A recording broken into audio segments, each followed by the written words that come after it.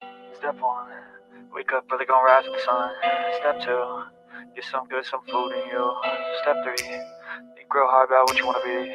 Step 4, everybody just do your thing. Wake up, today's gonna be a good day. Wake up, today's gonna be a good day. Wake up, today's gonna be a good day. Wake up, today's gonna be a good day. Wake up, today's gonna be a good day. Wake up, today's gonna be a good day. Wake up, today's gonna be a good day. Wake up, today's gonna be a good day. Yo, set your affirmations, aspirations. I got shit to do, the aftermath of preparation. Good food, good mood, blood in circulation. One step at a time, yeah, that's how you make it. Set a goal you control and the steps you take them. I try to pick one thought, have some concentration. And if I make a mistake, it's called education. I try to do this every day, call it replication. Wake up, today's gonna be a good day. Wake up, today's gonna be a good day. Wake up, today's gonna be a good day. Wake up, today's gonna be a good day. Wake up, today's gonna be a good day. Wake up, today's gonna be a good day. Wake up, today's gonna be a good day. Wake up, today's gonna be a good day. So life ain't easy, yo. I think there's a reason, though. Ups and downs, just like every different season, yo. Sometimes I'm high, other times I'm barely breathing, though. You always gotta fight and hide from the demons, yo. Negative thoughts are poison, they rot. Head full of flies, so here come the clouds. They'll never stop unless I can swap all the bad for the good in my head when I'm lost. Yeah, so I'ma fake it till I make it. Positive thoughts are overtaken, I got patience. One day at a time is how you operate a cadence. So flow, you grow, you show yourself a foundation. Stay away from all the shit that causes temptation. I know that I like to do it cause it's sensation. I live my life in my head like a narration. Don't expect greatness, do my best, man, I'll take it. Wake up, today's gonna be a good day. Wake up, today's gonna be a good day. Wake up, today's gonna be a good day. Wake up, today's gonna be a good day. Wake up, today's gonna be a good day. Wake up, today's gonna be a good day. Wake up, today's gonna be a good day. Wake up, today's gonna be a good day. Wake up early, gonna rise with the sun. Step 2, get some good, some food in you. Step 3, think real hard about what you wanna be. Step 4, everybody just do your thing.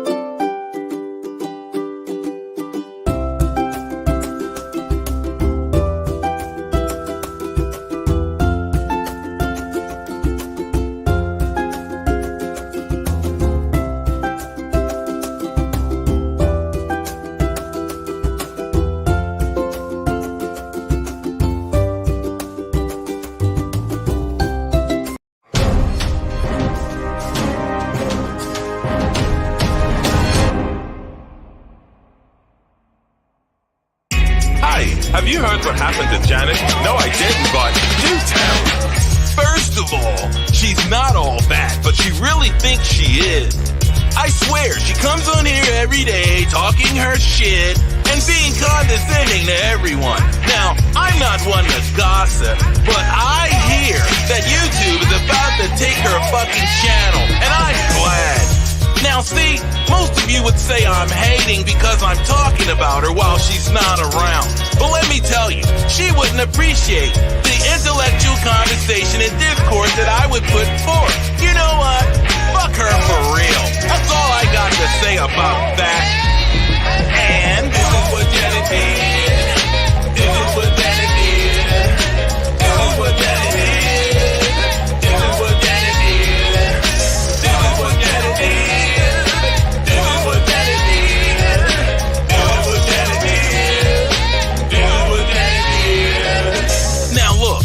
Not one to gossip, but you know what? I hear that she goes out onto these social sites and finds married guys, and then she extorts them for money and threatens to tell their wives what she's doing. Now, if you ever wonder where she's getting all of this money from, let me tell you something. She's not getting it from her job, because I know for a fact she's in a lot of weirdo sites with Patreons and getting to all sorts of satanic bullshit. But let me tell you something. Now, I know you're probably saying, why are you constantly hating on her and blaming her for everything? Well, let's be for real. The scepter's upside down and it's all her fault. And look at it is. This is what Daddy did. This is what Daddy did. This is what Daddy did. This is what Daddy did. This is what Daddy did. This is what Daddy did. This is what Daddy did. This is what Daddy did. This is what Daddy did. This is what Daddy did. This is what Daddy did. This is what Daddy did. This is what Daddy did. This is what Daddy did. This is what Daddy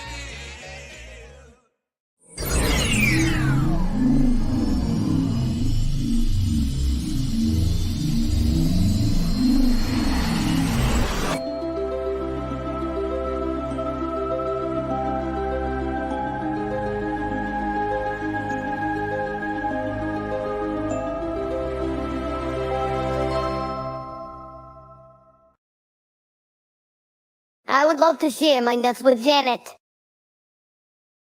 Oh, sorry, I didn't mean to say that out loud.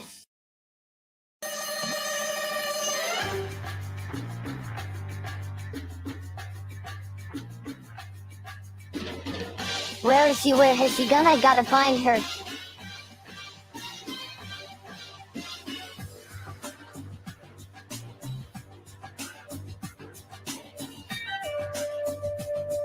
Incoming, baby.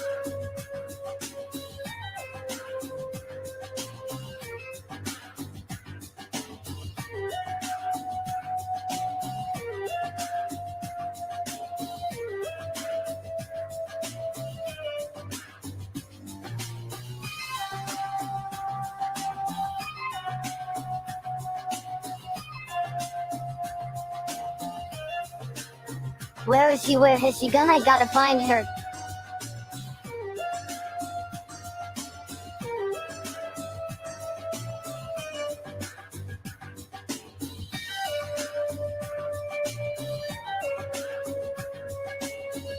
Hey, Janet, stop. Still chasing me. Look, it's still chasing me. Look. He's still chasing me. Look. It's still chasing me. Hey, Janet, stop. It's still chasing me. Oh my Look, it's still God, chasing Janet. me. I don't know. It's fucking chasing me. Wow. It's that attack squirrel. The squirrel's hungry. Oh my Yo, God. the squirrel's in the hood. He's gangster and shit. He got a bitch running. A squirrel got a bitch running. Yeah.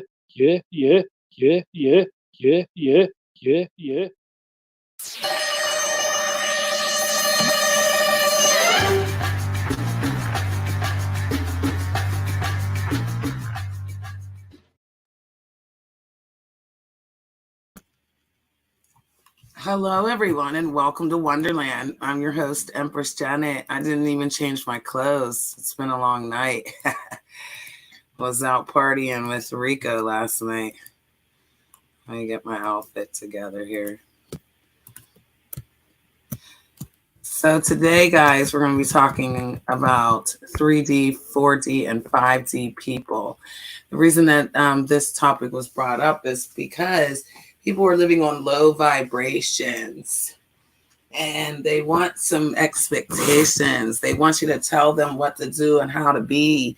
They need controllers and they need, people to control them. I've been watching this show called Westworld, guys.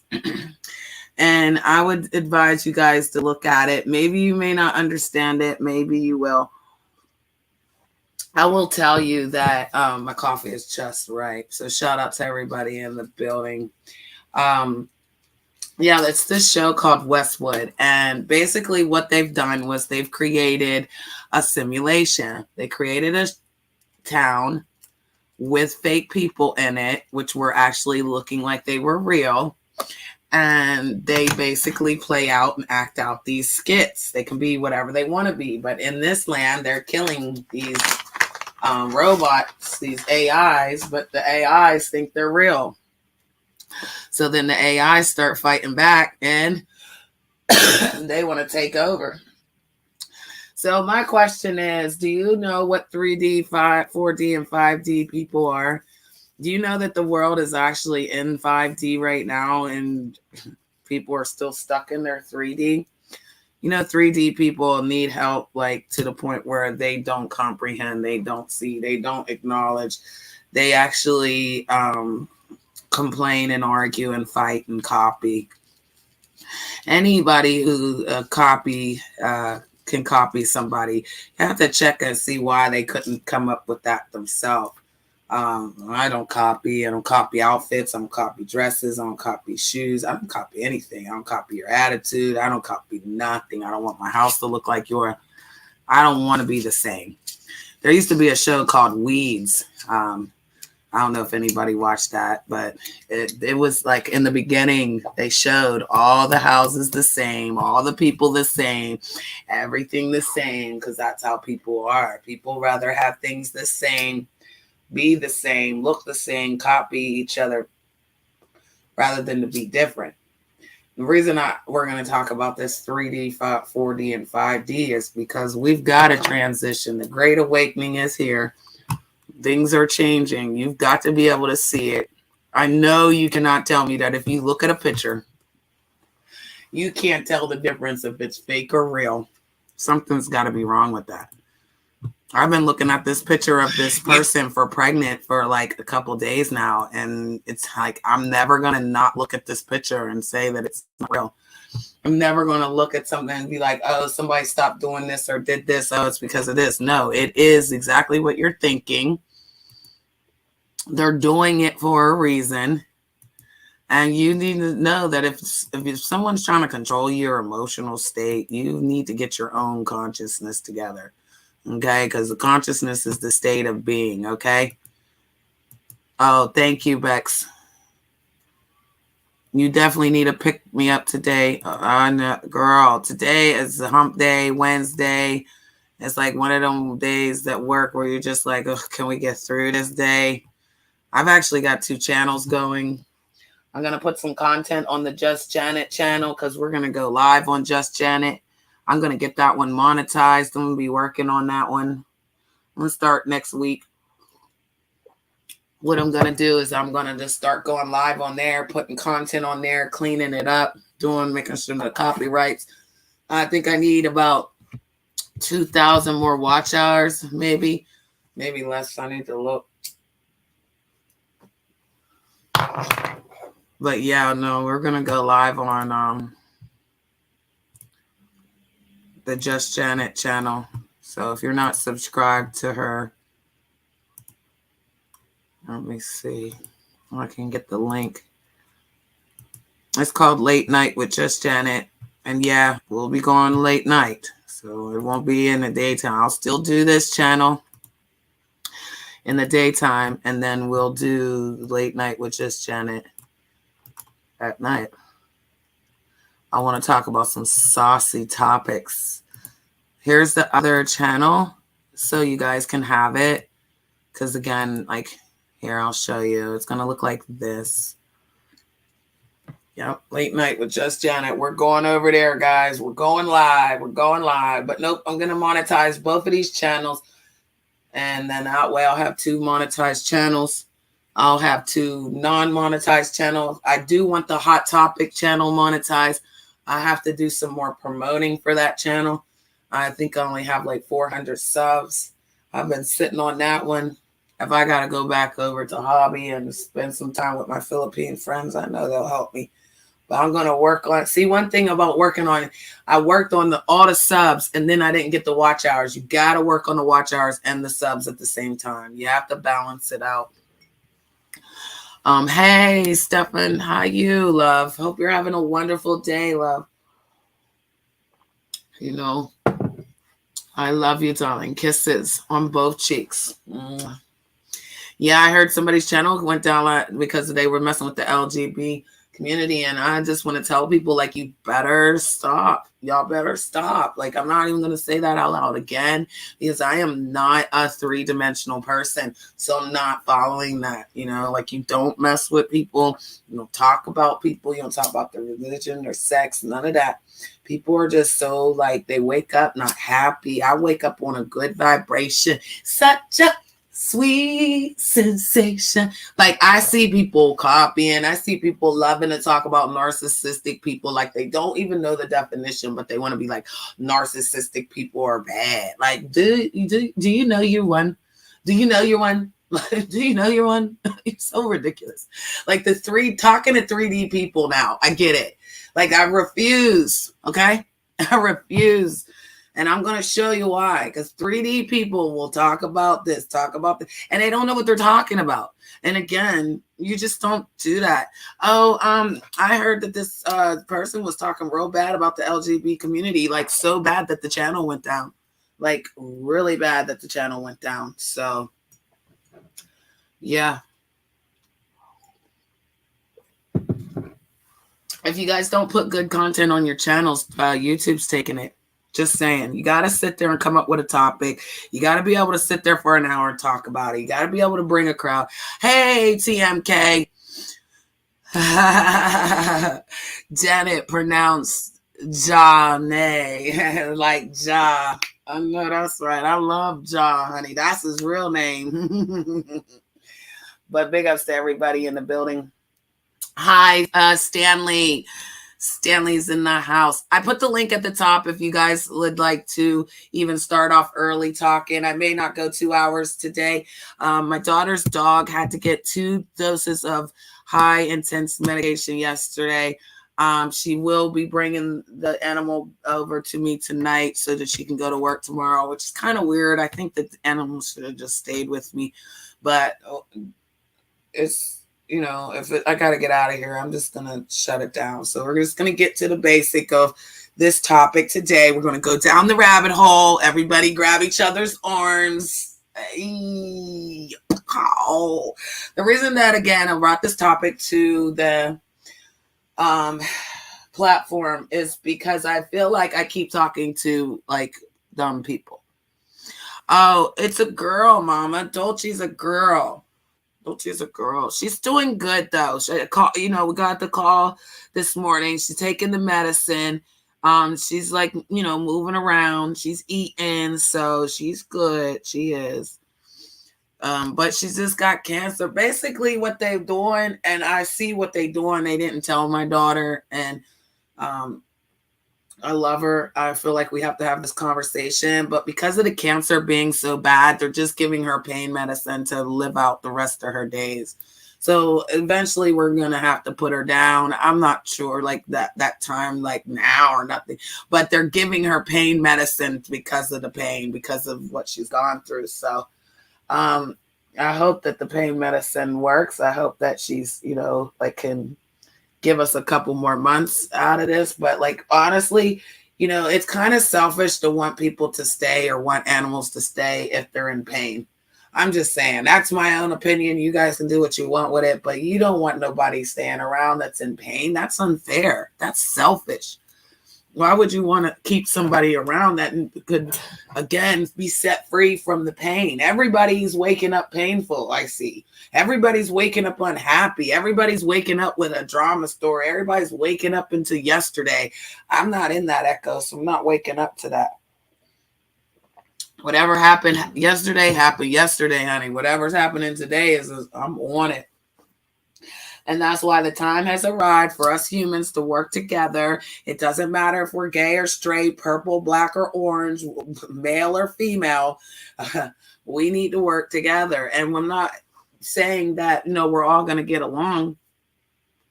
But, have you ever heard that saying, birds of a feather flock together? It's really, really important to pay attention to sayings. Old school always had a saying for a reason. And the one thing about the new school is they don't listen to the old school, because the old school's out here a hot mess. Like, I literally see people in their 20s and 30s have no respect for anybody in their 40s or 50s, because the people in their 40s and 50s and 60s are acting like they're 17, 18, 19 years old. So the 20 and the 30-year-olds are actually being more mature than the adults. How does that make sense? How do you teach the future when you don't even know your future?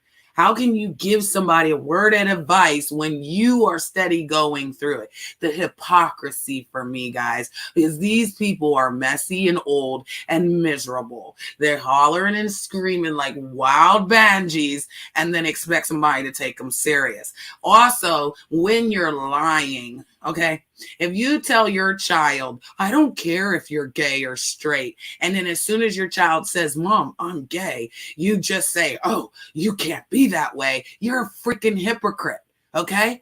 So you can't sit up here and say that you would do it for one person, but you won't do it for the other. You say this is okay for one person to go around and slander somebody else and make 5-hour streams about lies and then expect to take them people serious. Those 3D people, you can't save them. They're not going to be saved. There's no going to be like, oh, she's going to do better. No, a person will sell their soul out here just for a little bit of clicks and views, just for people to pay attention to them, just for people to be in their chat room. I appreciate y'all being out there, but I got a message to tell. So trust and believe, if I was telling this message to one person, to 1,000 people, to anybody, I'm still going to record my message. This message is for broadcasting purposes, and trust and believe. How many messages are getting sent out a day when that vibration is so low that people are just listening to it, believing it, running with it, standing on it, making it truth when it's a lie. Coffee is the truth, by the way. Just saying, let's get our coffee so we can get down and dirty. The pain about pets is a lesson kids must face. Yes, deaf is for everybody. Deaf is for the children. Pets, yeah, you have to explain it to them. Don't hide it from them. Don't flush the goldfish down the toilet. Give the goldfish a daggone funeral. Give the babies what they want. Should people also be put out of their misery? The $20,000 question. Should people be put out of their misery? Good point. I want to be put out of my misery. All right, take me back around the shed. Yeah, you like that phrase? The birds of the feather. Was that what it was? What you whatting about, Stanley?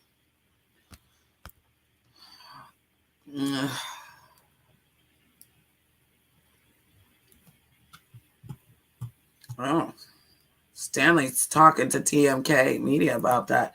Well, listen, one thing I've realized is, you can't force your opinions on others. You can't expect them to understand. You can't, try. There is no changing it. It's basically like your consciousness is a place that, either you're keeping yourself sane or you're going on the journey. There's something that's going on that, you should be hearing. Are you seeing things differently? Are things being, are you looking at things and saying to yourself, why is that, the way it is? Why are people all acting the same way? Why is a lie a truth? Why is humility to humbleness not a thing anymore? Except birds of a prey. Birds of a feather. Birds of a prey, they don't flock. Birds of a feather. Birds of a feather flock together. So if you're a dove, hang with doves. If you're a pigeon, hang with pigeons. If you're a raven, hang with ravens. Because I don't see ravens and pigeons hanging out. Okay? So people keep acting like these chicken heads is them doves, okay? And they're goddamn swallywags, okay? Little tiny little wallywag birds. I was wanting about 40 and 50-year-olds being immature. They are. They totally are. Yeah. Some people are no longer here anymore because of their immaturity, Stanley. I had to let people go, and they wanted me to let other people go. I feel like people let themselves go, because, again, their vibration, how they living. You can't be up there smiling in somebody's face and sitting crapping on them behind their back and expect somebody to be like, oh, okay, that's no big deal. Sure, my guy. Yep. No, nobody's feeling that. Not in this day and age. I don't know what day and age we're really in. They say that we're in the Great Awakening. That's why the title says the Great Awakening, because, again, we're supposed to be in a 5D world. If you woke up today and they told you that everything that you've learned, everything that you knew in your life was a simulation, would you freak out? If you knew that the plants and stuff weren't real out there, that somebody set all that up, that they took time to make this an illusionary world where, everything out there looked real. The sun wasn't real. The trees wasn't real. My daggone cat ain't real. The dog ain't real. What? I don't think you'd be able to mentally handle that. So that's why a transition has to take form. This is the time of transitioning. This is the time where people are going to wake up. They're going to start realizing what they've been learning was a lie. How they did things was a lie. The way they treated people. Some people are going to wake up to that. Some are going to not want to wake up because that means that their whole life was a lie. That means everything they told people was a lie. And yeah. Hey, Greg, welcome. Blessings. I hope everything's well, love. Big ups to all the members, guys. Beck, Stanley, Stephanie, Anthony, Irish Flame, Claire. Appreciate you guys. But yeah, we're talking about 3D, 4D, and 5D people. I'm going to get my coffee. I hope you guys got your tea, water, pop. I hope we're not drinking. I know it's 2:00 in the afternoon, but can we save the alcohol till 4? Just saying. Because I think a lot of times people's perspective be off. You hanging in the bushes. I appreciate it. I'm going to get started on this video. It's called a 3D, 4D, 5D consciousness. So you got to think of what consciousness means. If we need to actually, you've got Coke? Uh-oh, Bex. You might want to put a Coca-Cola on it, girl. Define real. When we're asleep, we say we dream. However, if a dream, I like this statement. Hold up. Because that is TMK Media talking that truth, though. So, define real. When we sleep, we say that we dream. However, if I dream I'm a tiger, then I wake up. How can I confirm that I was not a tiger? Dreaming I was a man. Exactly. And maybe you actually transformed into it and didn't realize that that's what happened. In my dream, I'm rich. In my dream, I'll be smooth, child. In my dream, I'll be cruising around in my nice car, in my nice life. That's funny you said that, because I don't turn into no animal, honey. I turn into that lady that got everything. She don't want nothing. I just be cruising. Oh, yeah, here. I know. Let's see. I got 2 channels on, so if you guys are jumping from channel to channel, I appreciate that. Because, again, I do have 2 channels on. But, yeah, so The Truman Show. Did anybody ever watch The Truman Show?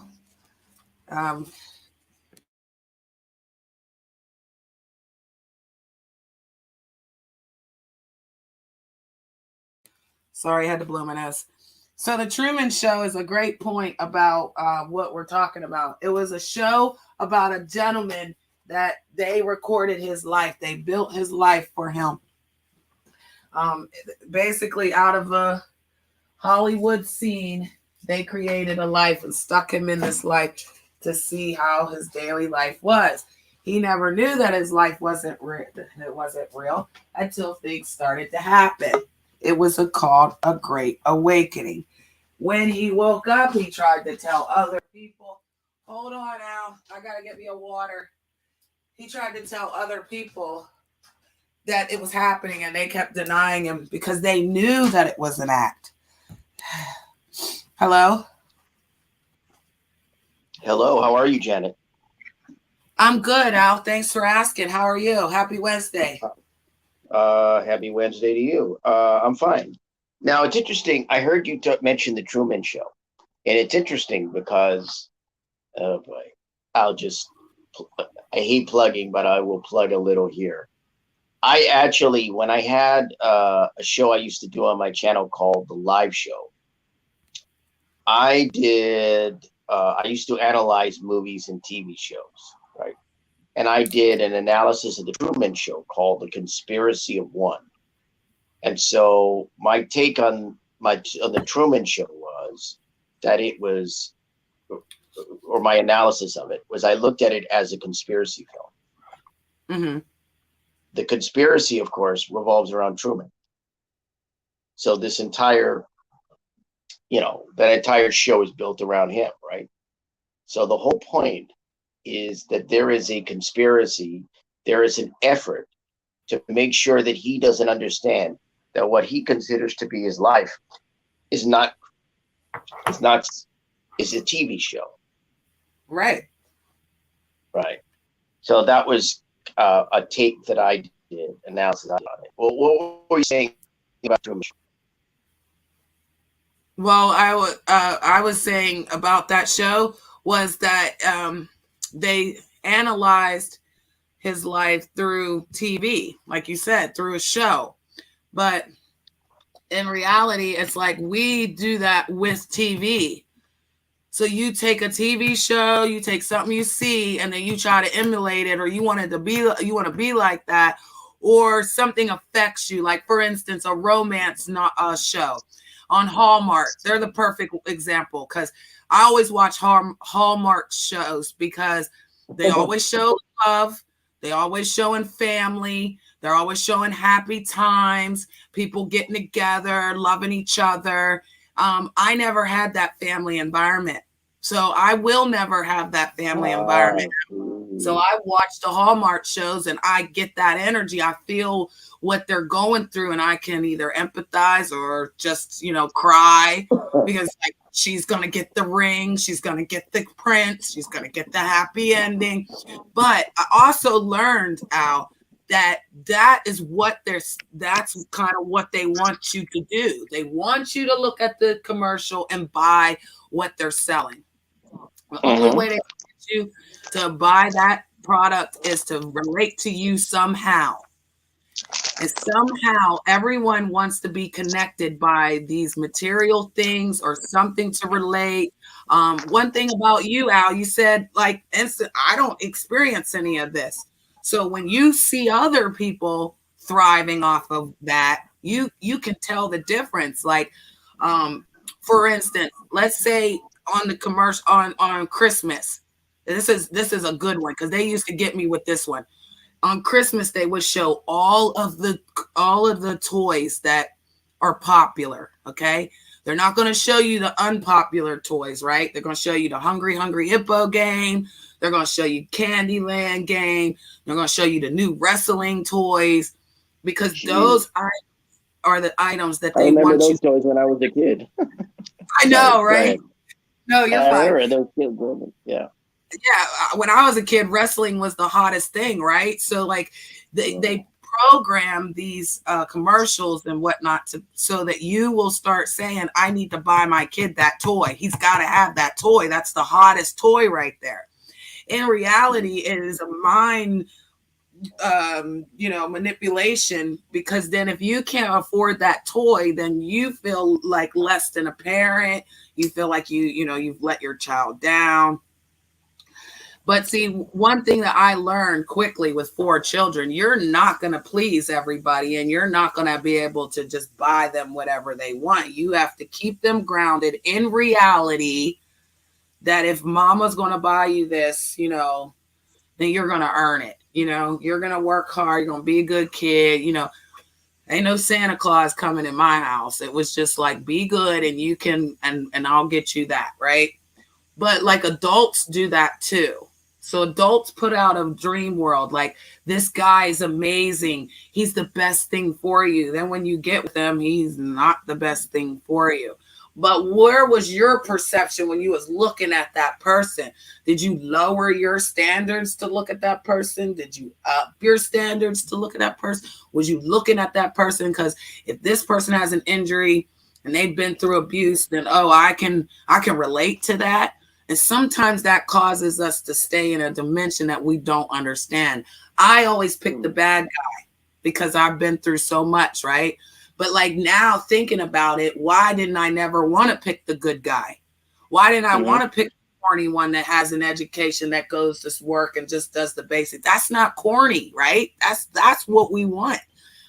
And somebody said to me, yes.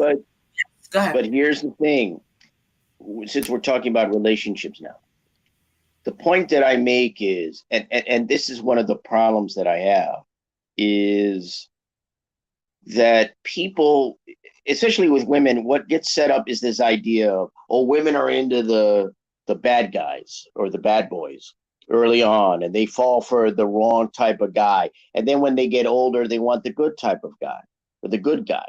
And here's my point. People have to understand that relationships are predicated, all romantic relationships, all couplings, all of that is predicated on attraction. There has to be some form of attraction, physical, maybe intellectual, maybe emotional, but there has to be an attraction. My argument is always women aren't attracted to the good guys. So if you're not attracted to the good guys, then you're not going to choose the good guys. But if you're attracted to the bad boys, then you're going to choose the bad boys, right? It's attraction.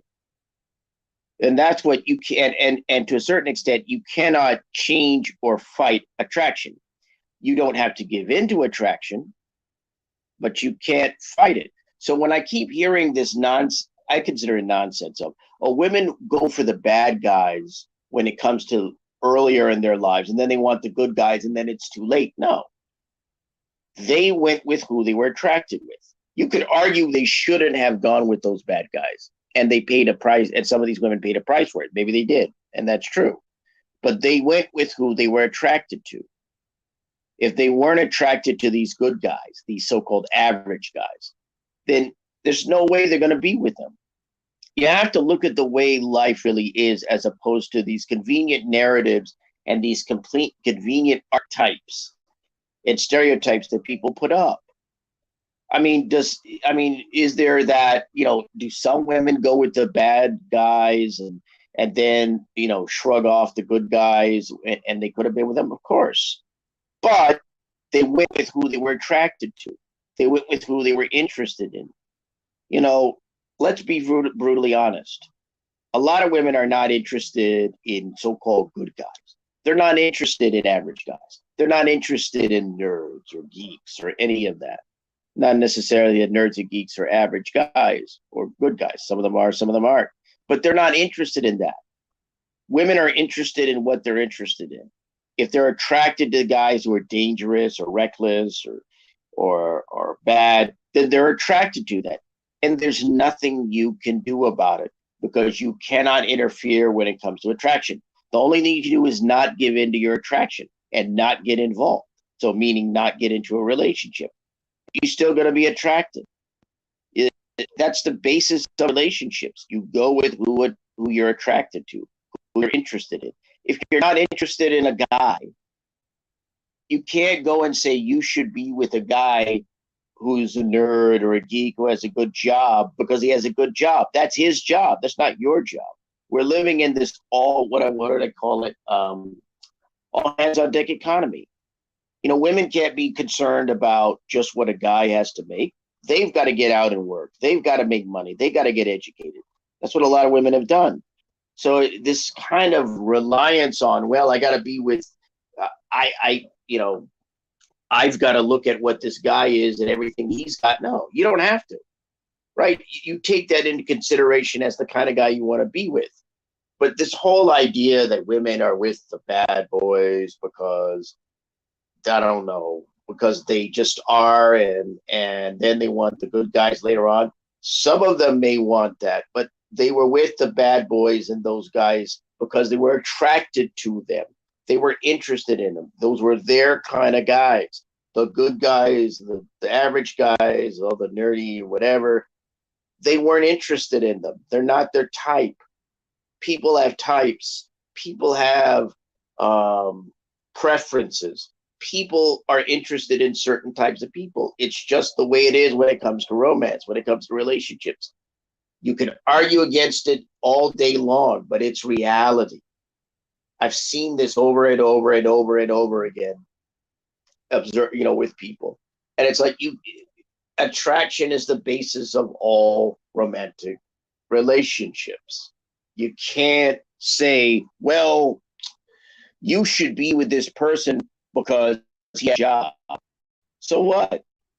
You have a job. Just, the criteria makes no sense. This is why all this romantic stuff that I see and all this dating stuff I see on YouTube is utter and complete garbage. It's bile. It's pablum. It's crap. It's not, you're taking certain strands that have happened and you're trying to make them apply to everyone and everything and make it this, implacable stainless steel archetype that can't be dealt with. It's ridiculous. What was it? What was the expression? Different strokes for different folks. Yeah, it's attraction. You can't dictate to women the kind of guys they should be with as if it's some kind of employment. It's the way they reduce relationships. It's like almost it's like what I've said before. It's like an employer-employee type thing. You're not applying for a job. You're dealing with somebody you're romantically interested in. Go ahead. I got a guest. Cobra, is that you? Yeah, I'm here. Okay, give me one more second. Stanley, is that you? You got to turn your mic on, Stanley. Yeah, it's me. Okay. Welcome, guys. I appreciate you coming. Yeah. Cobra, Al, Cobra, Stanley, Al. Welcome, guys. Welcome to Wonderland. Hello. So we're talking about 5D dimensions, right? Yes, we're talking about 5D dimensions, and you'd like to speak on it. You can go first, Cobra. So we're living in 4D dimensions because why? We're living in like spiritual, physical, and mental way. And 5D is like you're seeing things that like you hear about like ghosts roaming around the area, right? 5D, you can see these creatures, Okay. Like it looks like organic, Okay. So if you watch like movies like horror movies, that if you turn a light off, like it's 4D, because you cannot see nothing in there. You turn like lights 2 times or more, like you're gonna see a creature there appears. And after that, you cannot see it anymore. It's like you're seeing things is true and not true, Okay.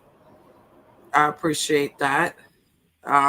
Where did you start being interested in 3G, 4G, and 5G dimensions? Is this something you're always It's a long story. Okay, no worries. I appreciate it.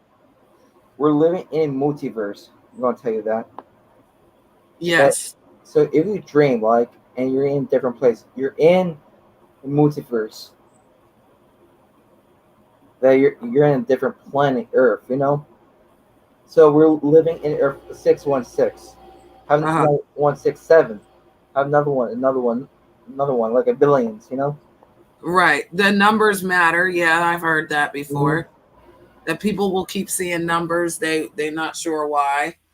I've heard that again. The fourth dimension is when people will show their true colors. They'll show their evilness. They'll show their goodness. Sometimes that people, right? Okay. That you're about the shaman, right? I'm sorry? Shaman. Shaman is like a Native American that's about these fourth dimension, fifth dimension can open a portal that these spirits or these, can get into a people's minds, turn into a villain. Oh yeah, right. Spiritual. That's Right. Spiritual, right? And the ability is like, I know this is like different type of like a Native American, that this Native American can transform into an animal because this spirit too much energy that he can't be an animal, a beast. Yeah, that's what TMK was saying. If you dream that you're an animal in your dream, A skinwalker. Yeah. They're real. All people like Maine, like we forgot state Louisiana, people are seeing it like a bunch, A bunch of them, right? Mm-hmm. But they don't know what it is. They're just like, again, that's what I was trying to say earlier. Is three-dimensional people will not know what that is, and they'll freak out because they're only looking at it one dimension. They're not seeing what we're able to see or comprehend or even not be afraid of. People are afraid of things they don't understand. I appreciate that. Thank you so much. Stanley, did you want to say something to this topic? 3D, 4D, 5D consciousness? No, actually, I wanted to speak to Al about his assessment of the women being attracted to one thing or the other. Just wanted to make one point. That kind of argument basically doesn't allow for people maturing. I would tend to agree that kids, like early 20s, teenagers may be attracted to one thing or another. I do think there is a maturation process. People grow out of what's so attractive, and sometimes they'll listen. Sometimes they'll have to live the school of hard knocks. But having been older in my life, and I was kind of the same way. There is no romance in life, and boy, was I taught a lesson. Mm-hmm. So I don't like taking hard positions when it comes to what people will do, what people won't do, because they will always surprise you. Sometimes for good, sometimes for bad. Right. So that's pretty much all I have to say. Well, again, here's what I would say.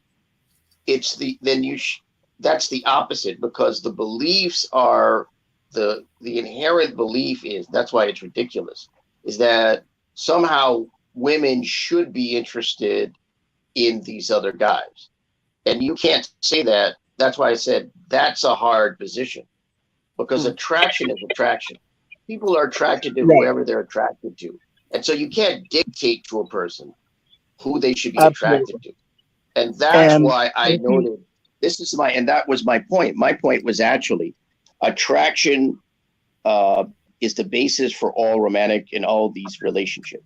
And you can't go against it. You may not give into it, and you don't have to get into the relationship or because of attraction, but attraction is there. And so people, yes, they can mature, they can grow, they can do things, but attraction is there.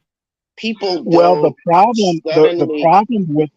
the problem with saying that is everybody has different things that attract them. You can't make hard and fast rules.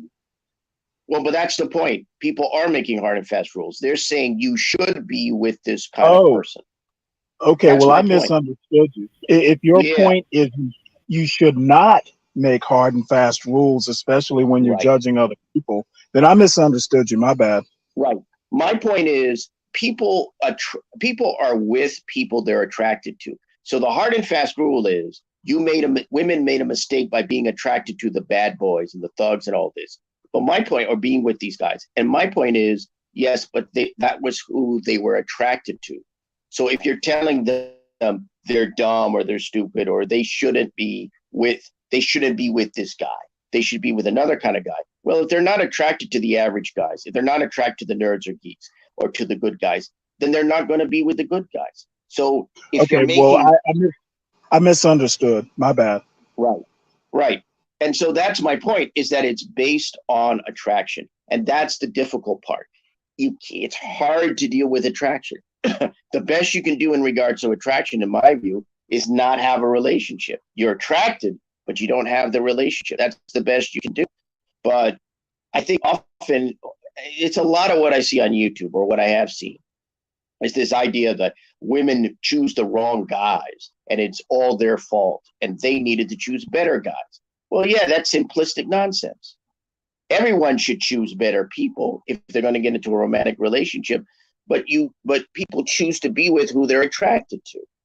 That's just the way biology works. It's the way human beings are set up, and people will make mistakes based on attraction. I could agree. Right.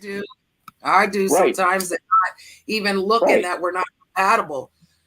I think I can upgrade them, or I think I could better them. So I need to stop doing that. That's my own personal thing. I need to be in the mindset of not the bad guy, but the real guy. I like nerdy men. But Janet, are you attracted to the bad guys? I am. See, there you go. That's your attraction level. If you're not attracted to the good guys, then you're not going to be with them. But if you're attracted to the bad guys, you're going to be with them. It's unfortunate, but it's how people are set up. Yeah, I'm attracted to the nerdy guys, but then I feel like that scenario falls back on me, where they're not attracted to the good girl or the bad girl, like how that scenario flips around. I might feel like I'm not good enough for the nerdy guy. Well, it sounds to me like, go ahead, Stanley. Go ahead. The only thing I would add, in addition to my Rosanna, Dana, whatever, the Gilda Radner person, never mind, but always allow for exceptions.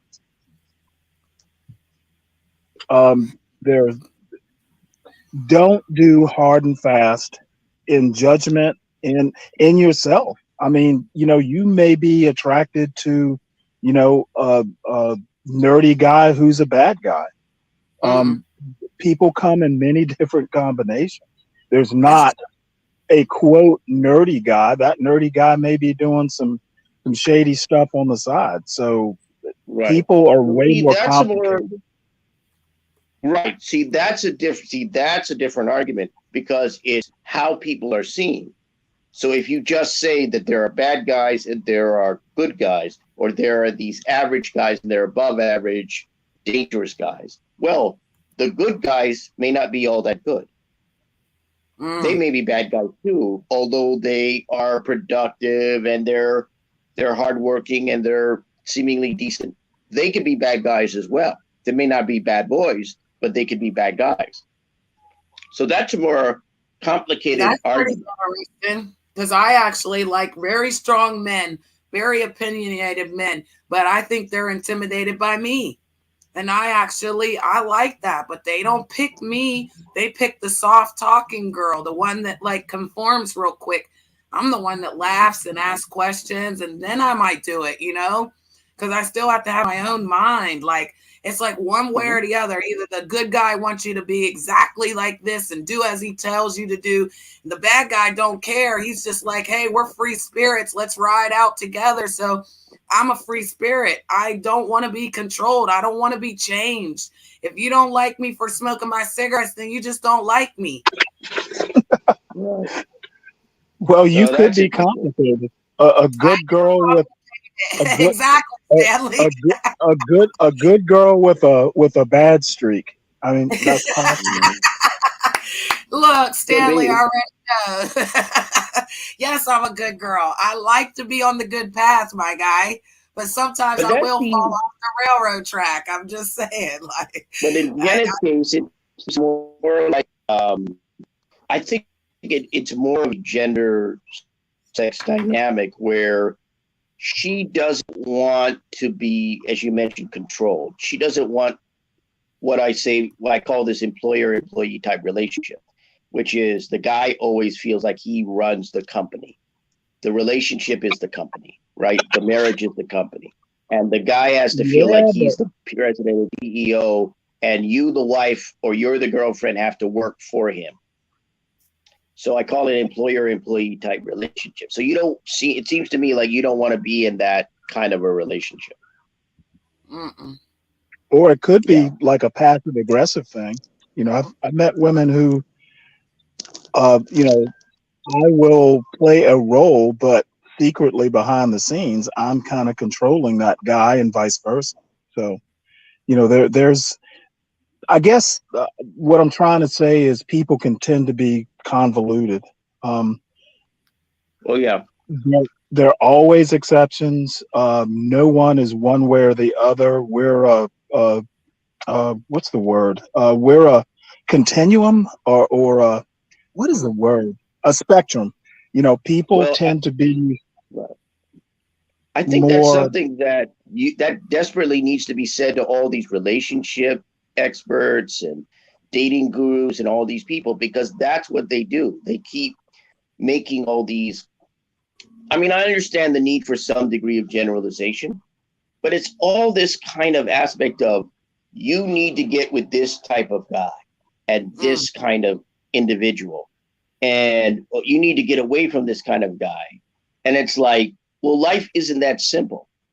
It's not a matter of saying, well, you need a guy with a nice job and nice income. Yeah, and what about the woman and her job and her income? What's she doing? And my point is, the framework and the mindset of people in terms of this relationship stuff on YouTube is it's a combination of backward. It's a kind of a backward mentality in an era now where you have to move forward. You can't be moving backwards.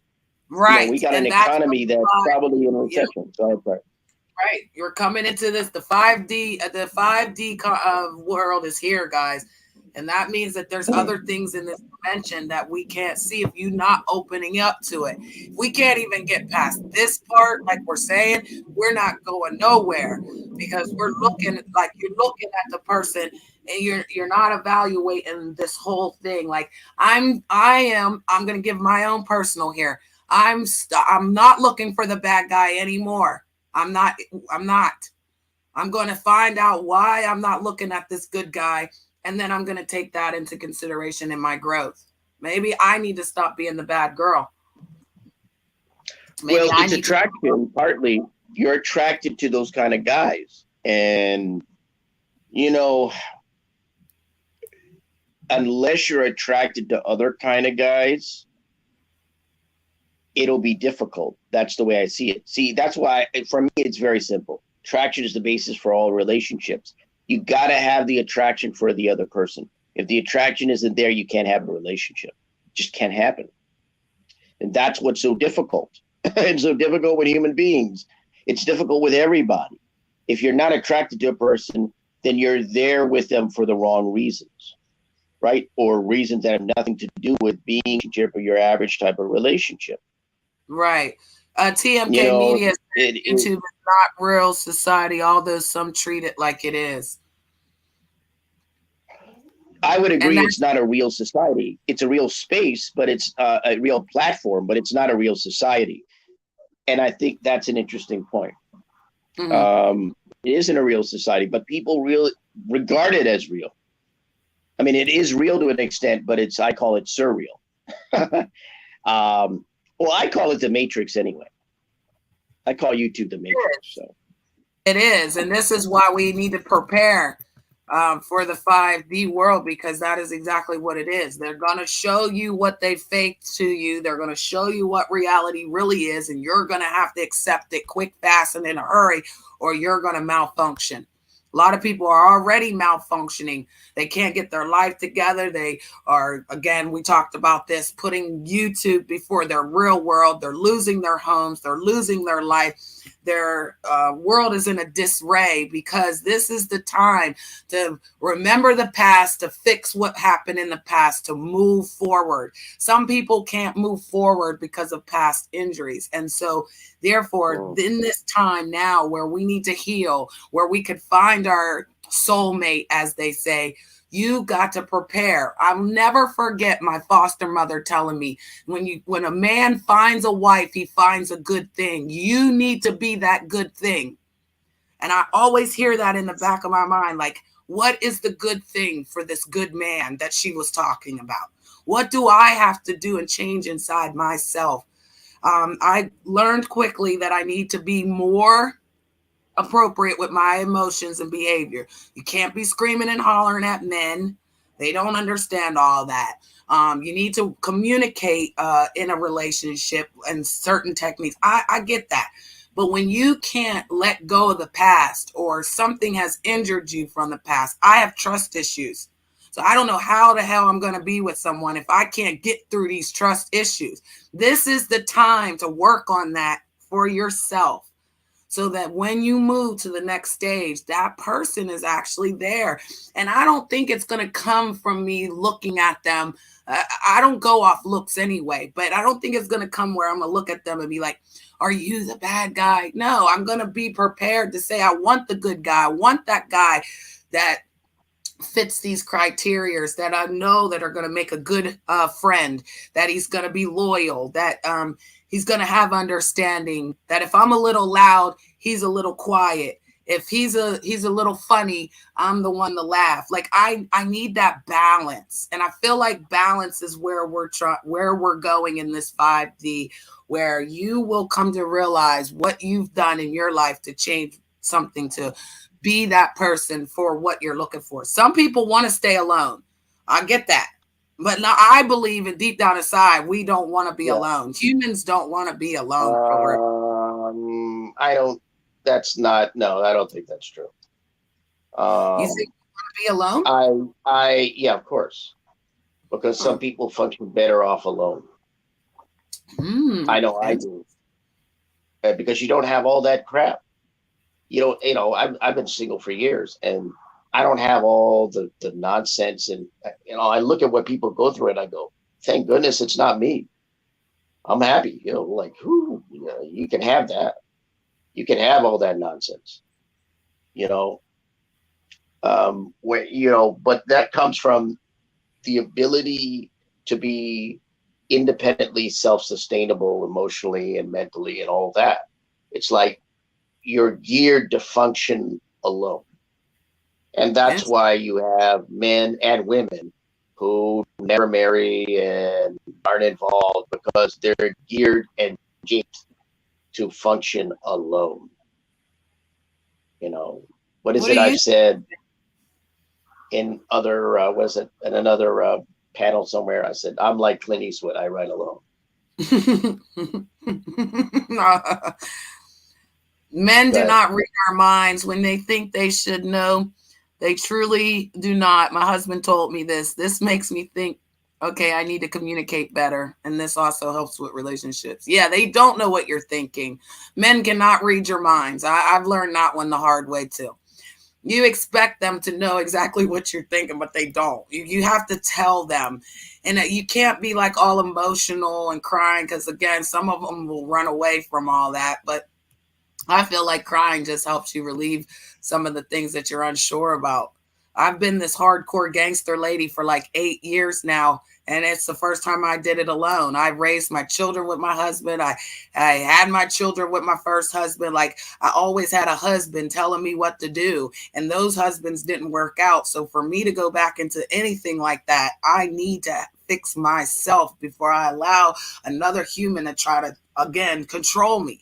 That was my situation. That's not anybody else's. So each situation is valued off of your experience in your life. If you're okay being alone, Al, that's fine. Some of us are not okay with that. And they're not going to look like that. They're going to keep on trying, keep failing, keep going back out there, talking to these 3D people who are never going to change. They're only going to go one way. They're never going to see what you have to offer. And that's going to be a downfall for yourself. You can love someone that doesn't love you. You can actually care about people and they won't care about you. But when we start caring about ourselves more, is when I feel, my opinion, that I will be able to go to the next level for that person that's waiting for me. Because I believe there is someone for everyone. I don't believe you were destined to be alone, Al. And that's just my opinion. I don't believe in that crap. That's utter crap. The whole there's someone for everyone. I used to always say, yeah, there's someone for everyone. Yeah. And that someone is married to somebody else. Oh boy. But yeah. But I don't believe there is. See, and this is why I point this out. It's not the way that nature works. In nature, and I believe in the society, there are going to be people who are not going to be coupled up. There are people who are not going to be married. There are people who are not going to even be in relationships. That's why we have these guys and maybe gals, whether it's femcel, incel, whatever you want to call it, those individuals who can't even get into a relationship, who can't even get anyone interested in them. It's just the way I believe nature works and biology works, but it's the way life works. A good amount of people will have relationships and get married, and a number of people will not, no matter what. They're just not going to be attractive to anybody. They're not going to be interesting to anybody. No one will want them. Let me ask you a quick question. Give me one second, though. Sorry. King Alliance, is that you? Yes, it is. It's me. Can you hear me? Okay. Yeah, I can hear you. All right, go ahead, Stanley. Well, no, I was just going to say, Al, if you were giving advice to a 15-year-old guy or a girl, what would you give them that advice? That's not advice. Is that advice? That's not advice. That's more of observation about humanity and life.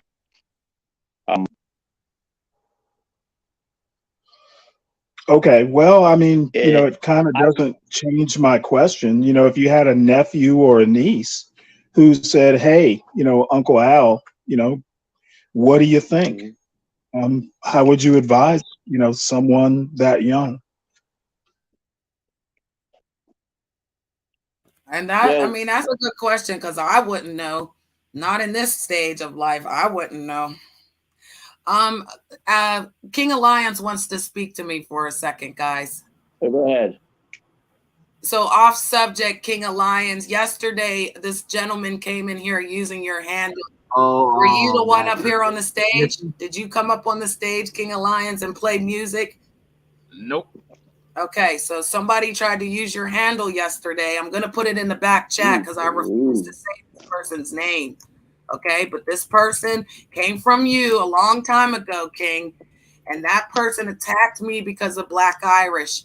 Now he's back, and he's attacking again because he's obsessed. He literally that he will never let me go. He's going to keep on trying to come around. So he tried to come around with your handle yesterday. He tried to use Malik's handle yesterday. King Cobra knows who I'm talking about. Yeah, Matter. We're getting him today, stopping him doing that stuff. Yeah, I know, but he's attacking again. Yeah, he's a 20-year-old boy that stays his mother room. That because I exposed it on my channel of mine that her mother, right, goes to work and he's doing this mayhem on the internet. Yep, I know. I don't cover. That person you mentioned about exactly to me, Janet. He's from somebody else's community. He was never part of my. He was never from yours. Okay, I got you. But no, we don't have no problem. Okay, so what I'm gonna do is again, you will have to come up, King. If something's going on, I checked your account in the chat room.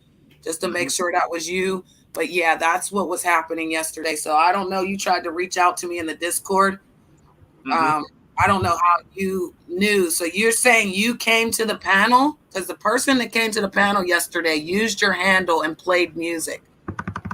I didn't know that's it because that comment on your stream yesterday, exactly. Right. So that's why I'm asking. Wasn't you? Nope. Right. So I'm not blocking you. I'm not able to talk to you, King. I'm on a code red in Wonderland. I've had to get rid of security. I've had to get rid of people close to me. They betrayed me. So I don't trust anybody. You have to show me why you want me to talk to you privately. I don't talk to people privately anymore because then people will make up lies about the conversation. I don't feel like if you can't talk to me out here, I don't know what we need to talk about. Because in the real world, I'm Brittany. Out here, I'm Janet. So I'm trying to figure out why people want to keep on trying to privately contact me for what? I have no problem with you, King. You know that. I support your channel. I support you. There's no problem, my guy. But every time I come over there, I always get somebody that follows me back over here, and then they stalk me. And again, this boy is stalking again. You knew what I went through 6 months ago. You know I'm not a racist. You know all that stuff they're talking about is lies, King. Yep. And it all started from this little boy who decided to attack me every day. That's very messed up. Yeah. Go ahead. Well, that's not the same person that he's not only attacking you, he's also attacking me and many other people. Yeah, and me too. So, yeah. Don't give it any energy. Don't say the name. Block him. He's blocked from the StreamYard. He's blocked from coming in the chat. I have to mod up my people that I know so that I know it's you and he's not using your account. He used 5. Be careful, fake accounts of his. He have a bunch. He has a bunch, right? He came in 5 of them yesterday. Al was here. So Al, he saw what was happening, but he's actually going to other people's channels and trying to attack me on their panels as well. So I just, I apologize if you misunderstood anything, King. I don't want you to feel that, again, Miss Brittany's not being honest with you, because I am. I have no problem, King. You're more than welcome in Wonderland. You're more than welcome to promote your channel. But again, you got to remember, your people are a community. We're a community here. So we bring our people, we share our people, but we don't have to integrate our people. So that boy is not allowed around here. If he's coming around your channel, you need to do the correct thing and just block it. And yeah, I've been got rid of him because he sides with people who despises me. Mm-hmm. And again, I have no problem with Black Irish. I have no problem with your people. I have no problem with Cobra, But again, people that have these fatal attractions, it's dangerous, okay? And it can get real serious, especially when a young boy is stalking an older lady. I'm old enough to be your guys' mother, okay? So we don't play those reindeer games. I'm trying to give you guys that old school, sayings that worked for me of growing up and being that person that you want to be. Don't allow people to tell you what to do and how to do things, and everybody's love isn't real, so remember that, okay? Yeah, because I actually made a stream today. I even showed it and defended you exactly on that, because I appreciate that, and I appreciate anybody who's standing up for the truth, because that's what's going on out here. Too many lies are being told. It lets you free. Yeah, well, the truth will set you free, but it also makes you a good person, okay? Lies don't make you a good person, okay? Mm-hmm. No. Sorry to tell you, but it's not true. It sounds really. Again, I had done a PSA in regards to trolls, because in another space there seem to be several trolls using my screen name and variations therein, and it sounds, before I didn't care about trolls. I never liked them, never approved of it, but I just thought that's a part of YouTube. But I mean, it seems like, and I don't know of every situation on YouTube, obviously, but but it seems like it can get really, really bad. I mean, if you got somebody taking other people's accounts and using it to go on panels and go after people, that's really problematic, because that person could think it was the real person. Exactly. And that's a That's big what's issue. happening right now with me and King. The person came in yesterday being disrespectful in King's handle, and so he's here to confirm that was not him. So yeah, I get what you're saying, Al. They will think it's you. And again, I've had people do that. They've taken my handle, run around other people's chat rooms, talk mess, and then they're like, yeah, Janet was over here doing this and doing that. And that's not cool, because I don't know where that energy comes from. I don't know what dimension they're living in, but that to me is crazy. But we have to be basically ready for anything. So when that is happening, Al, know that you're not the only person. Like, it's happening to all of us, but no standing up and saying that this behavior is unacceptable. We're not accepting it. Pay attention. Know the difference. If you're not a 3D person, then you're instantly going to know Al doesn't go to chat rooms and talk to people like that. Al doesn't do this, or Janet doesn't do this. Janet wouldn't do that. I never go to type in chat rooms. Never. And yes, and as of yesterday, like, I went to Rico's channel at night, but like, I'm not going to channels anymore. I'm not giving people my energy and my time when they're wasting time. So yeah, we have to know the difference of who we're dealing with out here. These people, that's true. They want you. Yeah, you're unfortunate. Al. They want to be you, Al. They say they don't like you, Al. Then why are they wasting time making videos about you? Why are they wasting time going in chat rooms with your handle? There must be something. I don't get it myself. Like, especially in a space I'm no longer around. I'm like, I mean, I guess that's for the people in that space to deal with. But I'm like, it's some of the stuff, like making videos about me in another space, like this individual that's made videos about me in another space. I'm going, I'm not around your space. I'm not in your place on YouTube. So why are you interested in my being in another space in another place?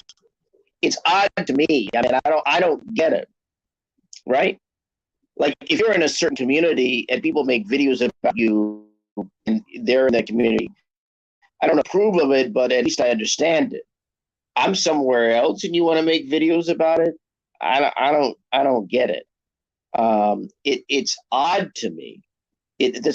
A lot trolling to me is odd, but I had a kind of, not laissez-faire attitude, but a kind of diffident attitude about it. I was like, look, I don't like this. This is what people do. There's nothing you could do about it. But when I went on a panel and had said, were you in a panel talking crap to me and whatever, was that you? Were like, no, it wasn't me. I wasn't there. I began to think, wait, I can't ignore this. I can't just not say anything about it anymore. So I made a PSA. I made a video on my channel where I was saying, don't feed the trolls. And, I sort of came out and said, look, this trolling thing, it's never been great, but it's a problem. And I think it's something that shouldn't be approved. I think the problem is with a number of these content creators seem to turn a blind eye to trolls. They have them in their chats. They think they're funny. They think they're amusing. They think they're entertaining. And they may indeed be that, but they won't be funny and amusing and entertaining when they're attacking you and when they're coming after you. And if they get real serious about coming after you, not just snarky, sarcastic, insulting remarks in your chat. I mean, seriously trying to get on panels, trying to pretend to be other people, trying to do other things. That's not going to be so funny. And like, it's, to me at this point, it's the sort of enabling of trolls, and it's the ignoring of this stuff. It's like they're treating it like it's no big deal. It is a big deal. You know, I mean, again, this is something I never thought I'd be talking about. I didn't care about trolls, but when somebody's going on a panel and trying to pretend to be you, I can't overlook that anymore. I agree. I can't overlook that because I don't know where that'll go. I've seen enough bad stuff on YouTube that I don't know where we'll go. I don't want someone, you know, calling some authority or something like that and saying, "Hey, were you on this panel at this time in this place?" No, that's not me. You know, you don't know where this will go. And, you know, well, it was about to go to where King thought that I was trying to block him or that he was doing something wrong and he didn't do anything. Right. Someone came in here with his handle and tried to disrespect his name and his channel, and that's his brand. Oh yeah, it happened to my channel too. Stream today that someone was using King Blind's username to my live stream and trying to attack you, and then see that will cause you to think that he's attacking you, and he's not, because he's your friend. And we caught this person changing, and this person named Kevin Daddy came to our stream. So me and my friend named Brian Apsher, right? The person maybe you know, maybe not. Okay. Man was talking about like 5D and these stuff, physical, mental, you know, spiritual. It came and we caught him changing his name, his username into Team Lions. Yep. For some reason, they want to use King of Lions to attack everybody. But now we know who one of the people are, but there's other people that are doing this. So, you know, like Al said, if one person's doing it, what if 5 or 7 people come into the chat room pretending to be him, you know? Well, but why are they using, I don't know this gentleman here, but why are they using his screen name? That's what I don't get. Yes, what is it about you? Story. Why are they doing that? King Lions, can you tell the yeah. about it? Yeah. They pretend to be me because they despise me and they want to try to get people to turn against me. Okay. Okay. So it's personal for them. Okay. So they don't like you, so they're gonna go and use your avatar and your screen name, so to get at you, to spite you. Okay, that makes sense. Okay, it's unfortunate. Sorry you're going through that, but I mean, it's like I just wonder why you. I don't know you, but I'm like, well, how come they're using this guy? I don't know. That's what I mean. I couldn't take it for granted anymore because I'm seeing this kind of thing play out. Fortunately, I haven't gone through what you've gone through, but I don't want to do that. I don't want to be through that. And I know there are people who don't like me, but I'm like, you know. So they called him a terrorist, a pedo, you know, and that's not true at all. Oh yeah. They continue. They attack me and other people when they think that best. They be thinking they can get away with it. What they're doing to people. Yeah, I had seen something. I forgot his name, Mr. Something. It was a video, and he was calling Janet a bunch of names, and then was like, or getting really aggressive. And I didn't know. I can't remember his name, but I just went. Unfortunately, there seemed to be some real pricks in I don't know, this community or this space or area on YouTube. It seems like there's some real messed up people. They're holding a grudge what happened years ago instead of just letting things go. They pretend to be people's friends and all that stuff. It's just they just crazy in the head. Really, really crazy in the head. Well, they're living on that 3D vibration where they'll listen to whatever anybody tells them. They'll go and, you know, somebody tell them not to like this person, then they will start to not like them and use whatever they can to try to get you to believe that you've done something to that person. And it's really an attention-seeking virus out here, I call it, because, again, King of Lions has a disability. Some of his friends have disabilities, and they're content in their world. They're happy. And because he's over there happy with his friends, bringing a crowd, enjoying himself, they want to destroy that. And in that mix, they're trying to pretend to be his friend, use each other against each other, lie about each other, go in the Discord, call him, you know, the P word, which is just as bad as the R word. You know, nobody wants to be called a racist. Nobody wants to be called a pedo. but that's what they do to try to hurt people. So they do the Chinese whisper, they whisper something, then the next person takes it and runs with it. But they're looking for that that me effect. If I go out and I talk about Janet, then everybody that doesn't like Janet's going to come around me, and now I feel important off of hating somebody. Yes. And yeah, they are controlled by demons. That's another thing. This is a spiritual warfare. This is the time to make your decision on what do you believe? What do you stand for? It's not even about, to me, religion. It's about right or wrong, up and down, left or right. Which way are you going to go? You can't go right and say you're going left. You can't say you're doing right, but you're doing wrong. Like, that doesn't make sense to people that are transitioning into understanding where is everything that anybody says out here believable? Do you believe anybody out here? Or are you just again believing everything that's being told to you and not questioning anything? Because again, I question why that boy wants to use King Alliance handle to try to break up our friendship. I do. I question that. And then I think to myself, he's angry because King Alliance can be a friend to people when others can't be a friend to him, and vice versa. When me and King Alliance had an issue, we worked it out. We talked about it. We even publicly talked about it and worked it out because he's a good man. He's a gentleman. His mother raised him right. His father raised him. He has a family. So he doesn't have that brokenness of not understanding why people are coming to him to try to make it look like they're his friend just to stab him in his back. He may not understand that, where I've lived that life. I know they're going to stab me. I know they're going to turn against me. It's like almost common that this happens because I'm so used to it. But when do we stop putting up with it? Stanley, thank you for coming. I appreciate you. I don't know what happened there. He bounced. But yeah, so we have to like evaluate, why are we putting up with this behavior? We can make 20-minute videos about it. It's not going to change the fact that you see what they're doing. That's what I wonder. Stand and block them like I did yesterday, Al. Blocking, delete, ignoring it. I'm not giving it attention because in the real world, I wouldn't tolerate it. Mm-hmm. That's what I do with trolls. That's why I call my channel the No Troll Zone, because I just block these people. You get sent to the cell block, as I call it. And if you want to, you got to observe the etiquette and protocol of my channel. If you're not, then you need to go. It's simple as that.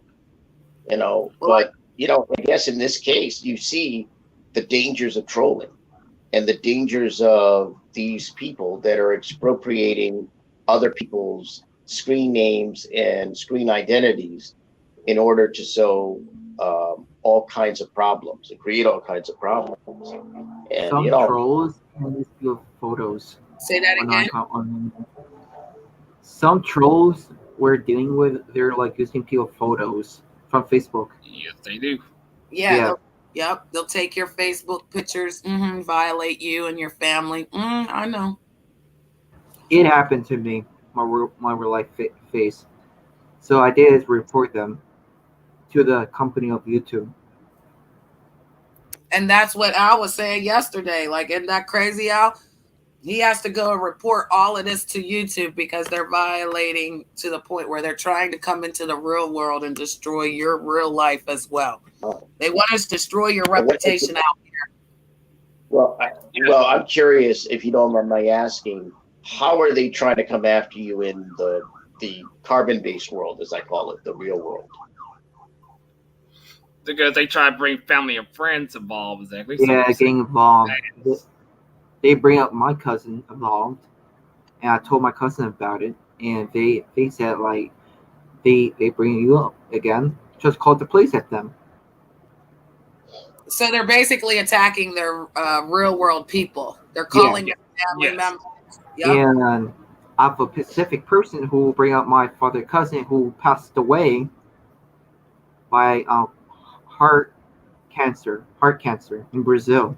So what I did is I actually, because like this person who's been tagging on YouTube dolls bluffing about calling the police, and I actually called it on air. I did. They heard everything. The so-called people who despise me heard of it. They kept on bringing my family involved with this, like my mom and sister. Over and over, I'm like, you know, if you keep bringing my sister up, I'm gonna eventually do a stream and have her right on the phone with me. And she's gonna bunk every lie y'all told, and it's gonna be the end of that. Mm-hmm. And I already talked to police exactly. I can turn in evidence soon towards somebody else who's been harassing me, stalking me on my channel, making videos of me, stuff, leave me alone. Right. And this is what we're talking about, Al. They're going to his mother, his sister, harassing his family. Yeah, they they're causing you to have a nervous distress every day. Imagine dealing with this every day. How much can you deal with this before you snap? I never had to deal with that. I have to admit, I never had that situation. I've just had trolls with my screen name, and I'm trying to think what's the word. Yeah. Oh boy, you know, they get scared. They get scared. They make threats to them. That's when they want to get scared. Me right. and And then they turn it against him and be like he's crazy and he's over there screaming and hollering, but he's doing the best he can to counteract what you're given. That's why I learned you can't engage with them anymore, King. I've told you this over the last months, didn't I? Every time I upgraded myself, I kept telling you, get rid of them, get rid of them. And even now, as I've definitely confirmed, I'm not tolerating this behavior anymore. I'm not enabling it. I'm not giving it energy. If I talk about it, I'm done with it that day I talk about it. Name Two Lines was doing this stuff like 10 years or more. Like, I didn't do nothing on the internet. They were bringing me up for doxing without proof. Like, that's false information. It's true, author? That's completely true. They kept on saying I support the POD, but I actually made a stream about it exactly this year, and I already privated it. But I made sure this time they wouldn't steal it because they stole the last one 2 years ago. And so they accuse you of something, then you have to like prove that you're not, and then they keep on saying you are anyway. That's why I was saying, you know, in my own opinion, like I don't address the lies. You'll get caught up in that echo. That's what they want. They want you caught up in that echo so they can keep talking about you and keep making you try to prove that you're not what they say you are. But if you know who you are, then you should never have to prove to anybody.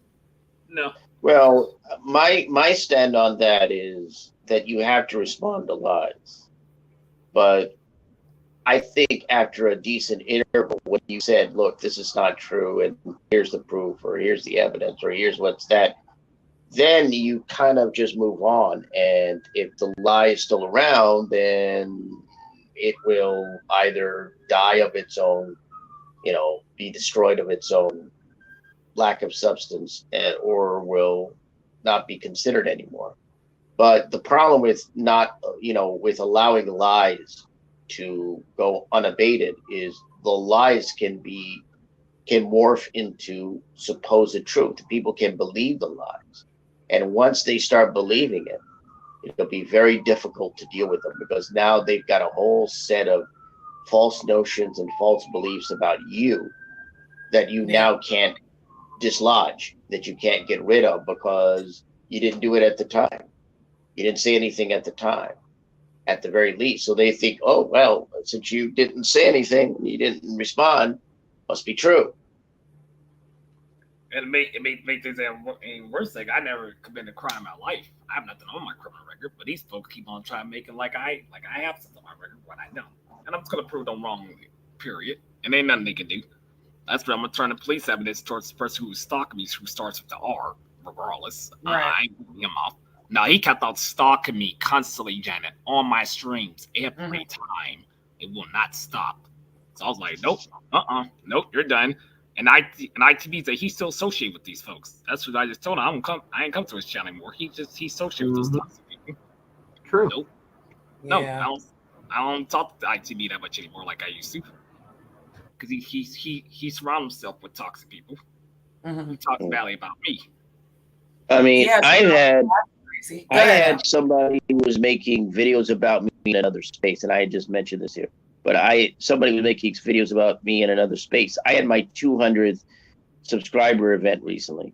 This person came to my event, a live that I did, and they were trying to spotlight, as I call it. They were trying to like get the onus off of the event.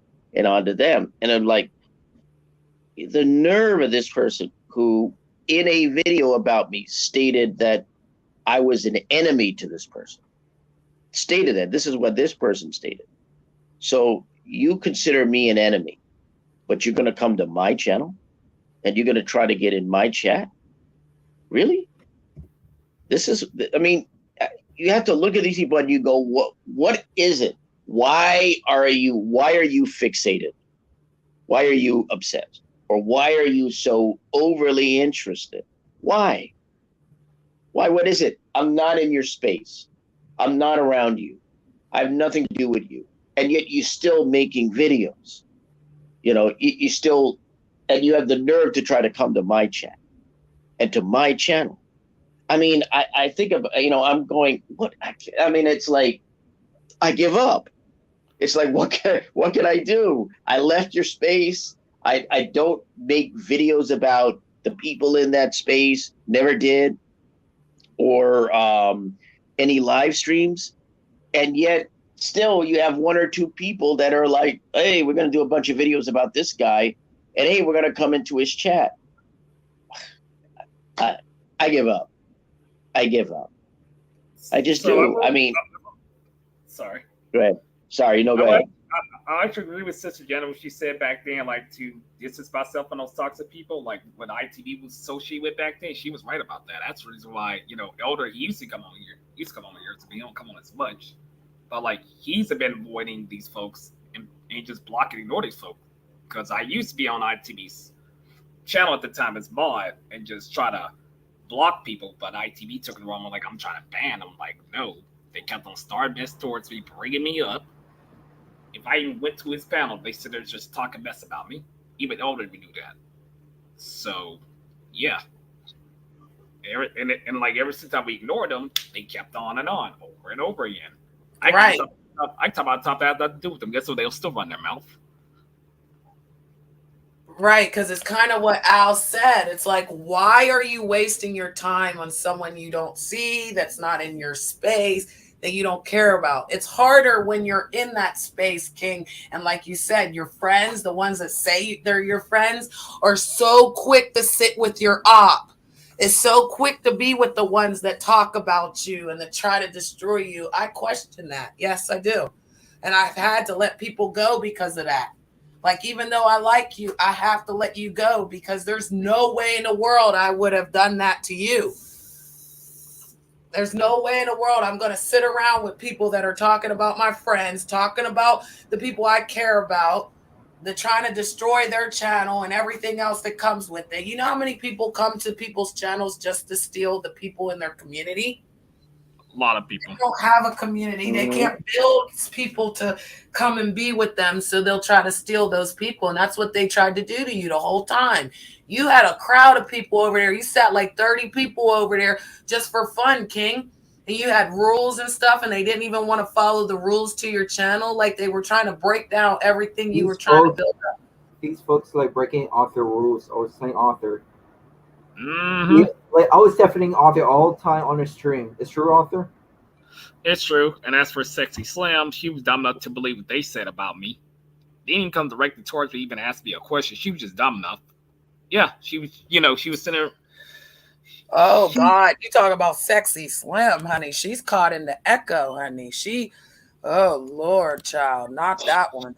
She was dumb enough to believe what Z said about me, about my video. They didn't even come directly towards me, gonna comment and say, oh, I'm a subscriber for you. You didn't even ask me. You just sit there and believe some nonsense when I set up a video.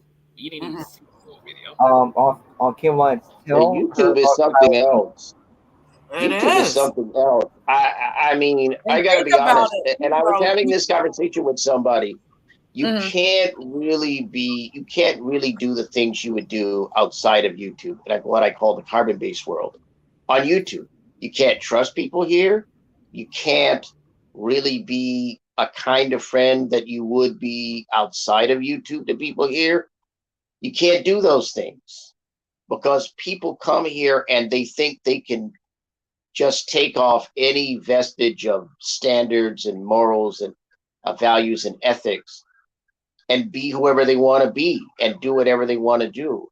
And that's why they do these things, because they feel like, oh, I'm in a space where anything goes, that there is a total, complete void, and I can be whatever I want, and I can act however I want. No, there will be a reaction. Yeah, so I'm still friends with ITV. I just don't go to his channel anymore because he associates with toxic people. Those same folks. I mean, it's crazy. That's why, you can be friends with people on YouTube, but it's not like friends outside of YouTube. No. Just like when on Facebook and Twitter, I'm friends with people there, but it's different because it's online friendships as opposed to offline friendships. It's not that you can't be friends; it's just a different kind of friendship. But you can't. I mean, you can't trust people on YouTube. I never trust anybody, but you trust people and some people who trust people on YouTube. And I've seen the results over and over and over again. Yeah. And it's like, I mean. And I completely understand why Janet doesn't trust people online anymore. Like, I understand. I used to be the same way back then. I completely understand. Unfortunately, my phone's running down. My phone battery's running down, so I've got to get going. But I certainly could talk about this issue for a while because I see it going on right now with my channel. I see it going on to a minor extent with my channel. And you have other people going, oh, well, though they're poo-pooing it. Oh, his channel is being attacked and so forth. It's not the worst attack, but it's an attack. Right. And I know that people are trolls from one space are coming to my channel and try to troll. Right. And that's easy to deal with. You block them, you send them to the cell block. It's okay. But when you have people coming up and saying, oh, something's wrong with your sound. Oh, something's wrong with your video. That was the most recent one. And I'm like, and I'm checking, I'm going, no, there's nothing wrong, as I suspected. Or they're trying to get me to stop streaming or to stop putting out content. And when it gets to that extent, I can't just ignore it anymore. I can't just block the trolls. That's why I came out and said, look, it's the third wave of attacks, because I characterized the first and the second one and now the third. And I said, look, I'm not going to play games. If you play around with me, I will take action. I will deal with this, as I already have. And, you can't come here and think you're going to have free reign. It's not going to happen. So, right. Yeah, I just want to say that I found a different website that's like different from YouTube, but I'm not completely set up all the way yet. And I'm supposed to be working at a full-time job soon because I already did the job interview. But I'm also dealing with some personal issues, family issues. But so I'll be working full-time soon. Good. Well, I appreciate you coming out. Thanks for coming around, Wonderland and being a part of it. I appreciate your you indulging in my topics. I hope you have a wonderful day, Al. I appreciate you, friend. Well, thank you. Yeah, thank you. And my best on the channel, and my best to, I think it's King. Is it King of Lions? Yes. My best on your channel and what's going on in your situation. I hope it gets better. I hope people stop appropriating your name and your likeness and all that. And I hope, you can get to some stability in regards to YouTube, or peace, I should say. And hope it works out for you. Thank you, Al. Thank you so much for the advice. Like, I really hope we do it. Because these folks want me off of YouTube, but it's just not going to happen. Like I said, I'll be part of another site soon. It's different from YouTube. Oh, a website that they don't even know about. Oh yeah, King Lions. I seen it on Discord. Oh, I saw it. I saw it already. I'm just drinking some water here, Yeah, well, we do have to take that into consideration. Maybe there's another platform that people will be comfortable with. Even in that platform, there are going to be issues you'll have to deal with. The reason that I brought this topic of the 3D, 4D, and 5D dimensions is because as we're transitioning from 3, we're leaving the 3D, we're stuck in the 4. We need to be able to get to the 5 in a way that people who are here are going to be here. The ones that are not, you're just going to have to leave them behind. They're not going to make it.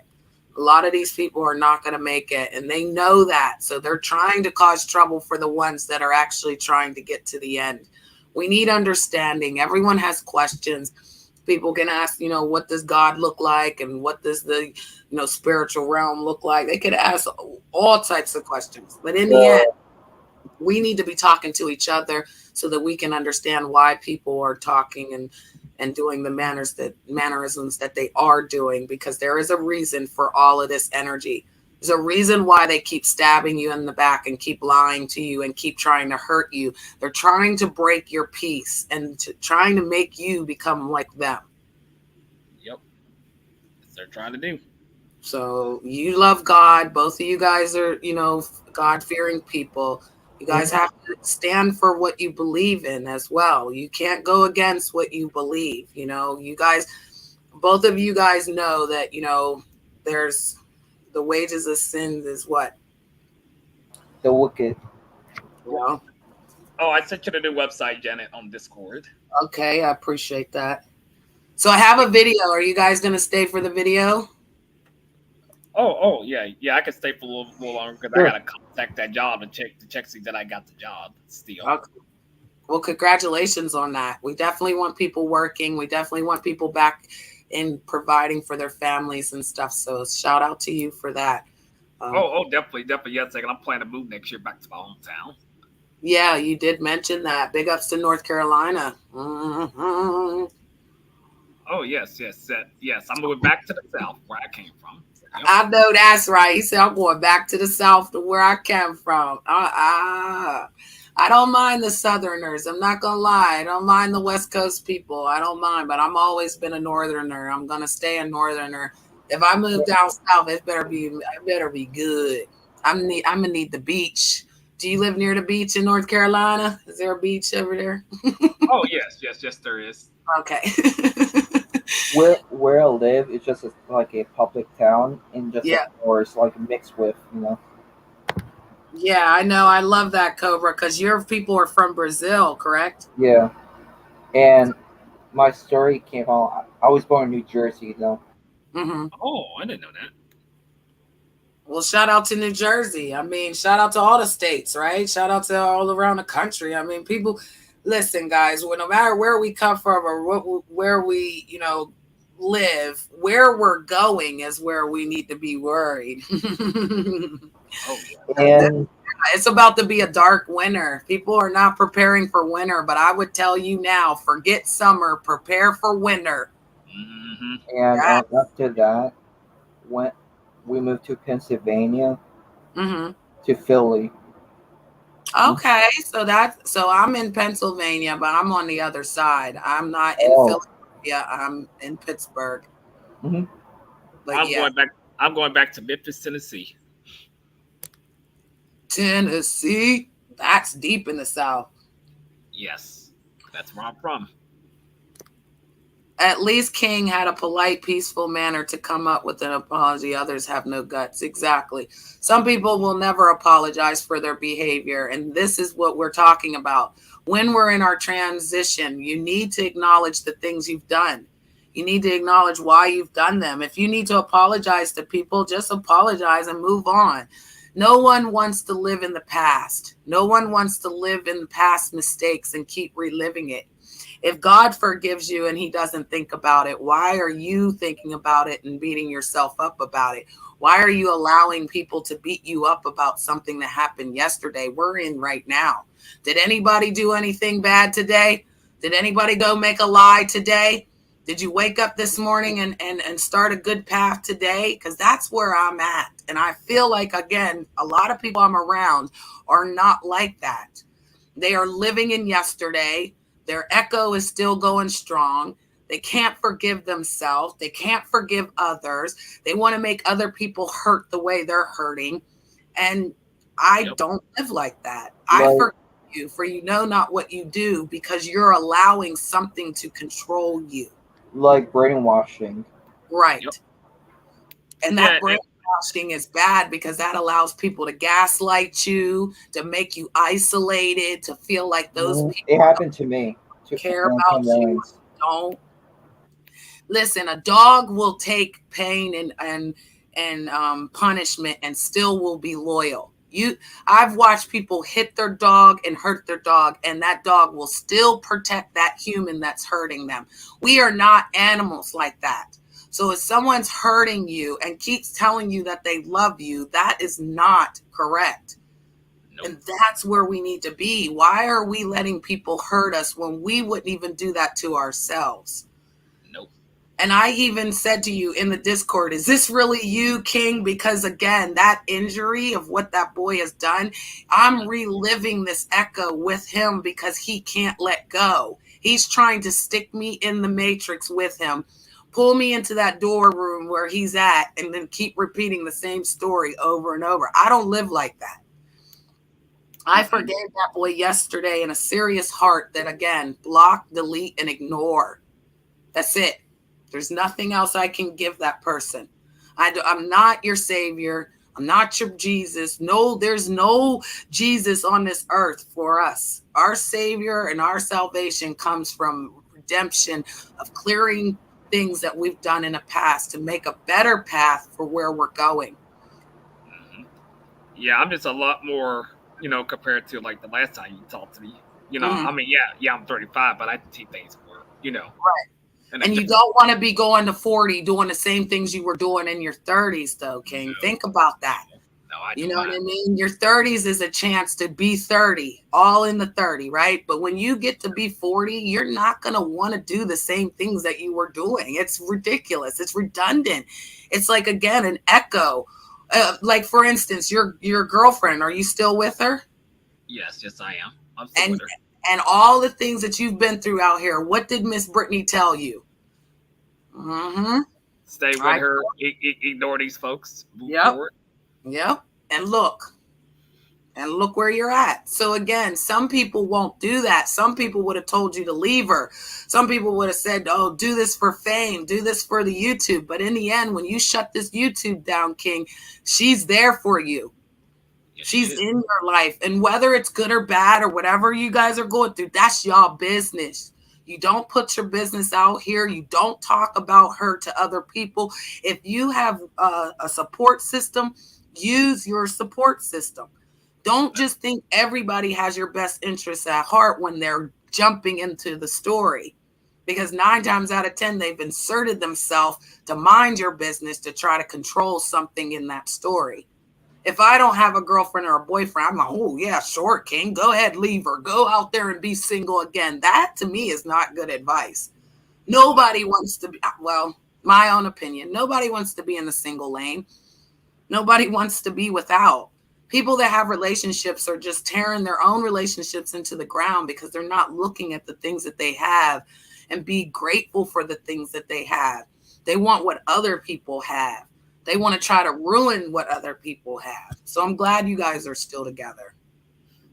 Yeah, because people try to twist the narrative or show Facebook messages. I'm like, Facebook messages don't mean nothing. If I talk to that person, know them in real life, Facebook messages don't mean nothing. It really doesn't. Because, I mean, unless you talk to that person like in person on the phone, that doesn't mean anything. That's just don't mean anything. Yeah, I like how you said that because we've got relations out here where we only talk to people on the YouTube, right? Then you might have a relationship where you talk to people in the Discord. But then you might have a relationship where you talk to them in real time. Yes.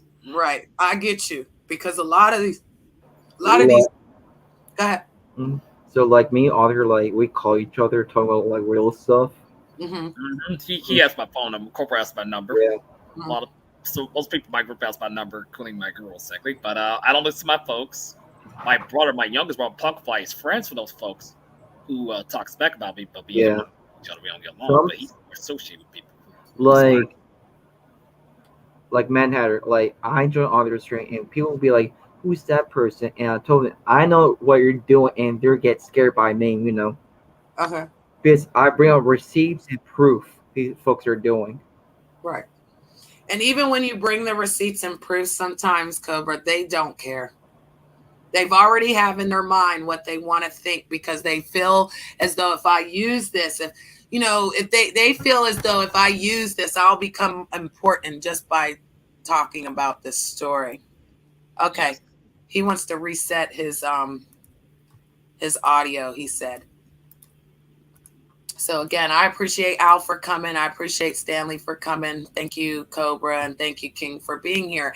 Again, we know that these people are basically living in their own echo. It's just like the Matrix. If anybody looked at the movie The Matrix, he was attached to a machine. When he disengaged from that machine, he was wearing the same clothes as those people. Same They all had glasses. hair shaved off. They all looked the same. But in that Matrix reality, they all became something. And they all became people that wanted to stop others from destroying this, from them not destroying the system. Yes. So some of us are made to break the system and the codes.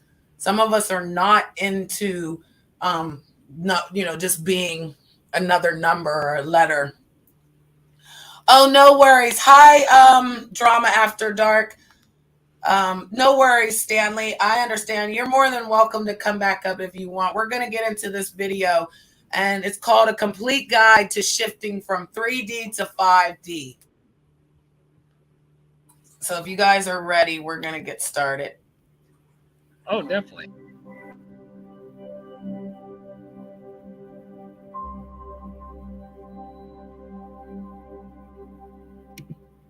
Hey everyone, welcome back to my channel. My name is Tom and I make videos that help you awaken your soul and manifest your highest destiny and happiest life. If you'd like a free gift today, I've got what's called the Reality Shift Cheat Sheet. It's a really powerful and life-changing free resource guide for all manifestors, light workers, starseeds, and awakening souls.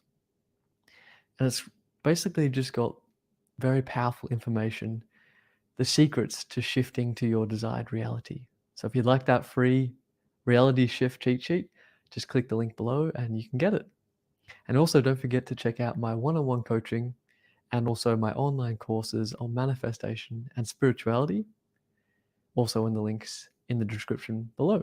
So today we have a really exciting topic and something I'm truly passionate about, because this topic has completely changed my life, and I know it's going to do the same for you. And this topic is the shift from 3D to 5D consciousness. It's going to be a complete, comprehensive, yet simple guide on that process. So what does it mean? What the heck is 3D, 4D, and 5D? Because these are weird, fancy terms that if you're not familiar with them, if you're like me at least, it can kind of be a bit confusing and overwhelming, and you just go, nah, I don't want to know about that yet. But I assure you it's actually very simple. And for me, I don't want to just talk about this idea of shifting from 3D to 5D consciousness for any old sake. It's because, as I said, this has such a beneficial and profound impact on any person's life as they undergo this shift in consciousness into the 5D state of consciousness. And what it means for you, and why this video is so powerful for you, is that when you make this shift, which by the way is your destiny to make this shift. So it's not like you have to really do anything much different. It's more like a preview into the life you're about to experience. But as you make this shift, what we're talking about is you experiencing the life of your dreams. You waking up every day with peace, with love, with happiness, with satisfaction, radiating out of every part of your being, and perceiving life through a lens of love, compassion, and a new meaning that you didn't even know was possible. And we're talking about becoming such a powerful manifestor, attracting in abundance in all areas of your life, a passionate purpose and career, fulfilling relationships and a soulmate connection, and all the lifestyle opportunities and wonderful adventures you can imagine. All of this is what naturally starts happening as you shift into the 5D state of consciousness. So there's so much positive power for you. And really, the most important point of it all is that this shift is for love. And when I say love, I mean divine love, awakening that within you, recognizing the source that we are all sparks of. That in and of itself is really the highest purpose for me, because when you feel that love and you reconnect to the divine that's always been within you, you will really see the whole big picture of life and what it's all for, and you will simply melt into this love, and it will change everything for you.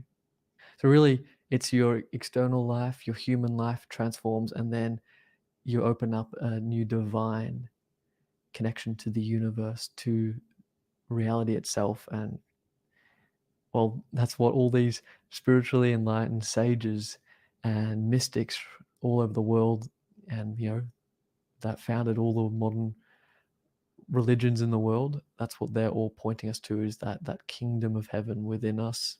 If you want to quote Jesus, I don't know why I just quoted Jesus, but it's about finding that dimension within us. That's really a huge part of this shift. Okay, so what the heck is 3D, 4D, and 5D? Well, when you hear that, 3D, 4D, 5D, we hear someone talk about the 5D, what they're talking about is a dimension of consciousness. So it's the third dimension, fourth dimension, and fifth dimension. Now, as a side note, you may have heard people talking about densities of consciousness and got a bit confused, because on one hand, you hear people talking about shifting into the fifth dimension. And then on the other hand, you hear about others talking about shifting from the third density to the fourth density of consciousness. And I will cover densities of consciousness in more detail. It's a term that comes from the channeled works known as the Law of One. But really, just to simplify it, there is an overlap. And really, the only difference between density and dimension is the terminology. So even though I won't explain in depth why this is the case, all you have to realize is that when people talk about shifting into the fourth density of consciousness, they're talking about the same thing as moving into the fifth dimension. Fourth density equals the fifth dimension. That's all you need to know for now. But in today's video, we're going to talk about explaining dimensions only and using that label for the sake of this video. So let's now get into the 3D, 4D, and 5D and talk about the characteristics in each of these dimensions of consciousness. Bearing in mind that when we shift from the 3D to 5D, we're not going anywhere. Reality is going to look the same, physically speaking, but our perception of the things in our life and our experience of our life itself is what's going to be the difference maker. So I've found some helpful descriptions of 3D, 4D, and 5D online that really kind of helps summarize each dimension quite well. And I say all of these descriptions very compassionately. And what I mean by that is you're not wrong or behind to be in the third dimension, in the same way that a baby who's learning how to walk and can't walk yet isn't wrong. It's just, it is the way it is. And we all evolve through it. It's part of every soul's journey. How can you get angry at a soul revolving at the natural pace? It's always meant to and designed to. It's just simply where someone is at. And I've spent literally most of my life, and even some of my life to this day, shifting back into the third dimension of consciousness. And that's very normal too. No one's perfect and everyone's where they're meant to be. But with that being said, the 3D has been described as the sleeping state, where you are asleep to this higher perception of reality. 4D has been described as the stirring state. You're starting to wake up. Your consciousness is starting to become aware of a new way of perceiving reality and living life. And the 5D is known as the waking state. This is where you've woken up to that new reality, to that new dimension. You've integrated it and you're living in that truth. And what I want to say is that the 4D really, it's more of a gateway. It's more of a blend of 5D and 3D. And it's a phase of integration where you're moving out of 3D into 5D. And it involves healing, it involves processing new ideas, it involves letting go of old belief systems, it involves transmuting various energies and aligning in your frequency and raising your vibration and level of consciousness. So 4D is the gateway. It's more of a phase where you're integrating and moving between the 3D to the 5D. I'm going to stop right there because I believe that I'm in the 4D. I believe that I am moving to the 5D. I'm experiencing some of those things that he's talking about: healing, processing, you know, allowing myself to accept what has happened in the past, understand why it happened, forgive and move on, to grow, to be what I'm supposed to be. You're in the 5D. Yeah, because the one thing is that, like, I don't be on the internet a bunch of times. I always be on work, and yeah, I avoid stuff like, things I don't like. Mm-hmm. And Yeah, why? that. Yes, disengaging, not looking at it, erasing it. It doesn't exist. It's not real. Yep. Like I go outside a bunch of times. We're with my dad in church, cleaning, and it's just like you're in like a free space dimensional world that your brain is active a lot, Mm-hmm. active. You see birds, maybe raccoon, bunch of stuff, Right. Travel, like you're in a car, right? And like you're sleepy, like you're traveling new place. They give you a bunch of energy, more active. Maybe you like a bunch of hobbies, in a campsite or some places. Exactly. Colors, sounds, music, energy. We could, use all those as an example. You're right. Let's say we go on a car trip, you fall asleep.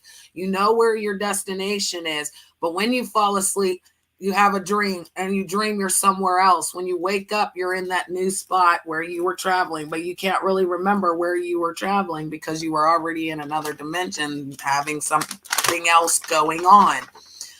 You can foresee things. You can see somebody and foresee what's actually, going to happen with that relationship. You can avoid it, like you said, by disengaging, not even giving it any energy. This is why I'm not going to give these liars any energy. Mm-hmm. I'm not giving you the time of day.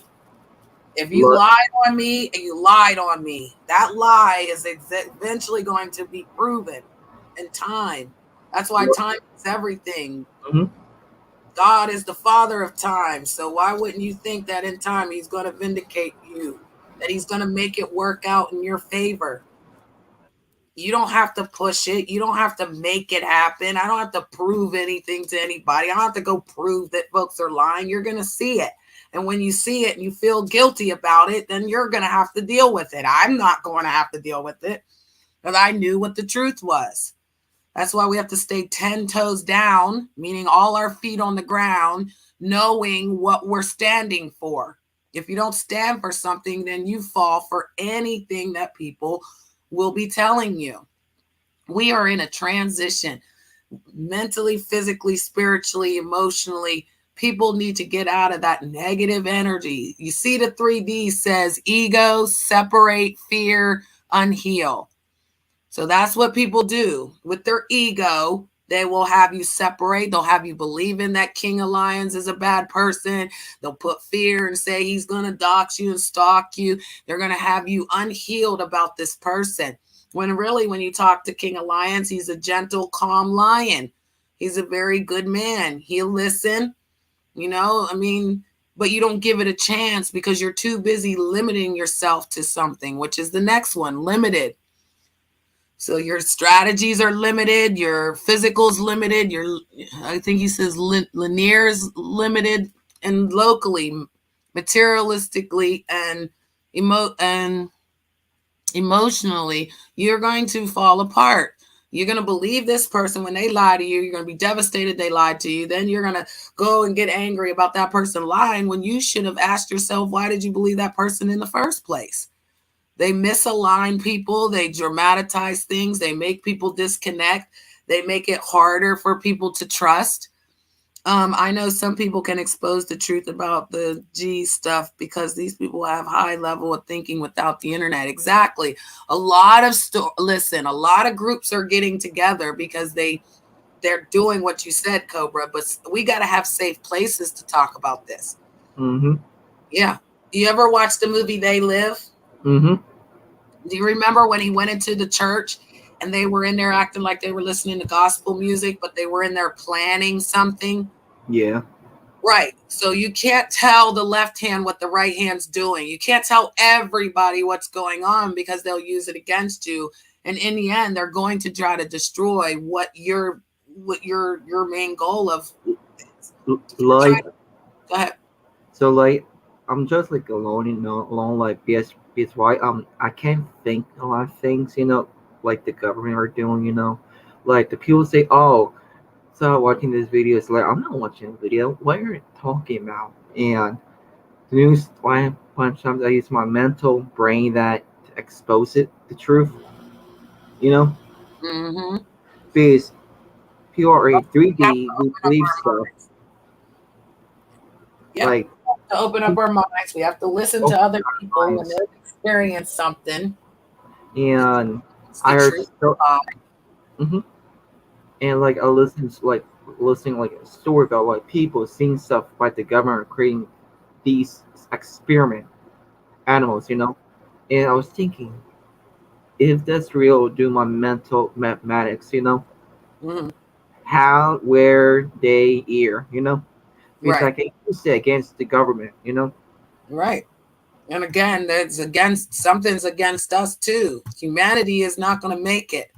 We're going to be extinct if we don't come together and work together for this. But they don't care. They're not seeing that. They're only seeing how to destroy each other now, not to uplift each other. And it doesn't take much. Think about it. How much energy does it take to destroy somebody? A lot of time. How much energy does it take to say, have a nice day? I hope you're having a great day. A lot of things, So, all right, let's get back to Tom. Tom's kind of hot here. We'll talk about how you move into the 4D, though, in a second. But let's begin by talking about the 3D to 5D and comparing them based on their identity structure. So the identity structure found in the third dimension is known as ego. And ego can be described as the phantom identity of a soul that's forgotten it's a soul. And so when a soul forgets it's a soul, it believes that it's a separate being. And when it's separate, therefore it's us versus them. It perceives itself and life as a competition of survival of the fittest, in which everything is about protecting itself, avoiding the deep fear of death, and constantly trying to bolster itself up to feel worthy, to feel good enough, to feel complete. This is what it means to live under the identity of an ego. You're constantly harboring these deep existential fears, and you could say the soul is in an unintegrated and unhealed state because it's lost sight of itself. And so ego really is simply the unconscious, psychic, meaning thought, and emotional patterns that arise on autopilot within the soul's awareness or within the soul's consciousness within you that plays on autopilot and that is identified with. And so these patterns of fear, these patterns of trauma, these worthiness and unlovability simply play out in all these unconscious thought loops and unconscious emotional reactions. And the world is perceived in a context of me being a separate being and everyone else out there is also separate. And this is an external physical world that's scary, and it's all about your survival and protecting yourself. And you're simply run unconsciously by all these thought loops, these fearful programming, and these dense emotional frequencies and reactions. Now, when consciousness awakens out of ego, these unconscious psychic and emotional patterns, stemming from a soul that's forgotten it's a soul, when it starts awakening out of that, you could say it moves from the 4D and ultimately into the 5D, into the fifth dimension. And the fifth dimension is basically when the soul remembers it's a soul. And when it remembers it's a soul, what that means is it actually wakes up out of those thought loops. It gains awareness over those emotional reactions, and it's able to say, I can't be my thoughts, I can't be my emotions, I can't even be this body because it's constantly changing. What am I? And it starts placing its awareness on itself And that awareness opens a new dimension within itself, connecting itself all the way back to its nature as a soul, and even above and beyond that, its eternal essence as the source consciousness, also known as God. And when that happens, it awakens to the fact that it's an extension of this infinite source. And this infinite source has a radiant love, which washes into the soul and heals and purifies it at a profound level, and starts completely dissolving any fearful programming, fearful beliefs, and the whole paradigm of separation. And so it's the blossoming of love, of oneness, of connection. And this is an actual change in your perception. So I've had many moments where I walk around and my sense of self is everywhere. Everywhere, everything, everyone. And there's a radiant love shining through everything. And I recognize that that's my essence. That's what it means to start having the awareness that you're more than your mind, your body, and you're waking out of ego into the fifth dimension. And then people ask me, why am I so happy all the time? Same as me, you know. I can't be sad. I can't be angry for too long. I don't want to harbor that energy. The energy that I feel is allowing me to, again, go to the next level of starting a career in a hard time, or getting, a better job than I had before, or again, changing my loved ones, like I don't want the bad guy anymore. You know what I mean? I want the good guy. I want the guy that goes to work and, a simple life, a simple wife, all that. I want to follow the rules of, provide, protect, and, all of that stuff. But to get there, you've got to let some things go. You've got to be able to trust. You got to be able to trust yourself. You got to get rid of your abandonment issues. You got to get rid of your insecurities. You've got to grow. And this is the time for us to do those things. When we sit back and we look at, why are you doing what you're doing? When you question yourself, that's when change starts. Because until they question why they're doing the behavior they're doing, they're not going to live. That's why I keep telling people I'm alive. I'm retroactive alive. There is nothing fake about me. I am me. I love me, and I'm going to keep doing me. One of these people helped me survive in my lifetime. Not one person was there when these problems occurred. So I don't expect any of these people to fix it. I don't expect these people to understand, nor am I going to judge any of these people. And that's why I made Wonderland the way it is. Everyone is allowed to come here if they use their manners. So it doesn't matter your color, your race, your creed, whatever you believe in, is if you can use your manners and be appropriate to a human being, you're welcome here. We don't have to believe what you believe, and we don't care. We're not judging you. If you're coming here with judgment, you're coming here with ideas of trying to change people, Wonderland's not going to work for you, okay? Because we're moving to the fifth dimension with everyone. So when people Wonderland, I don't get upset. Go ahead, love. If you die, right, you're not dead at all. Because your mental, your physical, and spiritual comes out, and these angels say, you're not reached level 5, sir. I'm gonna put you in another place, another road, another multiverse. You stay there, and you reach your energy goals to do some things are good, not bad. Exactly. So that's like how they say, you ever watch Freddy? When Freddy Cougar, when they have that dream and they keep repeating it, I believe that. You will keep repeating something in life, do it right. Like Ghost Rider, right? Okay. He got deal with this person, this dark entity, and after that, the Narnia movie comes out, and he made this bad guy, go to hell because his energy are bad, and his 5 flame turns to blue because he reached to 5D. Because he's just like a bounty hunter, Yes, I know, and that's a perfect example. There are bounty hunters that are coming for the souls that sold their soul. You could sell your soul for the craziest thing. You didn't even know you sold it. Yeah, there are bounty hunters for this, but again, people say a movie's not real, but someone in that movie realm knew what they were talking about, and they display it to you. Movies give out prove that these things are real. Mm-hmm. Like, if you watch like the new Marvel movie called Moon Knight, this guy was killed, and here's this demigod, right? Gave him a second life of energy, because he has just two personalities. He look at the mirror. He has his normal self. This self turns serious strict, saying you need to find people who have had this curse or this soul of negative energy and put them down, because this energy can affect people as a virus to another folks. Right. That's what I keep telling them out here. They're all infected, honey. I got the antidote. And they don't want the antidote. That means you have to come out of that reality, face what you've done, face the fact that you're 60 years old trolling in chat rooms, being disrespectful. Admit that you're 20-something years old trolling in chat rooms, yeah, I get it. They don't get it, though. That's their problem. They want to be infected with the virus because everybody's doing it. And I don't want to do what everybody's doing. Like, we cannot see this identity behind these people back, because here's why. They're sheep under clothing, you know? Like wolf under sheep clothes. Yep. Like, they lie a lot, they like tricks you as a trickster. And right. They come like their intentions are pure, but they're not. Continue. Like, we're in like a spiritual warfare.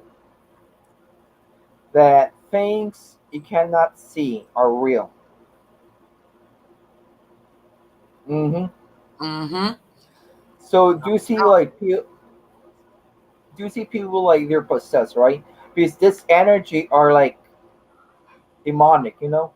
Right. That you think about like dark, negative, like you like betray your friends. That's negative energy. Here's the thing. They don't know they're in the list of a bounty hunter list. That if you walk by a good person, that's a bounty hunter, and you're like talking about he's talking about your like lives, you know, and you're like in this energy. This good energy makes this energy turns clean, you know. Well, that's a good example, yeah, because this little light of mine, right? I'm going to let it shine. Some people try to blow your candle out. They're trying to diminish the little bit of light you have inside, your hope, your aspirations. Yeah. And that's what the spiritual warfare is, because, again, you don't have to believe in what you were told to believe in, but are you believing in something? I believe that our energy and our vibrations and the way people move, there's a reason for that. I'm more curious to find out that energy, that aspect, than to actually find out why you're doing what you're doing. I already get why you're doing it. You're jealous, you're envious, you're lusting. Yeah, all the 7 deadly sins are just moving through these people, and they're not realizing that lust is not love. Okay? Greed is not going to do anything for you. Gluttony is going to kill you. Yep. Like I told Arthur and our folks on his stream, people are scared that they run their money. They're not in the size. They're folks, you know, the people in the city. Like, the money makes you greedy. That's the truth right there. It does, and people will sell their soul for a couple dollars. Yeah, you're right. You're in a soul, like you sell your soul away, because here's the thing: you believe these people are new, saying, "Oh, Russia and Ukraine," or this and that, because they're using old videos on it, and people. And here's the thing: here's the truth: thing that people sold their soul away. They're famous Hollywood people. They did, and they're being greedy. They're showing up on YouTube, like this and that, you know, like. Yeah. I avoid with that stuff. I avoid it because people like Mr. Beast and their folks, they're greedy. I ask a question that I will ask you too, but definitely because you guys, you know, have a faith. When the time comes and you meet the creator and he asks you a question, and the question could be any question. We're not sure what the question is. But let's just say that you do meet the creator and he asks, what did you do for other people? Are you able to say that you did something that was worth helping, or did you do more to hurt people? I always say I'll help people like around the areas like PetSmart. I was helping a old lady put food inside a bag. I was like younger age, and I was helping my grandmother, my uncle, and other folks around that area too. Well, I help people in my family, my girl, and friends. Exactly, I help the people. I'm just that type of person. Exactly. I even helped a friend of mine like I knew in real life who became homeless. Exactly. To stay at my place one time in Tennessee, like 4 times. Exactly. Every time he had a family issue, he has to come to my place. Okay. Yeah, so you understand. And again, some people, they don't understand that. You know what I mean, King? So. Yes. All right, let's continue this video. Sharon, go away. We're just going to say, go away, girl. Find something else to do. Of course, you don't have to here. stay in these high states to move into the fifth dimension at all. I'm talking about peak experiences where you really remember that you're a soul, that you really become connected to divine love, and it shines through and overpowers your entire experience. And so the more that you move into this awakened state, the more you feel healed and integrated. And you still have a mind and a body, but you don't cling onto it. You don't identify with it. You don't view it as you. You view it as something within you. That's what we're talking about as shifting into a soul/source identity and moving into the fifth dimension. So now we can move on to compare and contrast to other aspects of the 3D to 5D shift. And it's this sense that when you're in the third dimension of consciousness, things are more limited. What that means is that as it relates to having an ego and feeling like you're a separate self, life from this paradigm is very difficult. It's a struggle of survival of the fittest, and you're constantly competing, and there's this perception of lack, and really that perception of lack comes from the hyper physical and materialistic view of reality, and that is to view reality as this harsh mechanical universe that is only one universe rather than multiple quantum possibilities manifesting and shifting in every second with infinite timelines. That would be more in the fifth dimension, but I'm getting ahead of myself.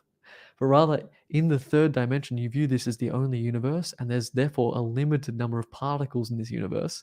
By particles, I mean things that can be used as resources to bolster up your survival. And a lot of people in the third dimension can often be hyper rational, and they're completely caught in a linear and logical perception of reality and of cause and effect. And it's all about pragmatics and viewing reality from a hyper physical perspective, a materialistic perspective. And you perceive a physical universe. Quite literally, it seems very solid, very real, very mechanical. And also, because ego is there as the prevalent identity structure in third dimension, when I say material, I mean the ego's desire to be good enough, to be better, to have more literally material possessions is also a part of this. So can I get the bigger house? Can I have the more attractive partner? Can I get more money? Can I have more social status? This actually becomes an integral part of the third dimensional paradigm, because acquiring those things actually bolsters up the ego's sense of significance, which maintains its survival. So it's not necessarily a survival in the fear of death, but it's a psychological survival as well of the fear of not being good enough and the fear of not being lovable and worthy. So it actually becomes more materialistic to silence that, but it's a never-ending void, because the whole ego identity structure is actually a phantom and not your true essence. You're a divine being. You're infinitely worthy. You're infinitely perfect.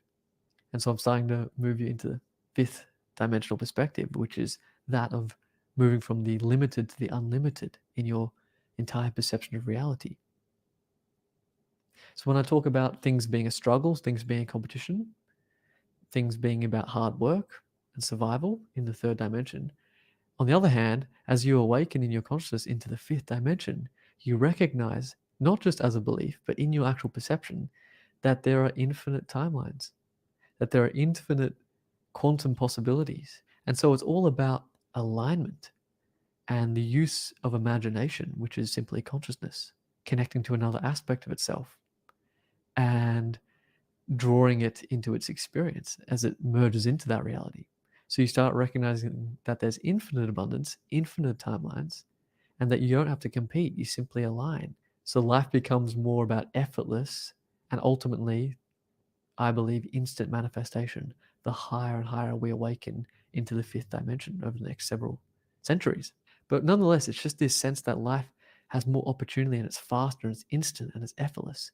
And it's all about the alignment of your frequency, of your thoughts, of your beliefs, of your emotions, of your state of being, and of your level of awareness. Simply aligning that, attuning it to what you want, believing it, embodying it in the here and now, and then allowing life to simply reflect that to you because you're choosing that quantum possibility and it simply manifests in. Sounds crazy? It's what I experience in my life and what I know dozens and dozens of people are experiencing, and more people around the world are awakening to this reality being truly possible. And as this happens and you start to experience this more dreamlike, fast, fluid, flexible type of reality, you start perceiving reality as actually non-physical. And you can actually start off with quantum physics as a kind of a gateway into understanding this, or it can be a spiritual practice that starts expanding your awareness. But you start realizing that there's nothing physical about any object, and if you zoom into it, you just zoom into groundless consciousness, and everything is made of the same essence, the same fabric, the same love, even emanating from the source. That's what reality actually is. It's not physical at all. It's pure consciousness. It's pure light at certain frequencies, particles of light bundling itself together. It's pure energy, however you want to put it. But you actually become perceptive to that. And so all of a sudden reality doesn't feel like a scary mechanical universe of atoms bumping around, but like an alive field of love, of light, of dancing energy, constantly refreshing itself and manifesting it in new possibilities. That becomes your experience of life. It's very amazing, actually. And of course, that means things are perceived as non-linear. So it's not logically I have to do this, and then this will happen. But for some reason, I'm getting the impulse to do this, and I'm just going to imagine this, and all of a sudden reality just shows it up, and it defies all logic, defies all common sense. Incredible synchronistic things can happen, and you start really feeling like you're living in more of a dreamlike, flexible reality. That's what the fifth dimensional shift is. Well, I hope we can all get to that fifth dimension. I will say this is for educational purposes only. Again, we're just walking through it, giving our real time.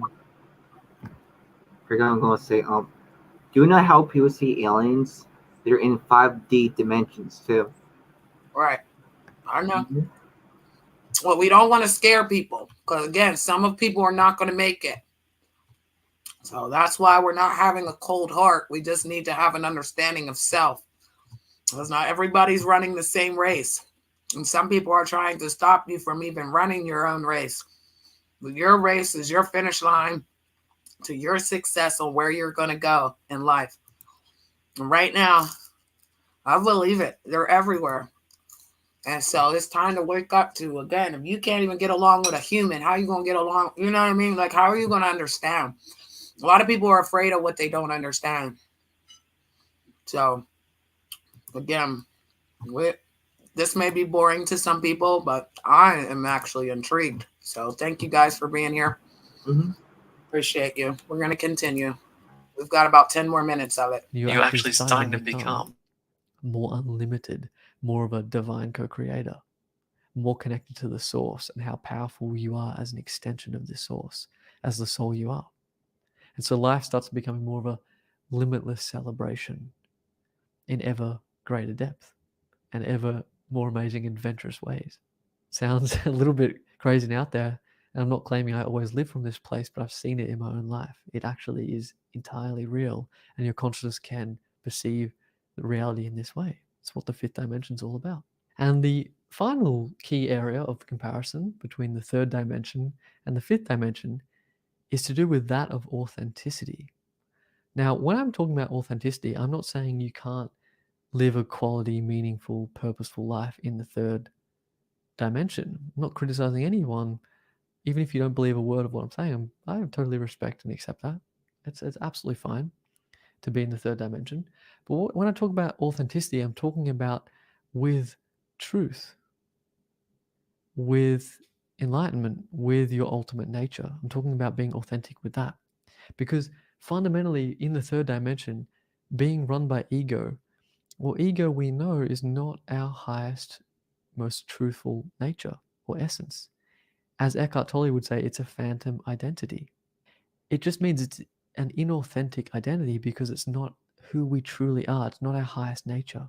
Our highest nature is that of being a soul and an aware extension of the divine source. Our authentic nature is the enlightened natural state and that liberated state that all spiritual schools are attempting to experience and activate into one's everyday life. That's the authentic experience of life. And so being in the third dimension is fundamentally inauthentic because it's run by a phantom identity known as ego. And that's okay. It's just a part of the evolution of a soul in its expansion and evolution in consciousness. But nonetheless, when you're in an ego structure, when you're in the third dimension, you experience at the core of you a nagging inauthenticity, a nagging void. No matter what you accomplish, what you acquire, how good other people tell you, how much love you can receive, it's never enough. It never satisfies some kind of inner craving or inner void.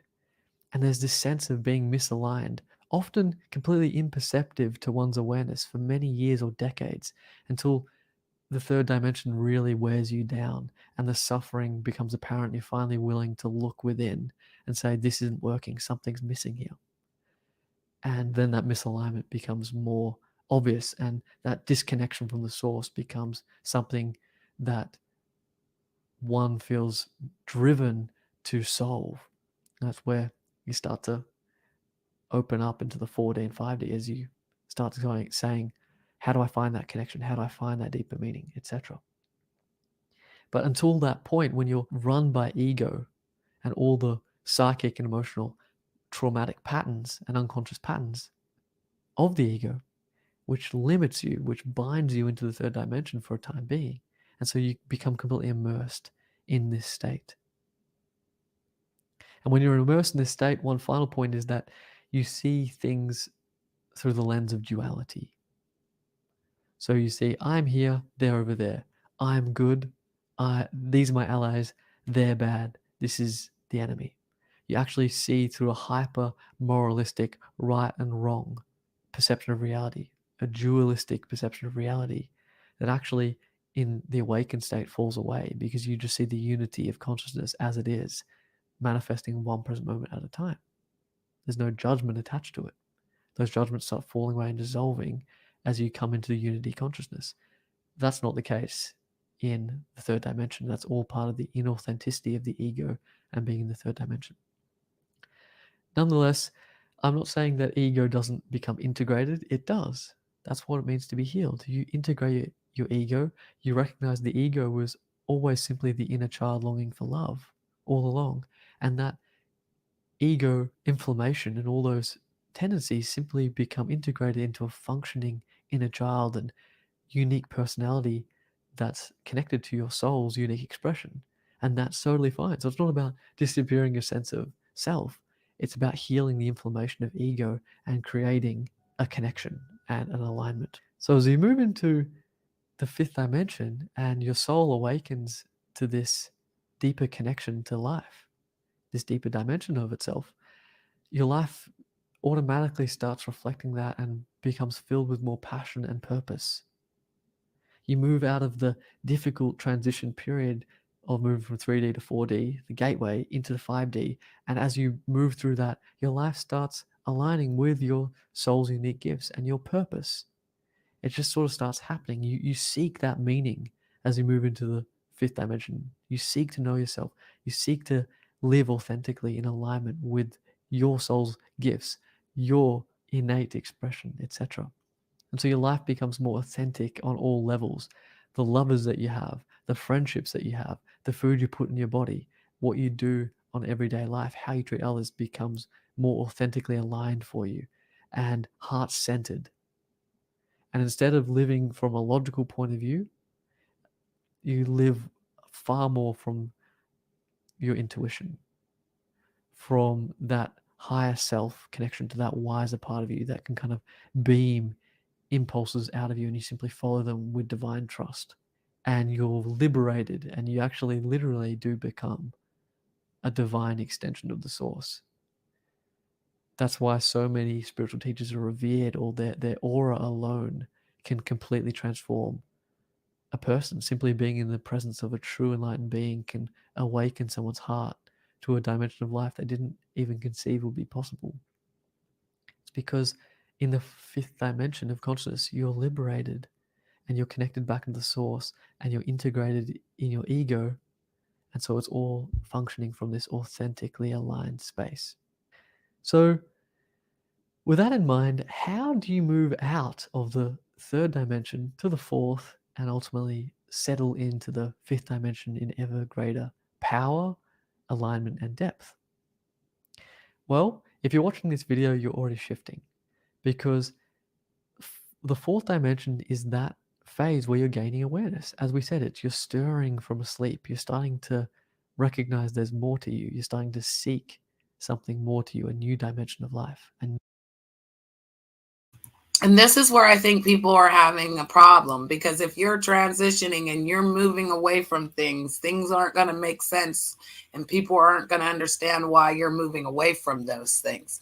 But again, I feel that I'm in this transformation. This is why I have no feelings for people who are not transitioning, because you're not going to make it. You're lying to yourself, you're lying to others, and they're going to see it. Not everybody's going to be, supportive of this. Some people are going to want to be stuck in 3D, and that's what he said. It's okay. You can't get angry with them. You can't force your beliefs on someone else. You have to allow them to experience it in their time. And if they don't want to experience it and they want to fight and argue, why would you want to engage with those people? I'm not arguing what you believe, and nor are you going to tell me that what I believe is wrong. I'm allowed to believe it. I was given free will to decide if what I see is real or what I see is false. I have the right to decide if I want to continue this behavior or do I want to change it. And I also know that, again, I don't believe that my energy is going to stay in this capsule. My body, my meat suit, it was a capsule, because to me, my energy cannot just float around this universe. It has to be involved in something. And because I have a meat suit, that means that my body and my soul is connected to this entity. When I leave this meat suit, will my energy go somewhere else? Will it be reconstructed? Will I get a chance? Sometimes I believe, my opinion, that if your light force or your energy force does dim out, you will get lost in that echo. I don't believe your soul dies. I believe it has to be put somewhere. I was thinking right now, so you're in 5D. What else? 6D? When I was watching a video, I was thinking, how many levels? So on 5D, right? And it's almost 60 or more than that. So I think that person is having more energy than me, Right. And a lot of people say that about me. I'm very high energy. I'm very outspoken. I tend to be a character to them. But no, I'm living in this dimension. I've been here for a long time. I just didn't know what it was. I didn't know why I couldn't, get out of it, why I can't let things go, why I still feel guilty about doing the right thing when I know it was right for me. What's right for me might not be right for you. So again, everyone's race is different. And your energy force will explain to you what you're supposed to be doing. People want to ask someone for the answer. But to me, I believe we have the answer. It's inside of you. You have to activate something to. we're in like a storybook, you know. That right, and a lot of people want to be the villains rather than the hero. Like, if a creator says that, okay, you're in my book, so you're going to do the story, right? You're gonna help people, make them heroes, right? And after that, you're gonna be in level 5, level 6, maybe. You can't see me in the heavens or the universe, you know. Right. Like, I Right. think A lot of people won't level up. Exactly. I see people talking about like time travel, like how time travel. Like, people say, don't go to the light, goes back, and how, like, you know. Right. Well, I believe that time travel is real. I also believe that you can do it here. So if I play a song from 1984, will everyone go back in time that remembers that 1984 time? Will they go back in time and remember those memories? Possibly. Half of you guys weren't here in 1984, so you can't go back. That's why the time travel is different for everyone. Like, people says that Michael Jackson was in the medieval periods. A loop, you know? Well, they there is built a painting of Jackson on the painting wall in Spain. I like that you said that. Do you remember the movie with Bruce Willis, and it was about a loop, and he kept seeing himself when he was younger? Yeah. The younger self was trying to get rid of the older one. Mm-hmm. Well, I believe that people are in those loops. That's why I said, wake up in the morning and you're thinking about what happened yesterday. You're caught in that loop. I seen like flashbacks or vision the future. It looks like.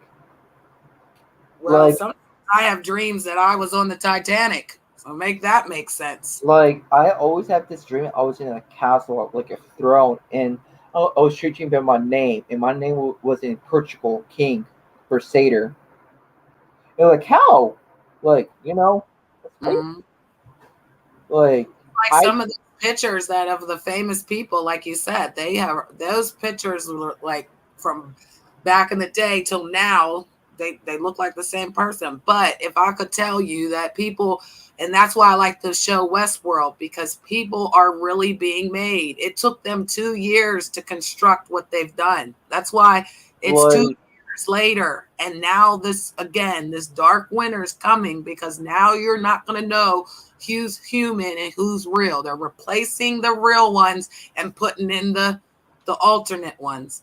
And those ones don't have souls.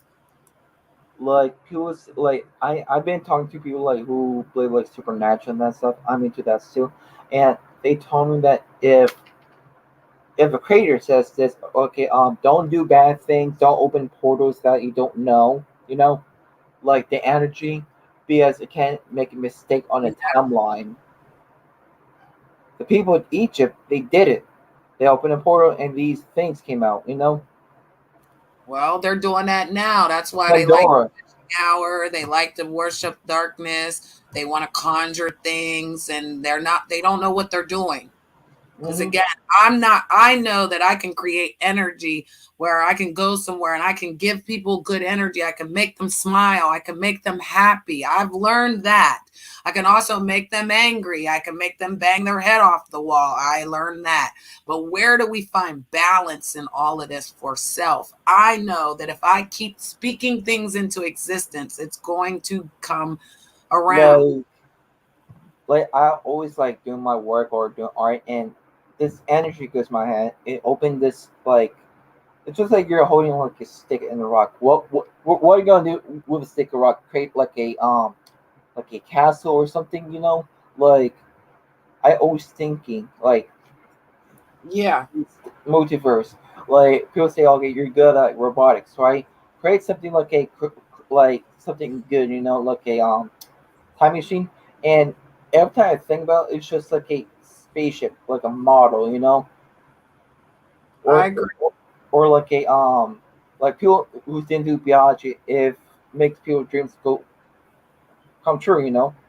And like, I was showing people on my stream that how do people create these like hybrids You see animals, energy create like new one.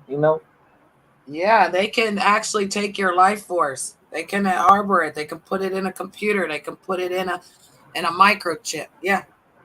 Like you heard about like the story about the werewolf, right? How a guy transferring a werewolf is here's the thing.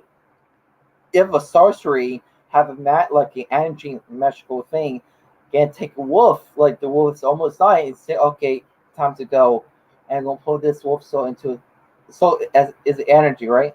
Goes to another body into a human host. So become two of them with one. Oh, I know, because when we did the cults, gangs, and witchcraft, that's what they were saying about one of the witchcraft things. They were explaining that people were making them act like animals. These days are real, I'm gonna tell. Yes, these stories I listen to YouTube, they are doing it like they are doing like today, modern times, and the past. They're trying to confuse reality to this world, and magic has existed for a long time. People don't know how to control it, so they use it to manipulate. The same way they use friendships and love and understanding. All things work together for the good, for those who love the Lord and are called according to his purpose. We're not called to put basically witchcraft on people. You can't force people to love you. You can't force people to like you. You know, you have to walk through these dimensions and understand that, again, some people are not going to walk through these doors. They're never going to have understanding. They're never going to get what you're saying. They're always going to say you're weird or you're out of place, but maybe you don't belong in this universe. You're actually doing COPPA, so I just put you on mute. Oh, sorry. I was like coughing. Don't worry, something's echoing. But we're going to continue. We got like 5 more minutes with this beautiful Tom guy. New way of living. But what really catalyzes it for most people is a few things. One is suffering and your life breaking down. Whether you get out of a very hard breakup or relationship ending, whether there's a loss in the family, whether you're stuck in a job that doesn't feel like it's meaningful to you. And just this general sense of suffering and struggling through life becomes too much that you seek something else, and it becomes your life purpose, in a sense, in that moment, to find a new way. And you'll do anything to find this new way. And as that happens, you start being graced with new information, and you start to shift into the 4D, this integration phase, as you're stirring and waking up. You may also have a spontaneous mystical or spiritual experience. Maybe you're doing a plant medicine, or maybe you're meditating and something occurs to you, or maybe you start witnessing all these bizarre synchronicities that stretch your linear and logical rational mind, such as seeing number plates with 444, 1111 on the clock all the time. All these bizarre synchronicities in all areas of your life that you can't explain, that cause you to look deeper. And as you look deeper, you uncover new information that starts awakening your consciousness into the 4D. Or perhaps you're just a questioner of life by heart. I know this was me. I was always questioning life. I was always seeking deeper information. I was always seeking an answer to something I didn't know what. Or you simply arrive at a point where you do find yourself asking the deeper questions. And by asking these deeper questions, you start manifesting new information, new spiritual information, new age ideas, new meditation techniques, and all this kind of stuff. Metaphysical perspectives that you've never heard of before, that start resonating with you, that start opening you up bit by bit. You start waking up out of this entire paradigm by embracing new ideas and by having new experiences that happen through these 3 key ways: the suffering and life breakdown, the spiritual or mystical experience, or through questioning life and seeking to find deeper meaning by asking the big questions. Usually those are the 3 things that start catalyzing you out of the 3rd dimension into the 4th dimension, and ultimately the 5th. So I can say all of these 3 areas helped catalyze and shift me out of the 3rd dimension into the 4th and to the 5th. Now, what I will say is that, am I firmly in the 5th? I would say no. It's actually quite an advanced state that people throw around like it's simply a belief system, but no, it's an awakened state of consciousness. it's a really quite a profound shift. And so I'd say a lot of the time I can be in the 5D, sometimes I'm in the gateway, I'm in between, and sometimes when I go through a hard moment, when I experience something in my life where I go through a deep healing and I'm processing a lot of emotions, or I'm suffering through a new realization, or some deeper layer of emotional purging is happening within me. Old emotional energies are being liberated, etc. I temporarily can go all the way back to the third dimension and see life in a fearful way, in a limited way, or a lack way. And I can cling on to these sort of ideas that I used to in the past temporarily, and then I find my consciousness bouncing back pretty quickly. And so really it's a threshold, and you'll be bouncing back and forth a lot, and that's okay. But ultimately you will find yourself kind of doing this, shifting in and out, spending time in this in-between integration phase, that is the 4D, going back to 3D, 4D, tasting the 5D, having those peak experiences, back and forth, and eventually your whole consciousness will start shifting itself up. It's like a stock market graph. It eventually goes higher and higher and higher. Peaks and troughs, goes up and down, higher and higher, but ultimately it rests more and more into the 5th dimension, and you start living your life for a majority of time through that paradigm of reality, through that dimension of consciousness. And obviously you then experience all the benefits of that love, that peace, the manifesting abundance and alignment and good things in all areas of your life in ever greater depth, in ever greater expansion, and you're firmly on your way into the 5th dimension. And remember, it's okay to be where you're at. That's key. It's absolutely okay to be exactly where you are. You're perfect exactly as you are. And this is all about loving yourself wherever you're at. That will be the most powerful catalyst of all to shifting you, is the power of love. That's what I found in my own life. So love yourself where you're at. The rest will evolve at the perfect pace and with divine timing for you. All right, everyone, that's my explanation of the dimensions of consciousness and the shift from the 3rd dimension to the 5th dimension of consciousness. I know it was in depth. I hope you got a lot out of it. I think I may have missed some points. It's a big topic, but I've covered the basics of it from my perspective. And nonetheless, I really hope you enjoyed it. And I really hope you see that this is actually the most wonderful shift for love, for happiness, for peace for you in all areas and in all ways for your life. All right. Thank you for watching this video. Don't forget to get the free reality shift cheat sheet. Subscribe to our channel, like this video, and leave me a comment because I love hearing from you. And be sure to check out my one-on-one coaching and my online courses on manifestation and spirituality. And stay tuned for more videos soon. Thank you.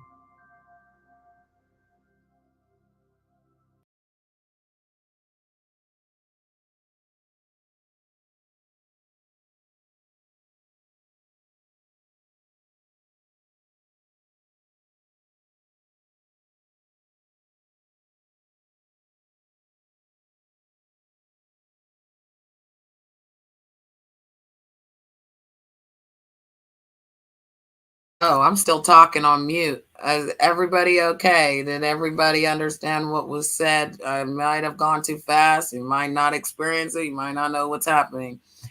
Cobra, you okay? King of Lions, are you still there?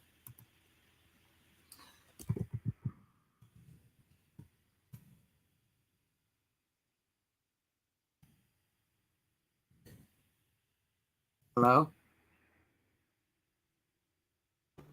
Yeah, sorry, I'm back now. Sorry about that. No worries. I was cooking some food. Yeah, I know. I was back here making sausages too. I ain't gonna lie. So did you hear anything about the 3D? Yes, I did. Yep, I heard a lot about it. A whole lot of things that I completely understand exactly how people with the 3D, with the 4D, the 5D of people living in this world, or deception and lies and emptiness and stuff like that. I heard about a lot. Yes. Yeah, because a lot of times people don't even understand it, and they don't want to understand it because they want to basically be stuck somewhere. You know? Oh yeah, Yeah, they want to be stuck in that same position they always been for many, many years. They don't want to progress further in life. Right. Can anyone hear me? Yeah. I'm back. All right. So who's Paramount fan 99? Oh, that's Brian. That's Brian. That's Brian Option. Like he knows us. He knows. Yeah, yeah. I did appear on this stream before.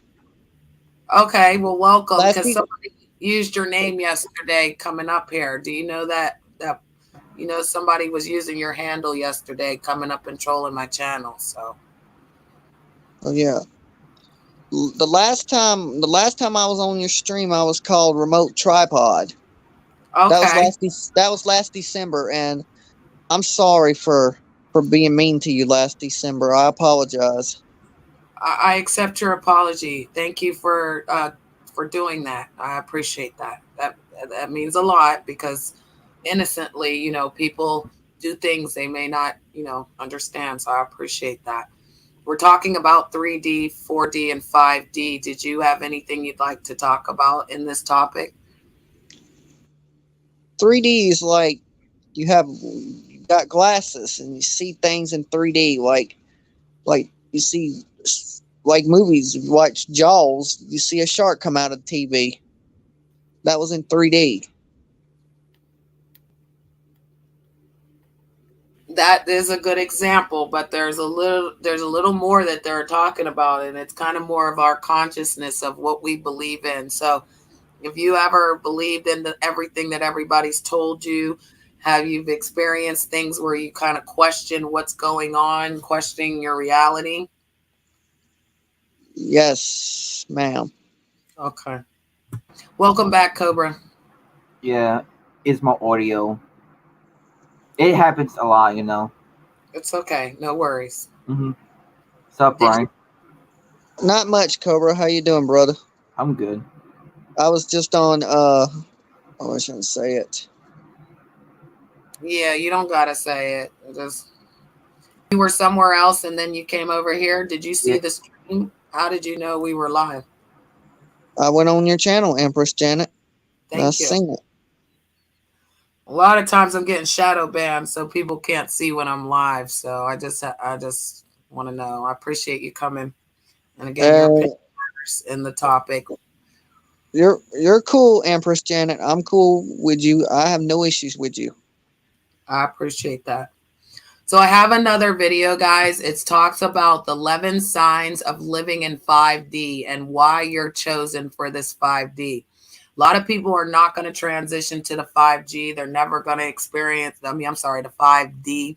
No one's going to know, like, if you're actually going to make it. The gentleman before this script, he told us that some people will go to 5D, but then we'll go back into the 4D. A lot of us are transitioning because we're asking questions. We're questioning reality. We're questioning this imaginary world.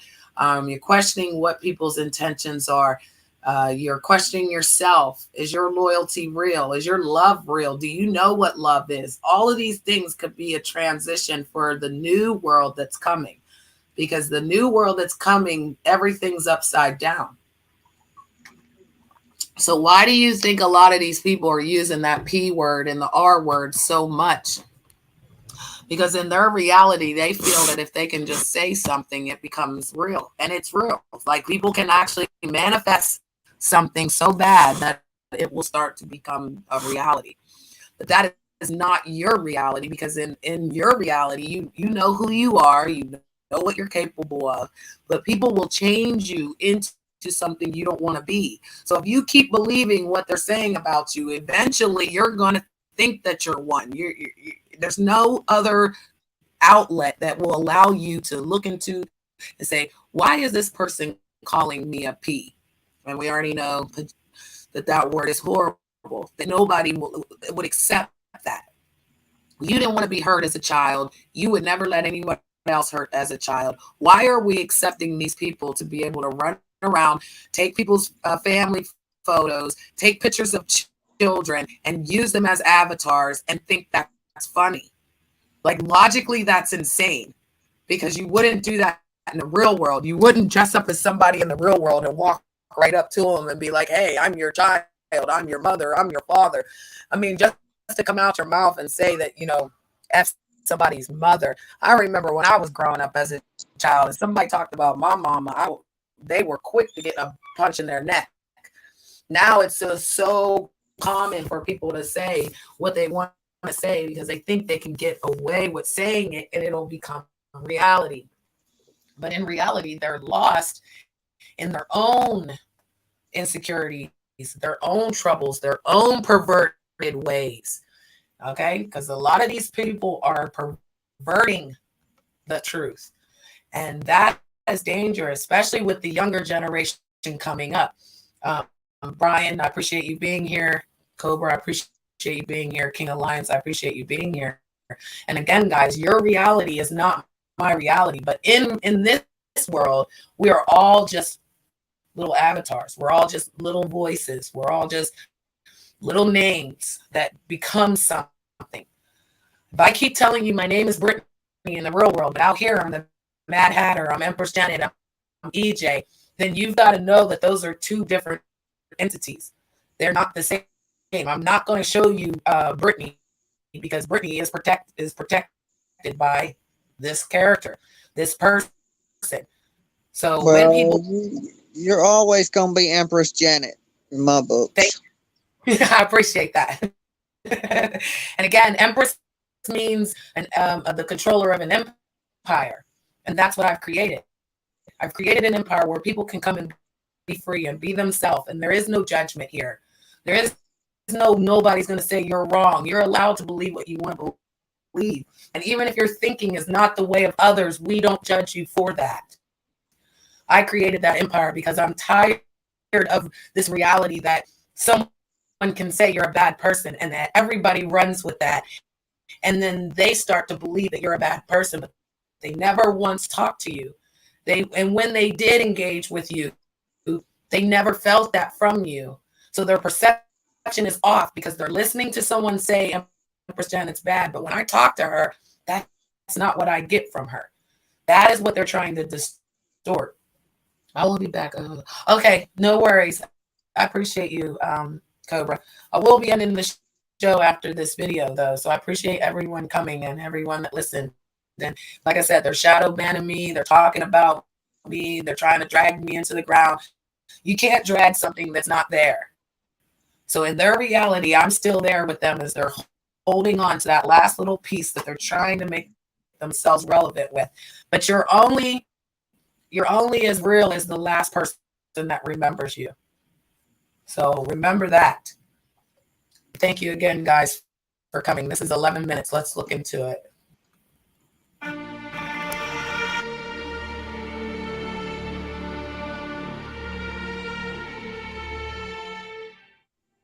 Powerful galactic beings, welcome back to another video. The Earth is at the moment going through a historic shift in vibration, ascending spiritually from the third dimension to the fifth dimension. This is often called 5D Earth or New Earth. So, there is an Earth ascension happening, but our bodies are also going through the same shift, some people sooner than others. This is leading to ascension symptoms as our DNA is being upgraded. This is because, as spiritual beings, we operate on vibration, frequency, and energy levels. So, to experience life on a divine energy frequency, you must go through a journey of spiritual awakening. The 3D, or the third dimension, consciousness is the physical world in which we live, known to everyone. The 5D, also known as the fifth dimension, is the non-physical world, a level of consciousness that is only experienced by the spiritually awakened. Ascension is the process of raising your vibration, shedding your ego, and gaining control of your future through an elevated level of consciousness. Based on your birth chart, which is a calculation of your place of birth, time of birth, rising sign, you can determine your ascendant, also called rising sign. Why do I need to know this, you may ask? Simply put, your ascendant sign helps you figure out your purpose in life. Learning more about your numerology is also an excellent way of finding your life path. However, the journey from 3D to 5D often takes a toll on both your body and mental health. This is because, in the process of spiritual awakening, your senses are heightened to adjust to new frequencies. Spiritually awakened people operate on energy vibrations that vary based on dimensions. As you ascend to 5D consciousness, you will experience several changes, physically and emotionally. Don't be alarmed. This is normal. Typically, for ascension to occur, you must have undergone some type of shadow work. Nevertheless, there are experiences everyone on an awakening journey goes through. The ascension symptoms can be physical, emotional, or spiritual. Some people get affected a lot. They might be going from doctor to doctor, but none of them can find anything wrong. Well, unfortunately, doctors don't learn about ascension sickness in school. Have you ever found your mind awakening and opening to the reality that there is more to life than you can perceive? If this is true, then you may be undergoing 5D ascension symptoms. If you are a light worker, or starseed, this is more likely to happen, as you incarnated here to guide humanity through the 5D shift. The feeling of spiritual ascension might cause you to feel worry, confusion, or dread. If that is the case for you, don't be afraid. It's all part of the vibrational shift we're going through now. With that being said, here are the 11 signs you are already in the 5D. Number 1. You stop judging yourself and others in 5D Earth. You have less ego in 5D and only experience the higher emotions, so you don't tap into the lower ones anymore. You came to Earth to experience the lower emotions, but now the time is coming to an end where they are no longer needed for your soul's growth. Your higher self doesn't judge any emotion as good or bad. It sees it as neutral and as guidance to help you along your way. It's our human minds that judge these emotions as well as ourselves and others. In 5D, you don't judge others based on things such as race, religion, gender, beliefs, and so on. You accept people for who they are and know that the differences make them unique and special. You also see this in yourself as well and don't judge yourself for being different. In 5D, you know that we are all one and know that judging others is the same as judging yourself. You no longer have a need to do that.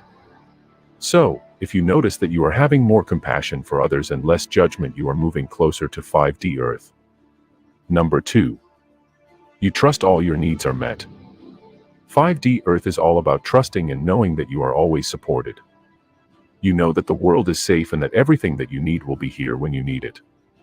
You can manifest anything you want and you trust in yourself and your spirit guides.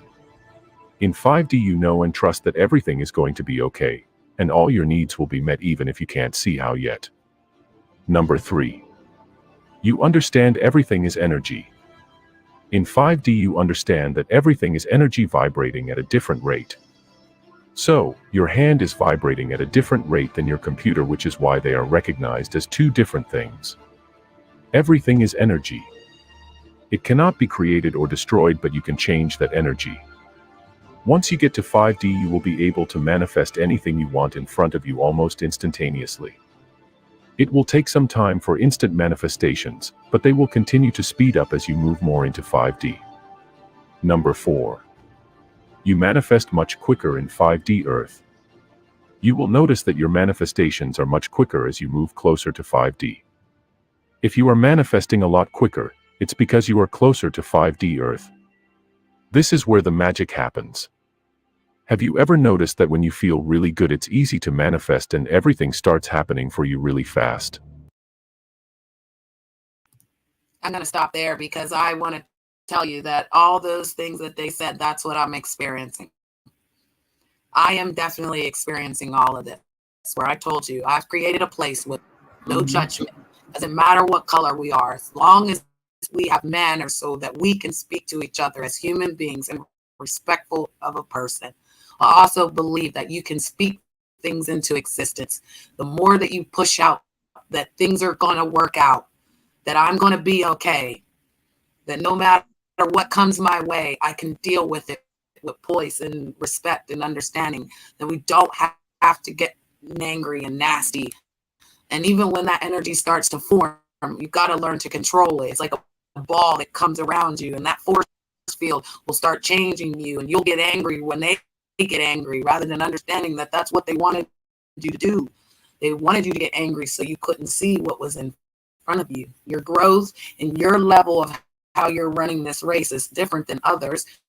So you can't get jealous if someone's ahead of you. You can't feel bad for someone behind you. You have to understand that you're creating this energy for yourself. So I'm going to keep pushing out that everybody's going to be okay. I'm going to keep pushing that everyone's going to fix what they've got to fix so that they can get to the next level. I don't have to go back for you. I don't have to look in your window and wonder why your story is not the same as my story. When we start to do this, then we can understand why we need to be different, why everyone's uniqueness is special.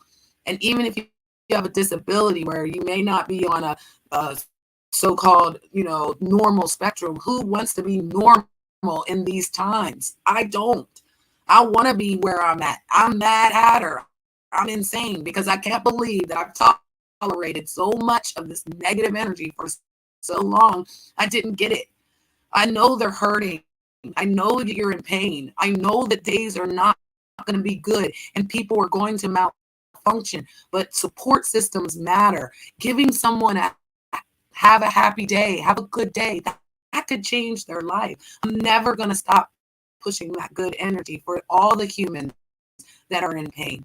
When we leave here today, you're going to have to go back to your world. And again, those problems are still there. But in this moment, you don't have them. They're not here. No one can hurt you here.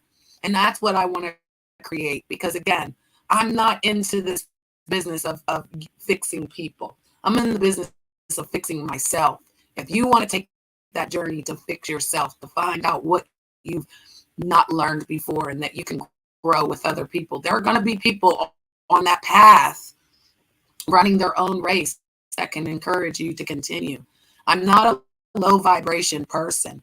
I've been in low vibration situations and I've become very dark, and I like staying there because then I know that if people try to hurt me, I can hurt them back the same way.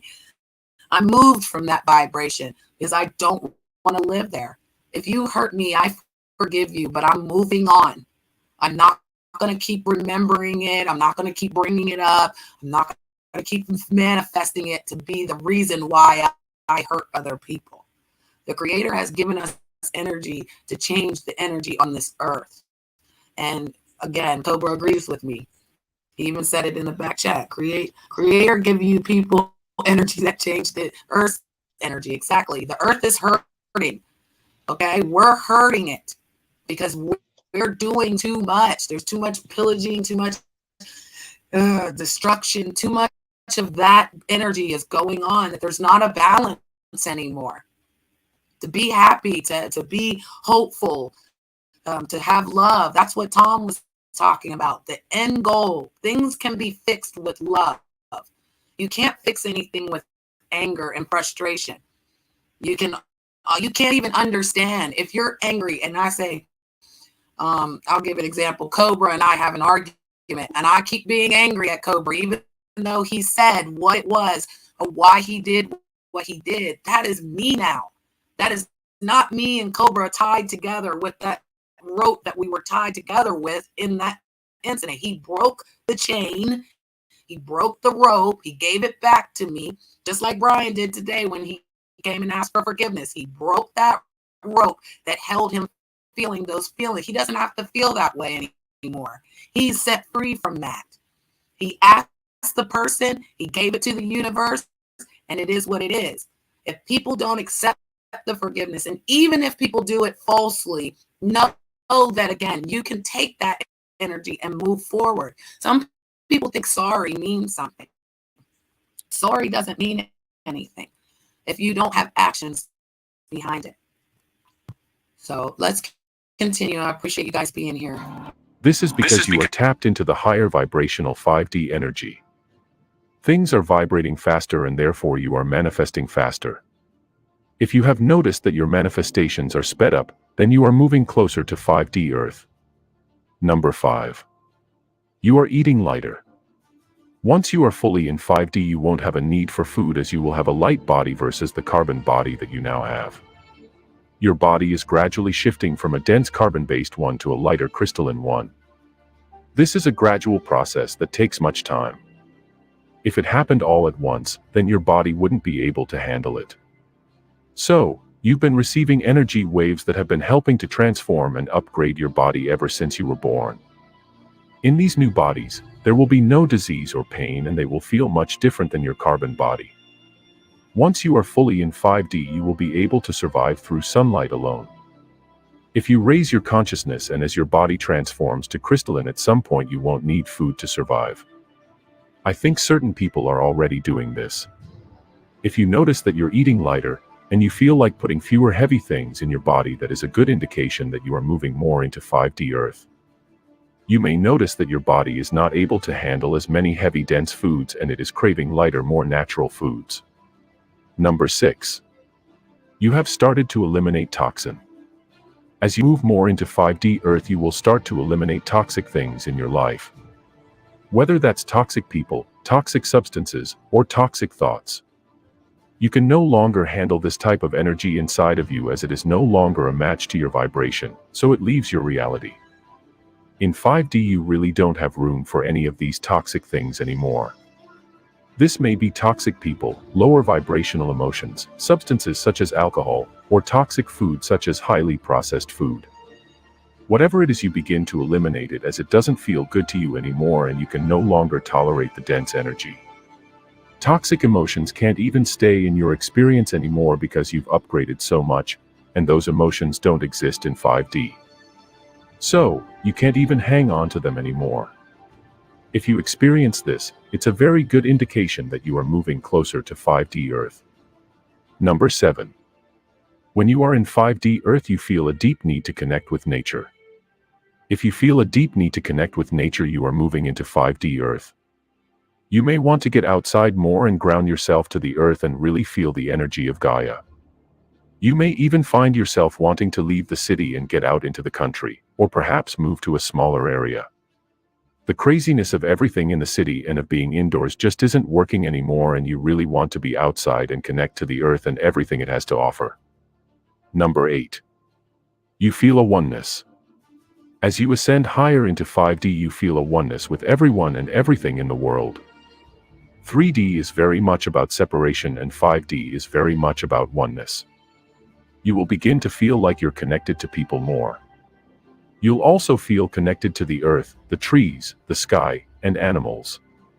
You feel that there is truly no separation. Number 9. You have more vivid or lucid dreams in 5D Earth. When you are moving more into 5D, you may notice that you are having more vivid dreams and even possibly lucid dreams. You may be remembering your dreams a lot more, and they contain much more detail than before. Your dreams are very much connected to your clairvoyance intuitive ability. Clairvoyance essentially means clear seeing. So, if you are having vivid dreams, that may be an indication that your clairvoyance is starting to really strengthen as you ascend higher into 5D Earth. If you notice a change in your dreams, then you are moving more into 5D. It is a good idea to write them down, as many of them contain messages for you. Number 10. Your psychic abilities are enhanced in 5D Earth. Your psychic and intuitive abilities are enhanced as you ascend. Part of ascension is turning on your gifts and intuitive senses. So, you may notice you're having more psychic experiences in whichever form they show up in. You may be able to connect to your intuition a lot easier, hear things that you never used to, experience more telepathy, and see things such as energy or spirit guides. Basically, your psychic abilities are enhanced and they continue to grow as you move more into 5D. Number 11. Your old life is collapsing. As you shift your energy from 3D to 5D, you may feel like your old life is collapsing. As you take in more 5D light energy, your 3D experiences will start to shift. Certain people and things will go away as you shift, and it may feel like your life is falling apart. I know this can be difficult, but understand it truly is for the best. When you come out on the other side, you will be thankful for having the life you now have. You will realize how your old life no longer serves you and how much better you feel in this new life and new energy. When you are in the middle of it, you may think, why is my life falling apart and shifting so much when I'm doing all this inner work? Isn't it supposed to get better? If I'm raising my vibration, then I should feel better, and things should be going better. Trust that it is part of the process to move you from 3D to 5D. Just like a construction project tears everything down before it's rebuilt, the same thing happens to your life. It's crumbling in order to be rebuilt into something much more beautiful and more of what you want. I hope this video was really helpful. See you in the next video. Peace, love, and life. Yes, peace, love, and life. So did you guys want to comment on the video? Thank you guys for patiently waiting. I appreciate you. I'm sorry? Pretty good video. You like that? It's good. Did you Thank you, Janet, for having me on. Yeah, I appreciate you coming. And good luck in your endeavors, my friend. You're always welcome in Wonderland, all right? Definitely. All right. King, did you watch the video, bro? Oh, I heard exactly. I heard it. Mm-hmm. I was eating exactly. And it made a whole lot of sense. Yes, it did. Good. Some people aren't going to understand, and I don't expect them to. That's why I brought the topic today, to show people, again, we're living in these 3D, 4D, and 5D transitions. So a lot of people that are stuck in that, they're not going to be your friend by the time that you evolve. And it's time to evolve because, again, our ways of thinking have not led us to victory. And I feel like if you just, look inside yourself to find out what's going on, you can kind of fix what's going on. If your life is like really crappy, like it's said, it's a transition of what you're about to get on the other side. Some people get afraid and they don't want to walk through it. But how many times a woman hurt you and you don't protect yourself as a man? When are women going to stop allowing men to abuse them and treat them any way and talk to them any type of way before they change? Like, you stop people, you know what I mean? Their energy is what it is. Yeah, exactly. The person I'm with, I don't treat her any kind of way.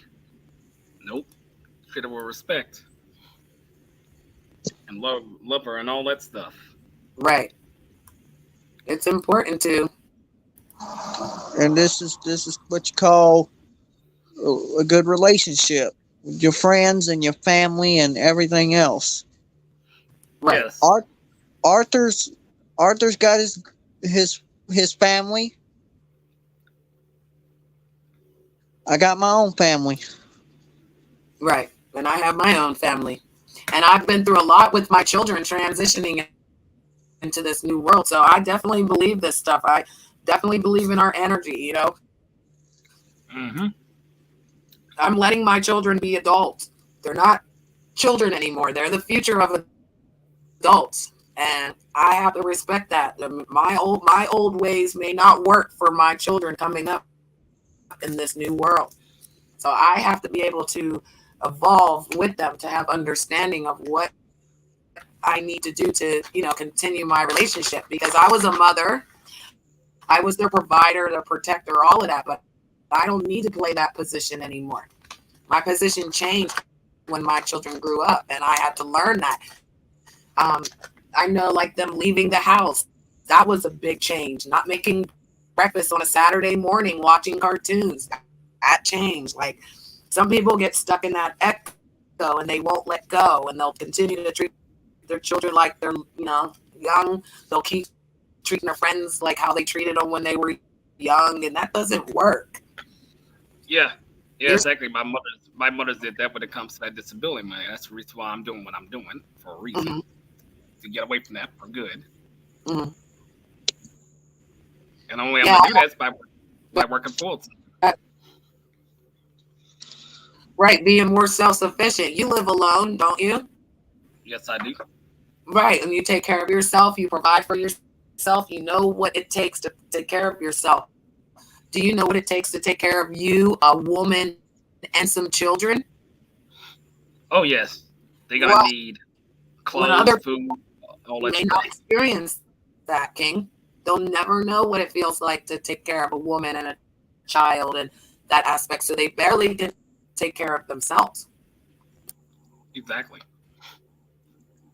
Mm-hmm. And no matter if we have a disability or not, I believe everybody has a disability, by the way. But even if we do have something that may keep us from understanding, there's always a way to get the answer. Never think that you have to go to a human. Go to the energy source within yourself. Find what's wrong. Ask yourself the question. If me, you, and Brian were on the playground and someone came over and snatched Brian's ball, what are you going to do, King? Have a word with them, secondly, and defend him. Right. I'm going to run over there and snatch that ball right back and throw it right to Brian. Now, bro, what Brian does with it is his own choice. He may even run over to them and snatch the ball back and then run back over to us. So think about that. Sometimes you don't have to jump in. That path was for Brian to take that energy back and not allow someone to take something from him that was his. So if we take that example and we use that in everyday life, you don't let people take from you what is yours. You don't allow people to tell you what you're thinking is wrong. You don't have to argue with them, but you definitely have to stand on your reality. I do unto others as I would want them to do unto me. That's just how I am. I'm never going to change that. If I want someone to be kind to me, I show kindness. If I want someone to tell me the truth, I tell them the truth. If I want love and I want something out of love, I'm going to reach for it. If I reach for it and it doesn't reach back for me, I need to know the difference. Love is not lust. Hope is not disparity. These opposites are really confusing people because people think that lust and lies are what's going to make us survive. It's not. It's going to kill us. We're going to die out in humanity because you're not paying attention to the energy forces around you that are trying to destroy you. And they are filled with something. I'm filled with the Holy Spirit. I'm filled nothing but the light, exactly. Well, My cousin always told me that I always had the light. She was right about that. Right, and some people were made to dim that light. Some people's goal and mission is to dim that light, and when we allow it because we're not understanding what their mission is, then you fail yourself. Yep. Even Cobra said transfer energy to family to make it bigger energy, and that's what we can do as a family source of humans. We're not family by relative by blood, but we all are connected. We're all in connection to each other. Our energy, the reason that humans are humans and animals are animals does not mean that you cannot connect to an animal. You talk to your cat, don't you? Oh yes, I do. And that cat responds like she knows what you're doing, right? What you're talking about, right? Well, when people say you can't talk to animals, yes, you can. The deer walk outside all day long, and I'll be talking to them as they're walking past the house. I know they're looking for food. I know they're hungry. I'm not going to say, go away. I'm going to go get an apple and throw that apple out into the forest and hope he finds it. And that was my way of helping him. Hey, Eric, how you doing there, brother? Peace and blessings. Yeah, because I communicated with a well, like the insect couldn't speak, but the spider understood me. Yeah, they get scared. They just go their own way. Exactly, I don't bother them exactly, but they understand me because they can feel vibrations. Spiders. Definitely. I had a story of energy that makes these supernatural creatures come to 5D. I'm always reading books about it, and some videos are true. A lot of times they'll hide it from us because they don't want us to look into it. They want you to become a conspiracy person or whatever they call those people. But I actually like conspiracy people because they're always questioning. They're never just going with what someone says. They're always questioning. Oh yeah. Yeah, yeah, because I associate with a lot of people from that community. Yes, I do, and I don't have any disagreements with them. Nope. We have this we have the same mindset that we think the same thing, but we disagree on certain things. That's all. Well, we see eye to eye on a lot of stuff that goes on. And at the age of 23 years old, I'm still living with my dad's because he was taking care of me, and he's the only one I got left in my household. Because my mother, she went to see her son in Michigan. And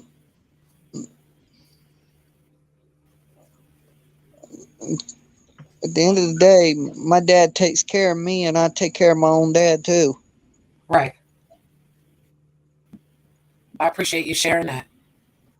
That's important because that's something that, again, you live with in reality, and you have based your reality off of that story, honey. But there's more to that story, and there's more to that actual injury, and that's where people need to heal and understand and forgive people. You know, I thought my mother gave me away. I thought she never wanted me. When I actually spoke to my mother before she died, she never had a choice. Her family took me away from her. She would have always wanted to be a mother. And even if she wasn't well, I still would have wanted that chance. So in my reality, I'll never know what it feels like to have a mother or a father. I have to relive that reality. So when you say that you take care of your father, that your father takes care of you, I love that because I want that to continue. You hold on to that because that's a memory that you can't ever let go of. I can never experience it. I will never go to another man and think that he's going to be my father. I will never experience a relationship where I want them to be my father. I don't. I've learned. I've grown. I've healed myself. I protect myself. And even if I'm still working on that, I still know that a good man is something that I understand in my own reality has to be something for me. Not my daddy, not my brother, not my cousin, none of that. Because I didn't get a family. My family was made through other people. Hi, Maureen. I hope you're having a great day. Hola. So when you say, when someone says to you, this relationship is all I have, some people take that for granted because they say, well, I have relationships. So I don't know what you're saying to me by saying you're the only person I have.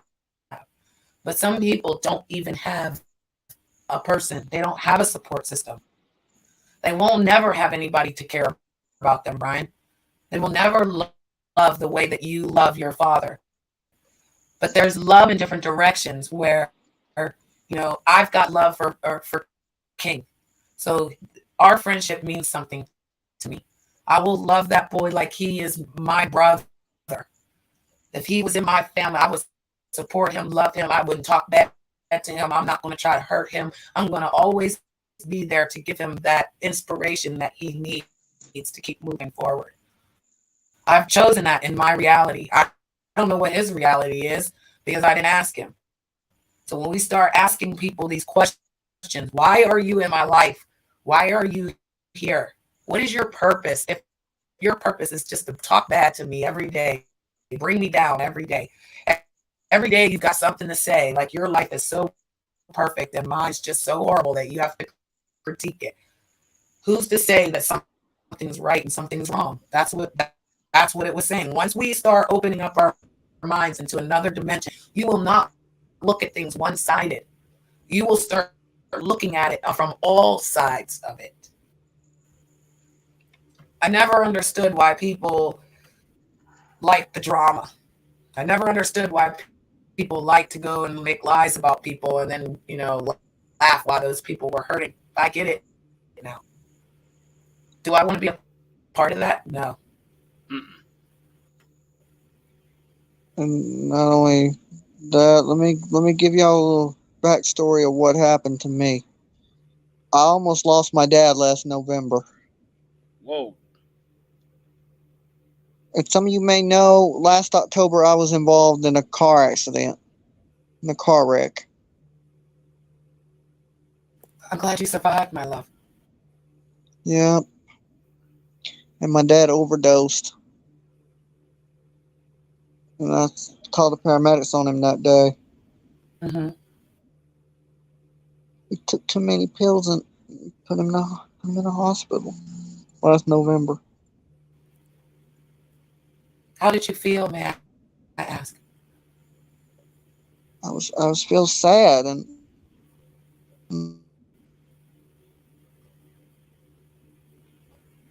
Did he explain why he did it? he's feeling the effects of that wreck. That what led to him taking too many of them pills.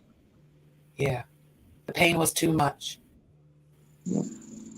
And sometimes pain can do that to us, my love. It can break us.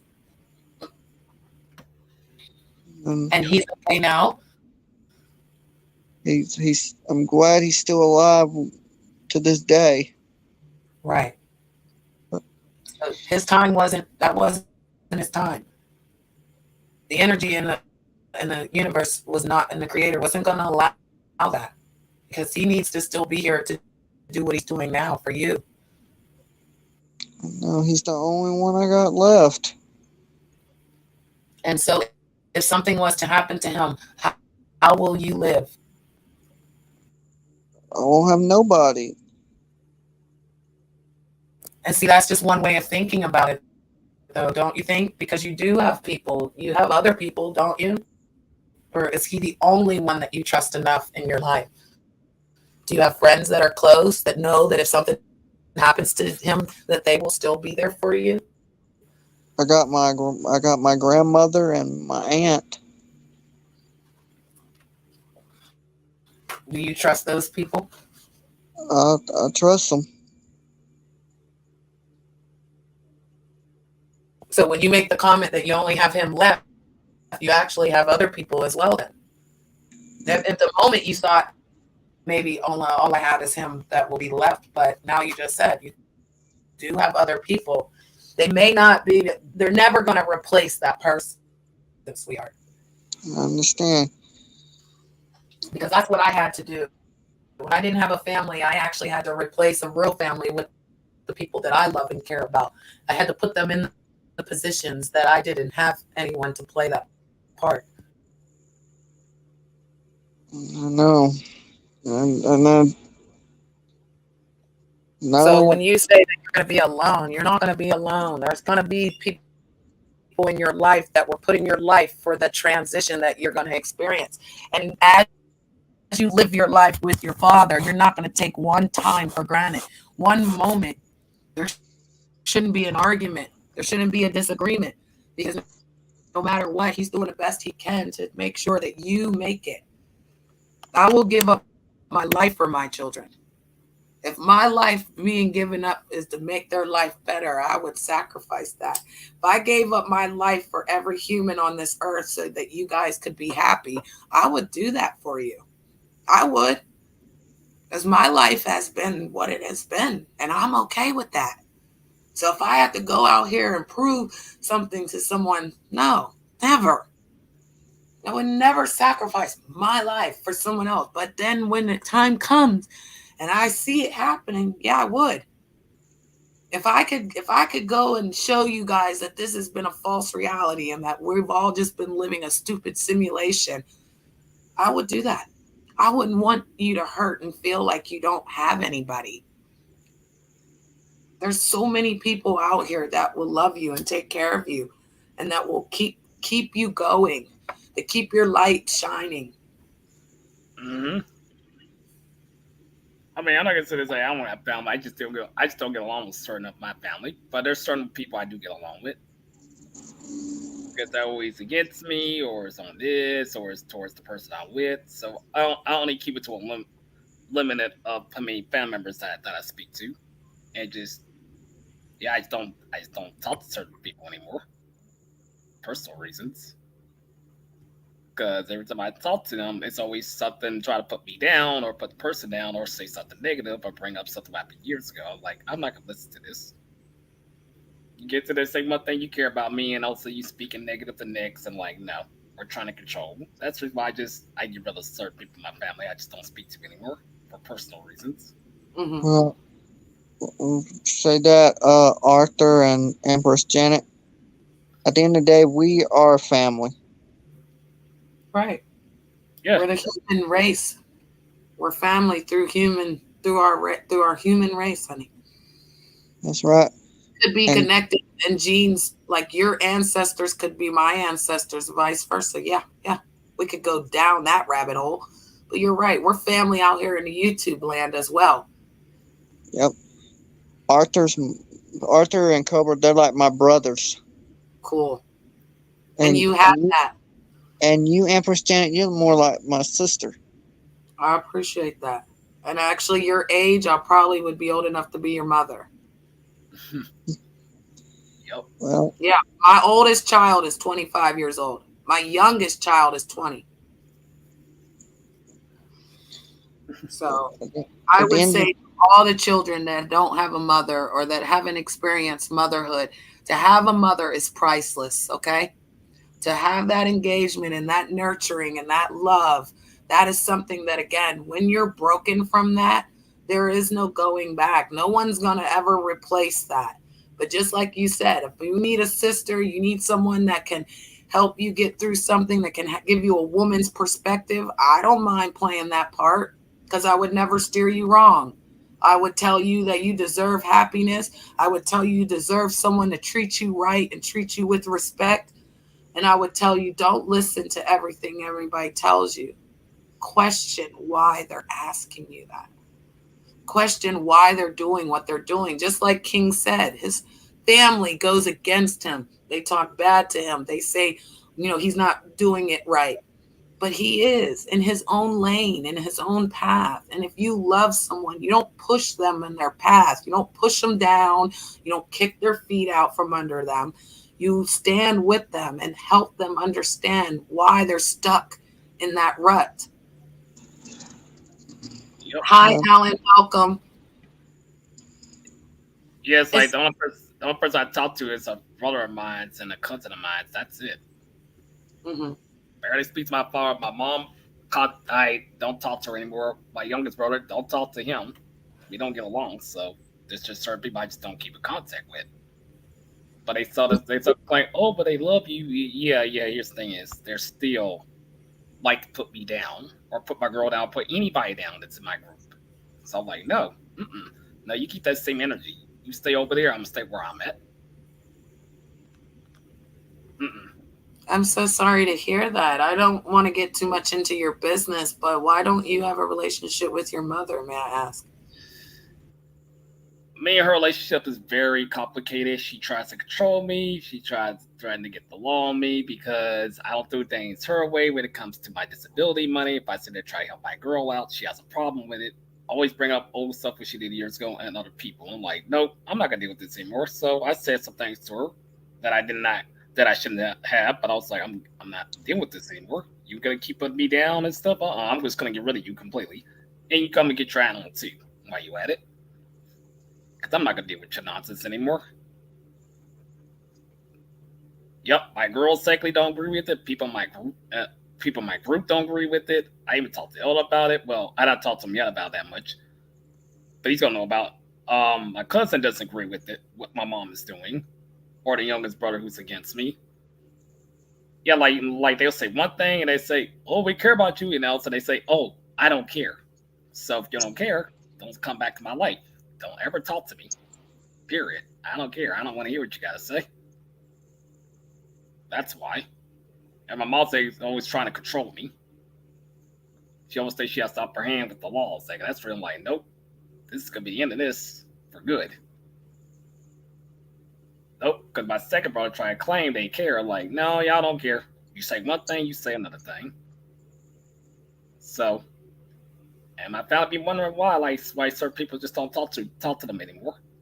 It's their messed up narcissist behavior. That's why. So they say that I'm a quote unquote bad person. No, I don't stoop down to their level trying to control people or try to tell them how to live their lives exactly because of what money they do. They help somebody else. I'm the complete opposite. I'm nothing like them. And my mother holds a grudge towards my father years ago, still this very, very day. Still. So, and my father agrees with them about my girl on top of that. So, like, nope, don't talk to me. When I come back to my hometown, don't say hi. I'm not gonna pay no attention to you. I'm just not gonna talk to you. It just has to be that way. They did up to themselves. They don't see it. So that's what it is. They judge too much. Yeah.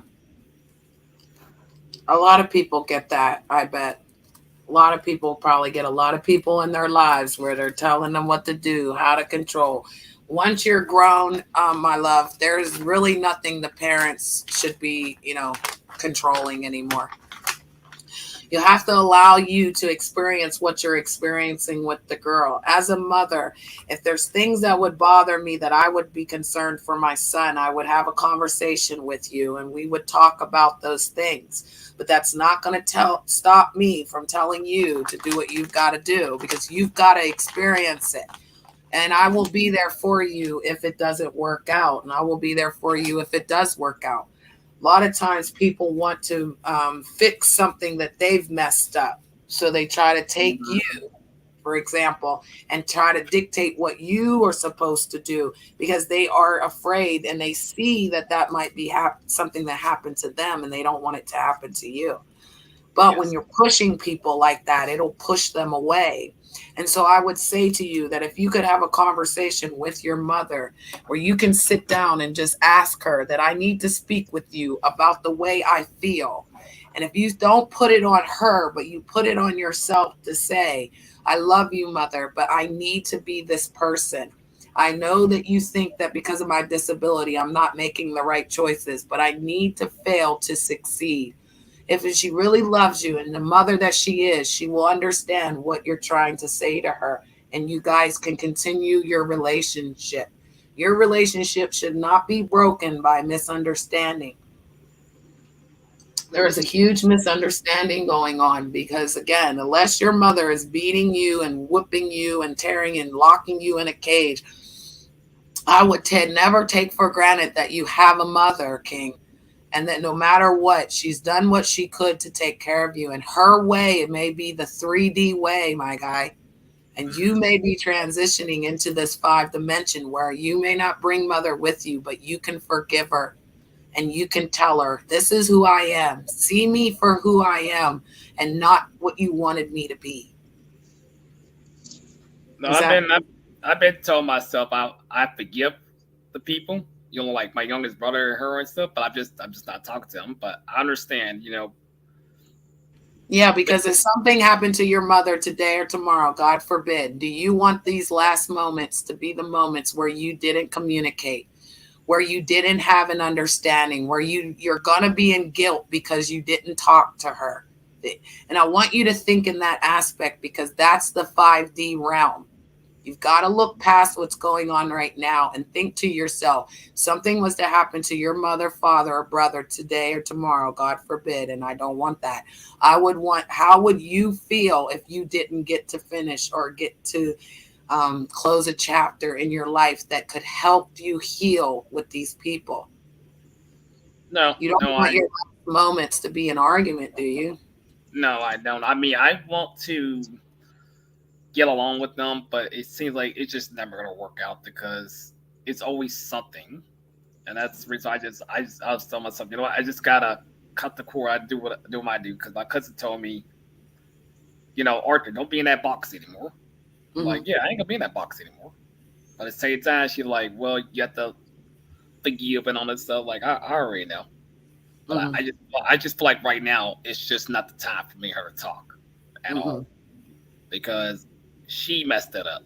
She the one trying to control me or try to dictate my money. That's true. I'm like, no, enough is enough. I tried to reason and everything, and she just want things to be her way. I'm like, no. And my 2 brothers defending her too. On top of that, I ain't made things any better. So that's why. I understand. I went through that with my children. When they became adults, they thought that they could tell me what to do. They thought their world was now telling me what to do, and that's not how that plays out. When you become an adult, you move into your own world. You become the adult in your world. But in the real world, she still is mother. She still is trying to protect her disability child that she had to go through injuries with when that came upon her. So her brokenness and while she deals with things, that's why I said, if you can look past that and again, pick up the phone and just say, no matter what we go through, I will always love you. That could actually start something for you in the future, right? Because it may not just go right now, but it could start something that could start a healing process. And that's where we got to heal. Moms are always going to tell us what to do, my guy. Grandmas are always going to tell us what to do. Aunts, uncles, cousins, brothers. Yeah, they're always going to give their advice. I don't know why, because I don't have those family. I don't have that tied. So, I mean, I don't understand, why they think that that's their position. But I also know that not having that position, I would love to have some people that gave me those type of advices or even said to me, you're not doing this right. Listen, one thing and two things for sure. Any type of advice, good or bad, take it and store it somewhere. Okay? I'm just not gonna take the advice. I'm not gonna take the advice that they're trying to say my girl is this and that. I'm just not gonna take that. Well, you already know how she is, right? Yes. And you may know that some of those things they're saying are true because they're seeing it only on one side. They're not seeing it how you see it because you're living that reality. So no one can tell you not to be with her. But if things don't work out with her, you're going to need people there for you when that may occur. If it never occurs, which we don't want that because we want you to have a happy ending, we still have to support you through it. And that's where I agree with you. Mothers should still support you and give her opinion, but it shouldn't be an opinion that dictates your life. Or sitting there speaking negative about the person that I'm with. Correct. That's not helping. You should really try to get to know the girl. And I went through this with my son. I had an issue with his girlfriend. And the girlfriend stopped coming around. And then my son stopped talking to me. And it was just weird. And I said, you know what? We're not doing this. I'm going to forgive that girl. And I'm going to move on because I love my son enough that I want him to have that relationship. If it works out, it works out. If it don't, it don't. But I don't want to be involved in that part. I want to be in the part where I support my son and that his decisions are his alone and that I support him good or bad. I may not like the girls that they mess with. I may not like the boys that my daughter messes with. But that's not my decision. I can't say as a mother that we have a right to dictate that. So I definitely understand that, King. I was just giving you an example of like the things in the 5D world where we've got to let things go. We've got to grow. We've got to never feel guilt for something. When my ex-husband got murdered last year, me and him had an argument. I hold on to that guilt because if he was here right now, we would have fixed it. We would have made things better. I never got that chance, King. Whoa. And so I have to forgive myself that, again, I wasted too much time.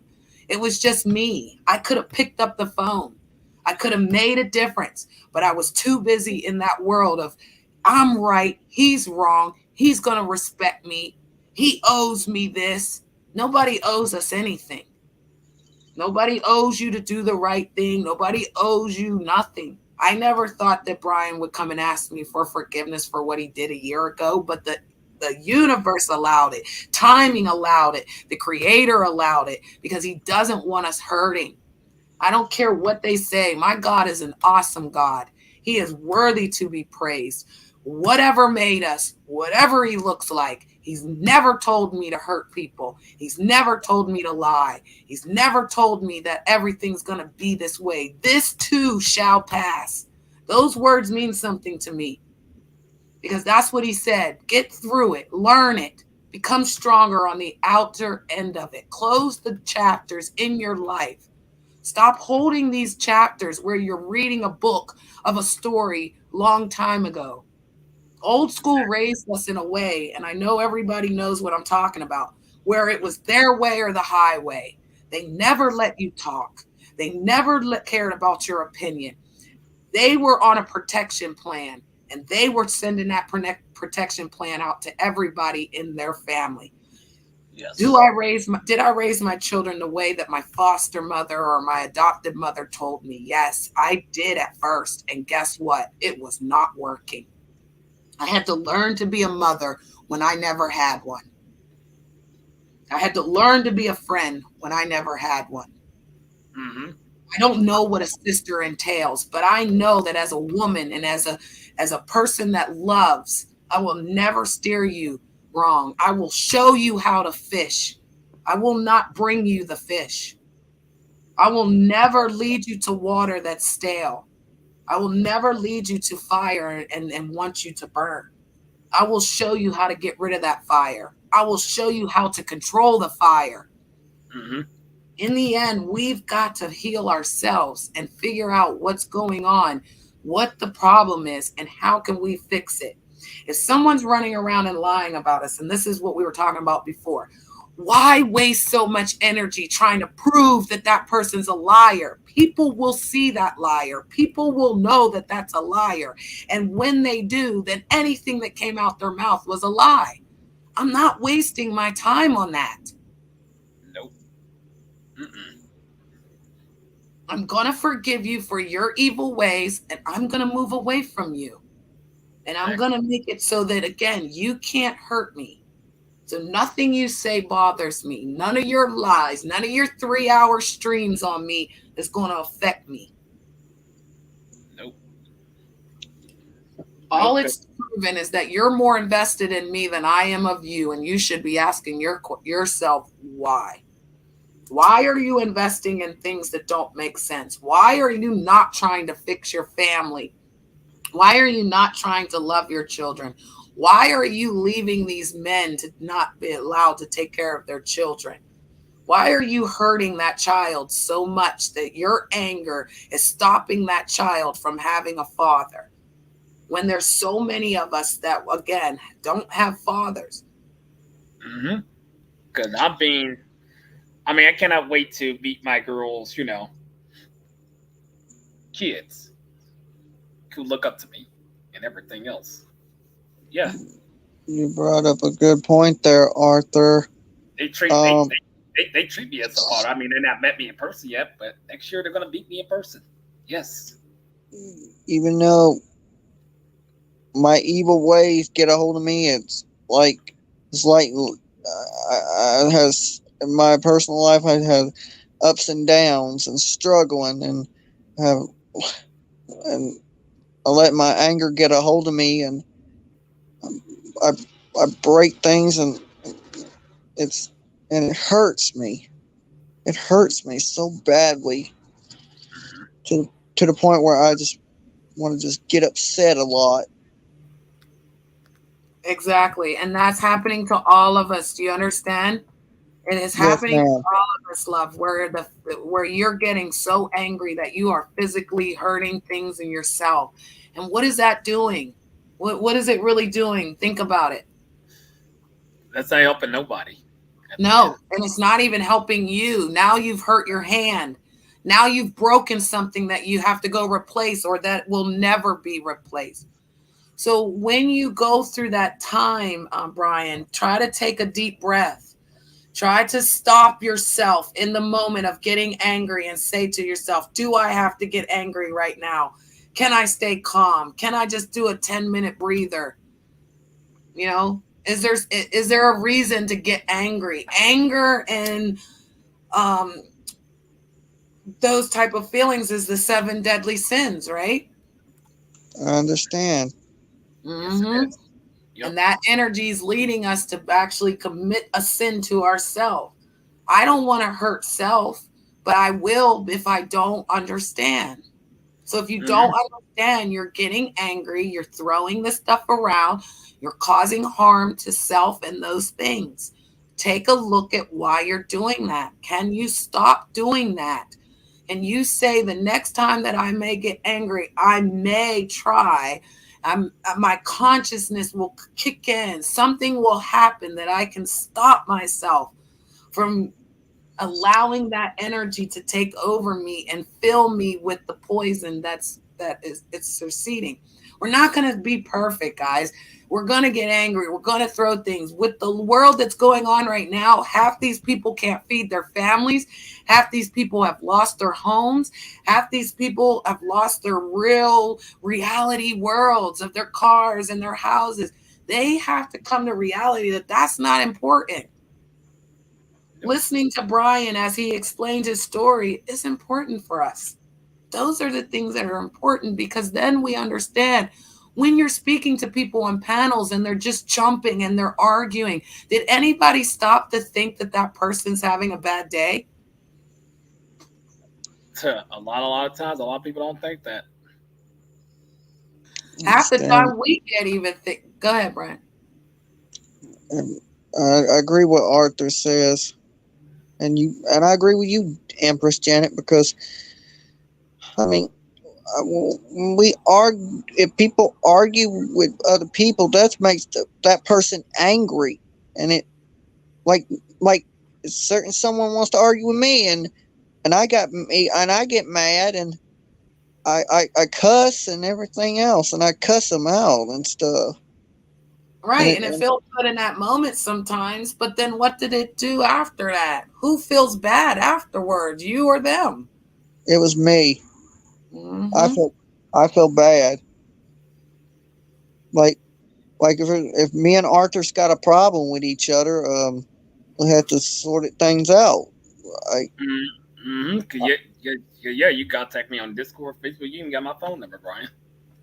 I understand, Arthur. It's like I get mad at you, and I feel bad. Right. I just don't want to get. When you were upset with me, did you really have a reason to be upset with me? Yeah, the reason I got upset, the last time I was here, back in December, I remember that night, and I shouldn't have cussed you out, Empress Janet. I'm sorry. I know, it's okay. But you felt something, and that's what's important. Is sometimes, again, when you feel that is something of a guilt, and now that you've let it go, you got to let it go, sweetheart. You can't beat yourself up anymore about it. We get angry, we get sad, we get frustrated, we get confused, we get jealous. We are human. But we need to control our emotions so that we know when to use them and when not to. In the Bible, it says slow to anger. It doesn't say quick to get angry and snap out. It says slow to it, meaning when it's happening, know that it's happening. If someone tried to jump up on this panel and be disrespectful to us right now, I'm cutting it from jump. So there, I protected everyone on the panel. That energy won't be allowed here, that you can't hurt anyone here. I can't protect you out there. So you have to take your own force field and protect your energy. I understand, Empress Janet. If you go to a panel and you don't know the people, you should definitely introduce yourself to the content creator, the person of the channel. Then you introduce yourself to the panel. Then you say something to the chat room. These are people. All these are people. And you may never experience these people in your lifetime. But if you come and knock on my door, when you knock on my door, are you going to say, hi, I'm here for the party? Are you going to bust in my door? Are you going to throw your shoes on the floor and go right into my refrigerator and start eating my food? I just come here to, you came and you knocked on the door and you said, hi, Empress Janet. A year ago, I did something to you and I want to apologize. I said, sure, come in. I said, I forgive you. Now, where are we? We're sitting in my living room, enjoying ourselves and having a good time, like a telephone call. Because that energy allowed you to do that. If you would have came through the door, like busting through the door and Janet, this is what you did. That wouldn't have worked out for you. So I will use that as an example, Brian, that the next time someone tries to attack you, step back and then put your energy field up and ask yourself, why is this person doing this? Are they hurting? Are they trying to get other people to hurt me? And then in that moment, that's when you can respond without anger. You can respond with your own energy. Listen, I don't know what your problem is, but I hope if you're having a bad day that it'll turn out better for you. Just saying that stops that echo, stops that energy. For them to continue to attack, you will see what their intentions are. And some people are evil. We're not getting around that, guys. So their intentions are exactly what you see them to be. They're never going to talk nice about people. They're never going to go and say, oh, Brian's a good guy. I was just messing around with him. I just wanted to see if I could grind his gears. Yeah, there's a lot of people that will push the red button when the red button says do not touch. A lot of people don't even understand that red button. Because that's how it is with you right now, King. They've touched that red button and you've asked them not to. And right now they're on a no-go mode. Oh, yeah. They're in a situation that they can't get out of towards me. Right. Kept on pushing it. Right. So if they come to your panel, say you hold a show after today, right? And we're all over there enjoying your show and you have a topic and here comes somebody that wants to talk about something that has nothing to do with your topic. Right there, you should ask yourself, what's their intentions? Why are they here? Are they here to start with Brian? Are they here to start with Empress? I'm not allowing that. So I'm going to pay attention to the energy that they've brought to the panel. Like, say instance, if someone tries to come into Arthur's stream trying to talk some smack about me, like, what have I done to them? Nothing. I'm gonna boot that person. I ain't gonna allow that. Right. But you don't have to take that energy on. You didn't do anything. Why would you assume that you did something? That is where we need to be, my guy. Right there. Why would you assume they did something? They're just coming because they're hurt and they want to hurt someone else. That's where I would think. So I'd ignore the comment. I'd ignore the words. Do you guys remember the old saying, sticks and stones will break my bones, but words will never hurt me? You allow those words to hurt you because you're engaging with what they want you to do. Why do you think the trolls are so popular? Because it's a faceless person behind words that are trying to control your emotions and your thoughts just by reading it. Yes. Yep. So if they come into the chat room and they're being disrespectful, and like King said, he's going to get rid of them, I wouldn't even engage in it. I would disengage from those words. They weren't meant for me because you don't know what you're talking about. I don't even know who you are. You're faceless. You're like an entity in the dark. Even if someone came up here and screamed and shouted and said, Janet, I hate you. You're just a horrible person. I would say, thank you. Was there anything else you wanted to talk about? I don't even know you. And nothing you're saying is going to matter because my perspective of who you are. This is not your mothers. These are not your fathers. Like you said, your friends out here, your peoples, that's how you look at them. Then know that, again, if they are doing things to hurt you, just like King said, our family can hurt us, then don't allow that behavior. You're allowed to like somebody from a distance. You're allowed to say that I don't go over to their channel because of the people that are over there. I'm not going to sit here and listen to drama streams for 12 hours out of the day. That's weird. It is.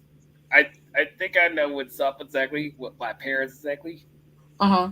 I think they're afraid because the person I'm with exactly it's probably something they went similar with theirs years ago. Well, my situation ain't gonna be like their situation. Oh, true point. True point. If people have bad marriages and things like that, yes, we try to protect our family and loved ones from experiencing that. I know. And Just Empress Janet, yes, dear.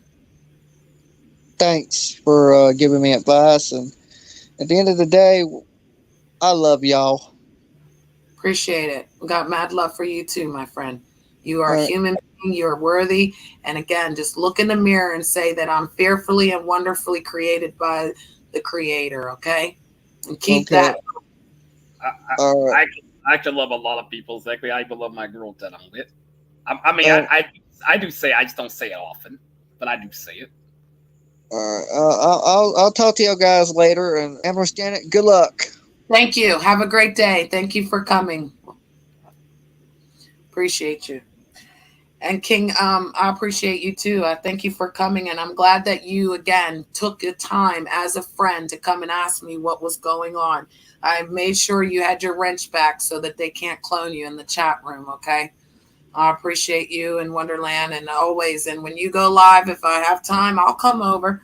But like I said, King, I can't get into these drama streams. I can't sit on a panel with folks arguing and carrying on. I don't even want to hear that stuff no more.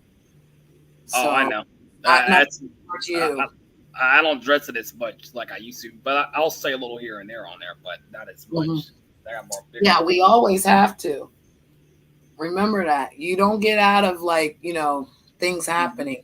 I deal with them when they happen, and then I have to move on from it. I can't into the echo. Yeah, because I have more people who are supporting me. Exactly. It's not those same folks I used to deal with. So good. And that's another thing. People change.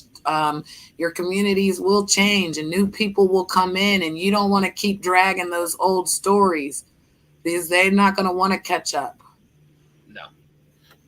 Nope. They love me and accept me who I am. They even respect my girl too. They respect people that's in my community. Yeah, well, tell Tiffany I said hi. I'm going to show this video, and then I'm going to get out of here. You're welcome to stay or go or whatever you want to do, my friend, but I appreciate you. Thank you, King. And if you do need to speak with me, you're allowed to contact me, and we can talk, okay? Oh, definitely. I'll keep that in mind always. What I'm about to do is I'm about to contact that second place I said, check on my phone, and make sure the animals are fed. Yes. Yes. Feed yourself, feed your animals, love thyself, and know that you're loved by others. Thank you again.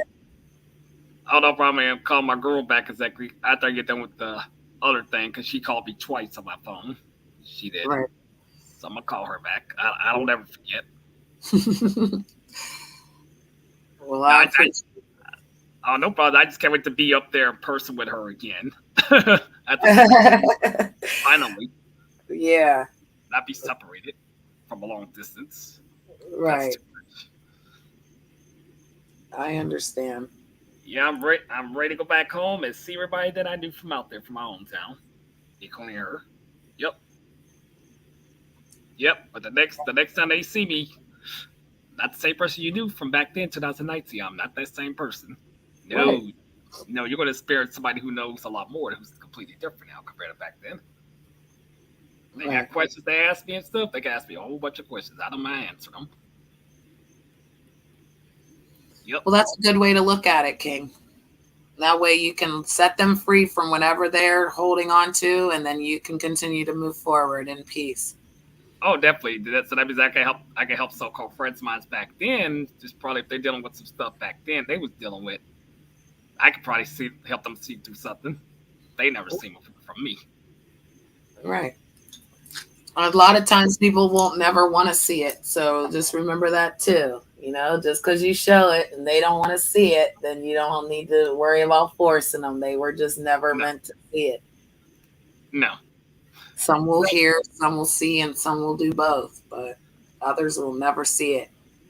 Exactly. When I'm back in my hometown, I'll keep contact with people on social media. It's not going to be as much because I'll be focused on the job thing again. But I will be on the internet here and there, but not as much. Right. That's why I only do Empress Janet Monday through Friday. I take off on Saturday, and Sunday we have fun in the Coliseum. We play games and stuff, board games like we would do on Sunday with our families. That's understandable. Yeah. But yeah, I'm gonna take my leave, Zachary. Glad we sort things out. And yeah, Yeah, I'll make sure I tell Seafood that you said hello as well. I'll make sure I let him know. Definitely. Let everybody know I said hi. And not, like I said, I'll be there to visit. I'm always in the clouds. So don't think I'm never watching. I'll watch. I may not type, but I'll be there to support you, my friend. Oh, definitely. I'll support you as well, Zachary. It's not gonna be as often like I used to, but I'll be supporting Okay. yours. Even if you just share it on your community wall, I appreciate anything you do. Oh, no problem, Zachary. I'm about to continue on what I was doing, call and yeah, take care of animals and check my mailbox and yeah, and hang out and be with my girl, of course, on the phone. Well, until next time, thank you for coming to Wonderland, and I appreciate you. You know, you're always welcome. All right.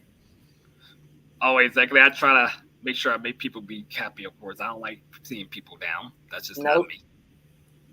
No, you made my day. I appreciate you, King. I don't know if I'll say that. A lot of people like that when I do that. I never forget the day we made the video when the squirrel was chasing me. You remember? Oh yes, I remember. Yes, I do. It was really chasing me. All right. Until next time, love. Kisses and hugs. And thank you for coming. Thank you so much, your Sister Janet, and I'll see you next time. All right. Bye for now. Later.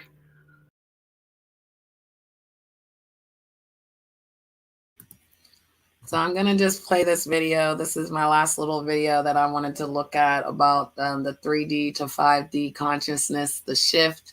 Again, if people didn't understand what was talked about today, I do apologize. If it was boring for you, I apologize. But these are things that I like to talk about because when you're trying to understand your own consciousness, you need to know what you're dealing with.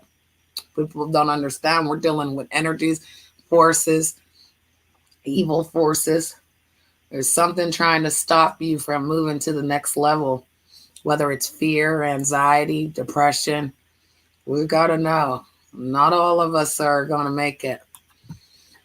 So, again, good luck in your endeavors. I hope everyone has a wonderful day. If anyone else has something to say, they can come say it. I'm going to play this video and I'm out of here. Best of luck to you on a Wednesday. I'll see you guys tomorrow for another topic in Wonderland.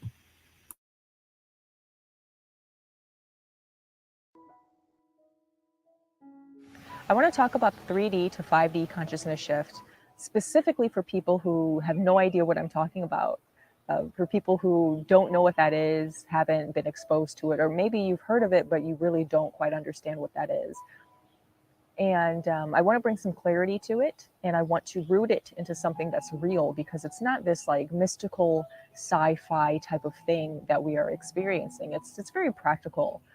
And all we're doing is we are shifting as humans, we are shifting our focus from the 3D or the physical aspect of our lives to the 5D or the emotional aspect of our lives.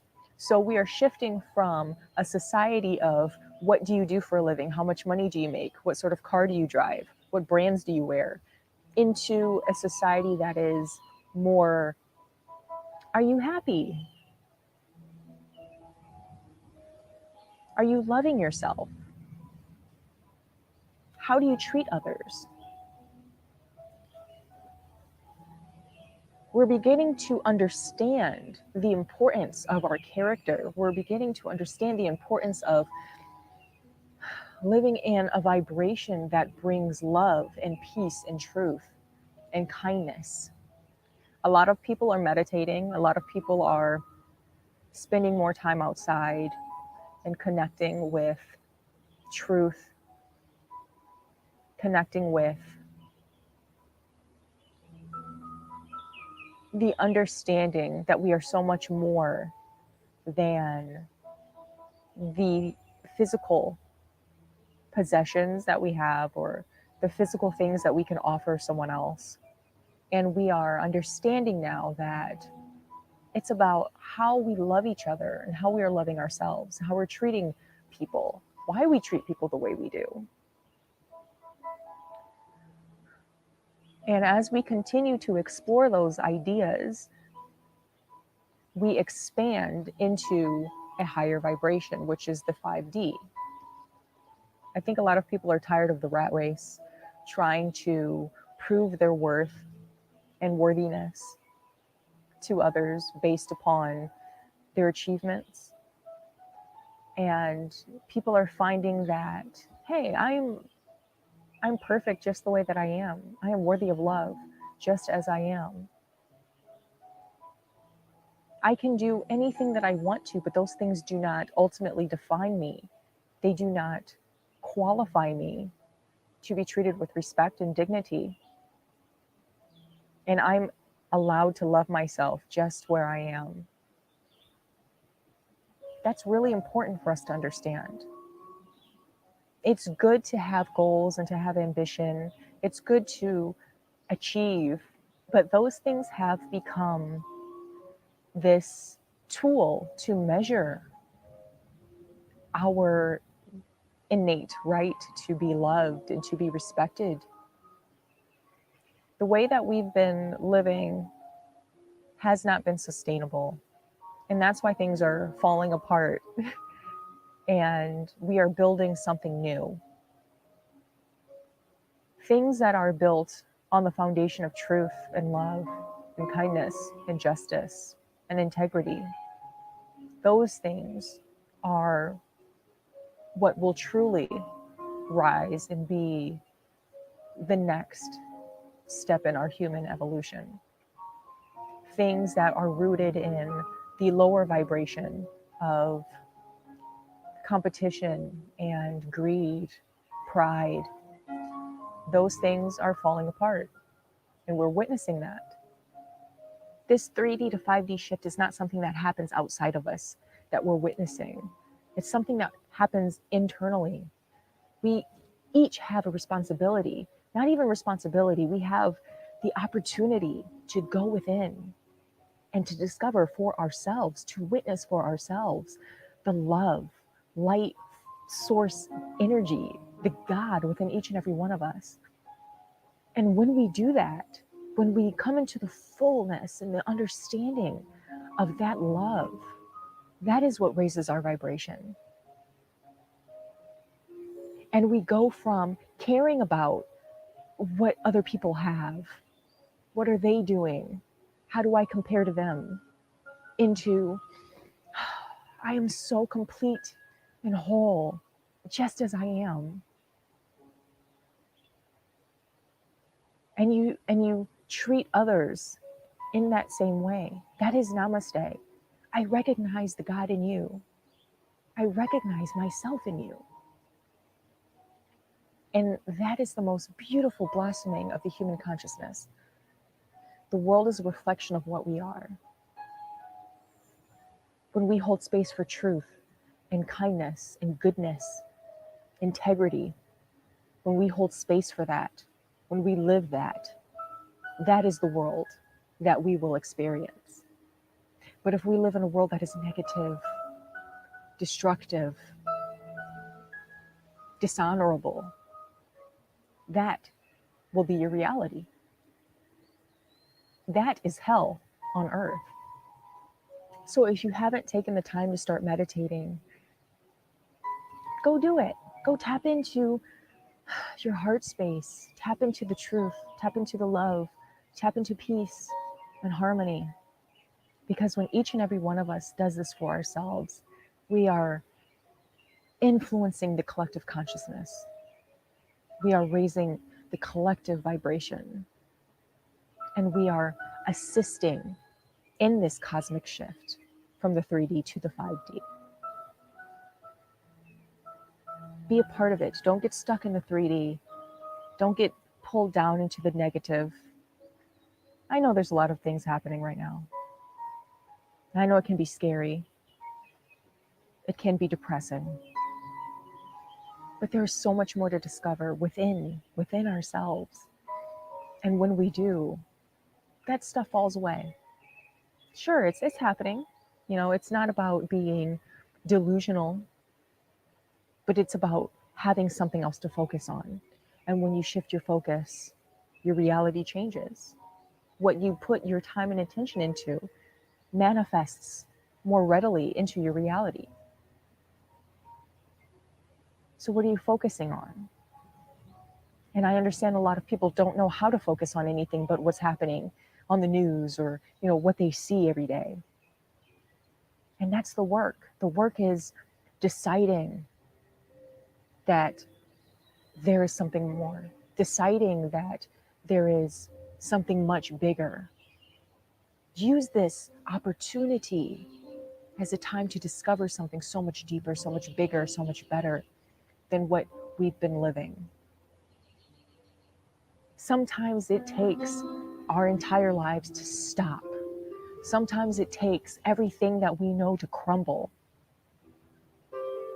in order to recalibrate ourselves to what's real and what's true.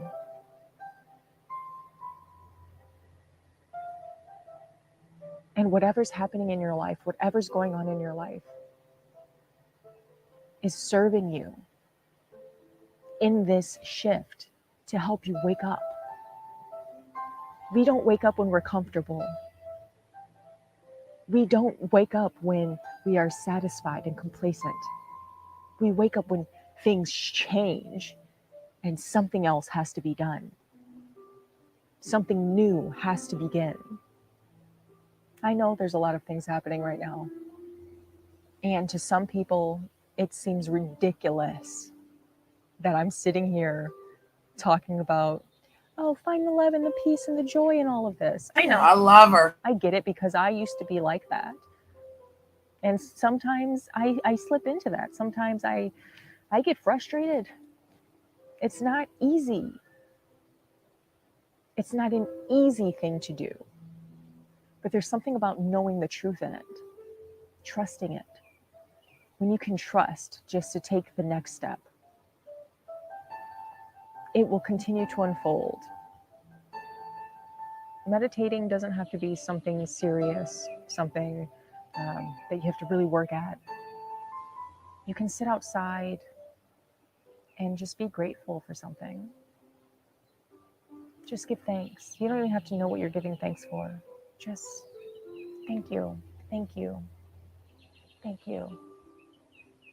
It doesn't have to be to anyone. It doesn't have to be for anything. Just make it your mantra. Thank you, thank you, thank you, thank you. You don't have to even feel it. Just start saying it. And eventually, the gratitude will come. Just open yourself to it.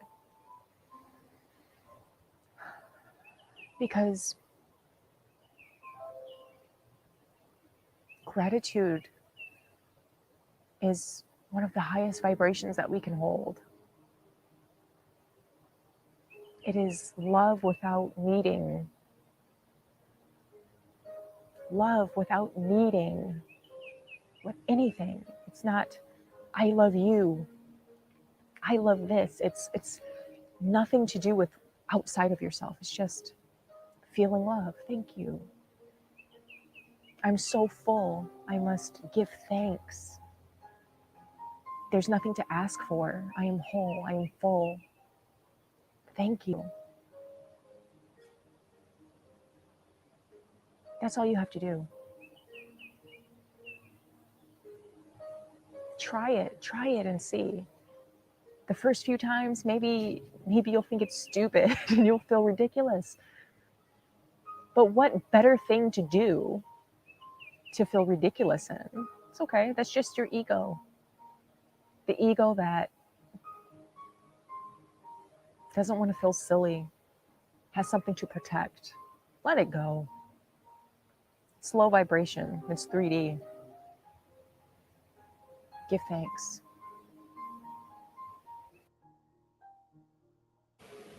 You are love. We are love. And if you do not feel the fullness of that love within you, what a beautiful discovery you have to make for yourself. So as we make the shift from 3D to 5D, don't let anyone or anything make you feel like it's a waste of time or it's silly because they don't understand it. Don't let anything take your focus from what is truly important. Don't live by bread that turns to dust in your mouth. Live by that which brings true life, that which sustains. And only truth and love can do that. The power that is within us.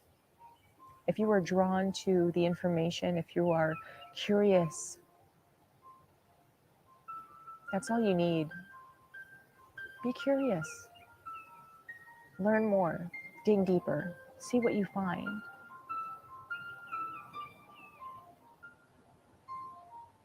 Because everyone, each person has the ability,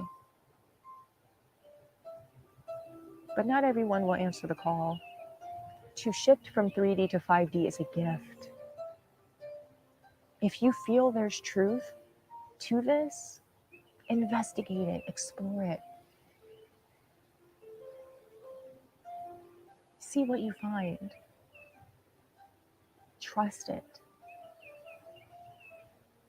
Know that you are not alone, that you are stepping into the fullness of the oneness.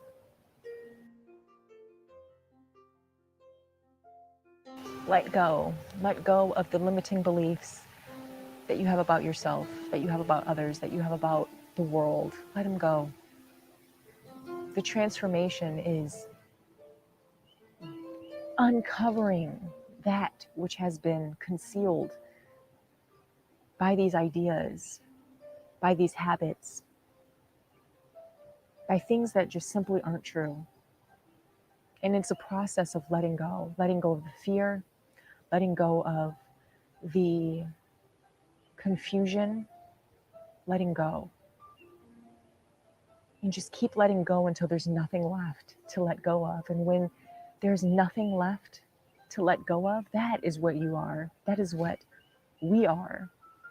Because truth always is. We are not wretched souls trying to find our way back into the good graces of God. We have always been that which is the I am, the mighty I am presence. We are always that. So just uncover it and allow it to shine through.